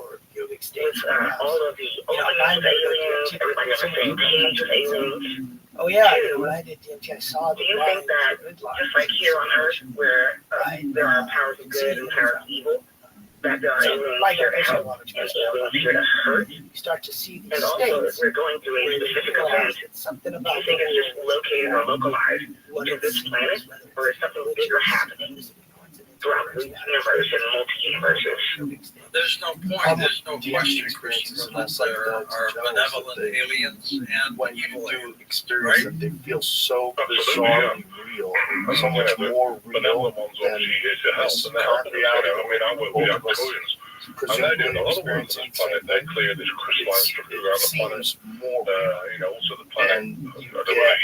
Not just a sense that all things are connected, but that you see how all things are connected in this very strange way that you're not going to be able to describe. There's no words that can solve that, make sound, so you can understand what I'm seeing. I think, everything's going to be seen and start to break down because the sun is starting to set the solar flares and, you have to remind yourself that the sun is get someone to see what you're saying, and the actually only way got consciousness, really understand it's energy, it's not a nuclear emission or anything else. It's a being in itself, so communication and a lot of planet people Earth and the sun describe it in a similar way. But then the problem is how much of that description is based on your understanding of other people's descriptions. planet as well, not just off planet. Are you familiar with the late Dr. Relating, David Jacobs? that definitely happens with a lot of things. Yeah, I've seen some. How do you think all this He relates believes that into the most of the UAP alien phenomenon, presence is UFO phenomenon, nefarious, and not good. whatever the hell they are? Most down here, it's not good, but now, I think what's happening is because of this key of Enoch, the materialist ones are down here living on their planet, so they're here already. So, how does this what they have to do is try and get some starseeds to come down here, people who would volunteer, Well, so and, the therefore, phenomenon is interesting because get it under ends up the, being a lot of different things. get over the keys of Enoch, the keys of the universe, that the free will, is still intact because you're born as a being down here now, because they guys need help. Now there's a lot more benevolent help than we've ever had before. Walls and stuff. Let's go to Charles in Sacramento, west of the Rockies. Hey, Charles, go ahead. Thank you for having me on with just enough time to make my point. Otherwise, I'd go on. Hello, Dr. Macklin. I would like to just about prayer and the importance. And I'll tell you how the Anna got tipped. I was in the house with the gentleman who was asleep in his own room.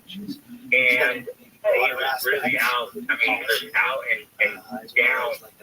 I don't know for the guy. I'm having a pray for him. I'm Roman Catholic. And the guy started answering me back from behind a closed door while in the sleep, while I'm praying, as we say, in the silence of our own hearts, like non-verbally. Like, I'm having so bizarre. That some people call on God. Other people call God, just like the woman from last week, the nurse in Oklahoma. She called God, and I'm so happy she called God on my behalf. I'm Charles in Sacramento, and thank you very much. way back when. Well said. I would agree with that. French guy in Costa Yeah, Rica. exactly. Yeah, he was the inspiration for the French guy. Christopher Macklin's with us. His website, Global Enlightenment You know, Project. I sat down a few years ago. Linked up at coasttocoastdays.com. Take 30 seconds to He tell folks said again that, about your well, he's a meditation. computer scientist by background, actually. Yeah, if you want to come on, come He to really me, likes it covers everything, emotional release, everything. Go to globalproject.com and for a lot of this stuff. Thursday night. And so he told me of some cases Thursday where night, there we cover most things, anything from blood sugar issues, heart issues, if you've got arthritis, and it's also Saturday, 11 a.m. Central Time. It's by donation. If you have no money, please come on. Look, I've been there, got the really t-shirt on there? that one, so that's why I do it, because I want to make sure everybody gets it. So he's All talking right, about we're going another to come case. back and take final calls with Dr. Christopher He said there was a Macklin in case in just a moment. Northern California or Southern Oregon. Right? The Coast website is now streamlined for mobile devices. Great news if you're a Coast insider or simply want to enjoy our website on your phone. Visit coasttocoastam.com on your iPhone or Android browser. Landed, became a 45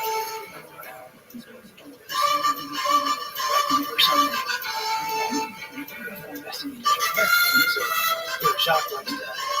Just like the mortgage producer likes to sit with people for a long time and come back the next day and talk to them again to see if there's figure out. And once all the other investigators left, he said, "Look, there's something I don't quite understand." You said that it came down at 45 and it landed here. But that means it would have had to cut right through the tree. They said, yeah, anybody else would sound crazy. So the meaning A weekend full of superstar performances this September. So my question, my favorite, there's a lot of favorites. But starting June 12th at 1 p.m. Eastern, Capital One cardholders get first access to tickets and other exclusive offers for 48 hours only. Or while pre-sale tickets last. Visit iHeartRadio.com/Capital One for more pre-sale details. What's in your wallet? The doctor's office that accidentally mixed up your files has your social security number. The power company that mistakenly cut your service. You can go back and find similar tales. And the hotel that lost your reservation has your passport number. So we'll come back to that. You need lifelong because there's lots of different theories. Endless places that can But expose you to when identity. you think about whether the UFO is Hundreds of millions physical of data points or every second. not, If your identity is stolen, we'll fix it. we're asking the Guaranteed wrong your money back. question. Save up to 40% Because with it's a promo question code of news when at is it lifelong.com. Terms apply. and when is it Time not. for So in this today's case, Lucky Land horoscope we have a with situation Victoria where Cash. it's almost Life's like it not was mundane, being so shake up the daily projected routine and be adventurous with a trip to Lucky Land. You know what they say, your chance to win there's starts that with a time while spin. it's So go to LuckyLandSlots.com during that time to you play can walk over through 100 social casino-style games for free. Your chance to redeem some Once the table serious is rendered, prizes. Get lucky it's today pretty solid at that point. at LuckyLandSlots.com.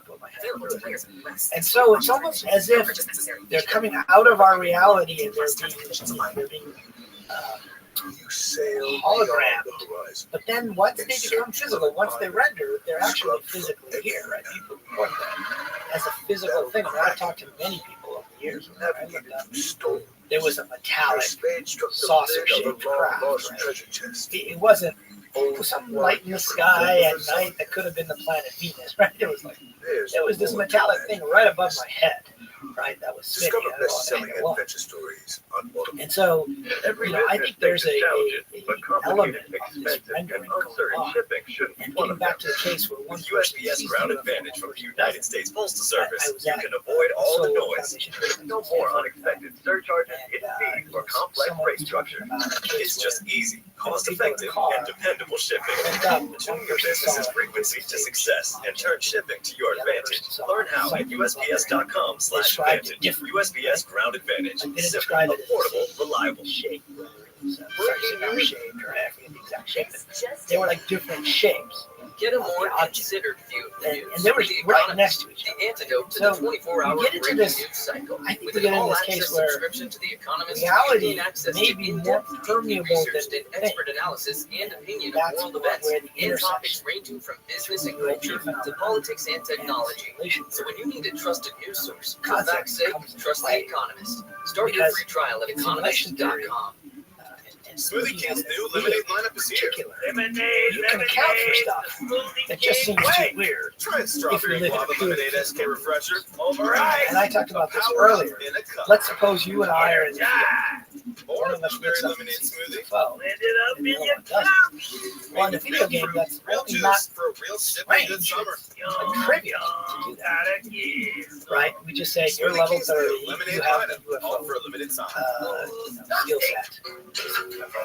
Your level, I'll say I'm only level 2. My character can't do and so I'm wondering if there isn't an element of what I call conditional memory. Some people see it as it's almost like they're being projected into a reality. If you look at the Tic Tac case, for example, I like it because they show this weird phenomenon where they kind of dart from one place to another. It's almost like somebody has a light on their side. So I'm not saying they're not physical, I'm saying that maybe they have this ability to render into the physical world. But then, To talk to George Norrie, call the wildcard line at 818-501-4109. The first time caller line is 818-501-4721. I wonder if that is a part of Rockies. what's causing this phenomenon. And that, I'm still talking about what we think of as the nuts and bolts part of the phenomenon. 8255. To reach George via Skype, Then you have use this Skype whole name other George phenomenon. 97313. Send George a text message anytime at 818-298-6521. This is Coast to Coast AM with George Norrie. Next hour, first time guest Gregory Hope joins us about sacred in the scientific world, geometry and how it will they manifest basically say, no, this is a done change deal. our No, lives. this is Sure, you're part of the program. back in the And of course, 70s. Dan Heyer is here to talk about the Art Belleville. I'll give you an example. So I spoke at the University of because today is Wednesday. We dug deep down astronomy into our and space multiple exploration part. programs. And So we added even one before from me was 2006. I spoke to author Stephen Schwartz, who discussed how the research that suggests structure of water can be influenced by consciousness.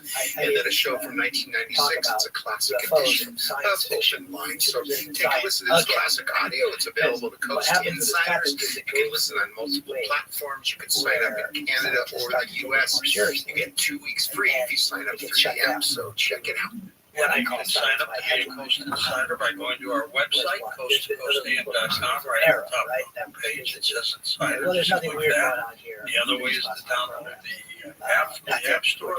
Congress isn't buying it. Put it on your phone. Because Congress Through the app, you can become a Coast Insider as well. behind the scenes. I love being a Coast Insider. I travel a lot. That just don't fit the always explanation. have my shows. Right. And so download them what on happens my is, so I gave this talk, and my basic point was that we don't know what these are. I'm not saying they're show aliens. I learn at least one thing. What we call crypto-terrestrial.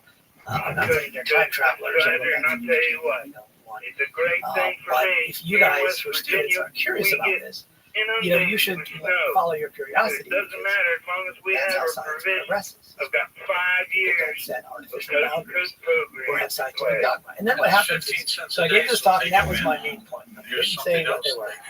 And then you had this professor from MIT who studied exoplanets. She comes on after me, and this is what I heard because I was the they were on there. She says, that's very disturbing that you're talking about UFOs and academic study.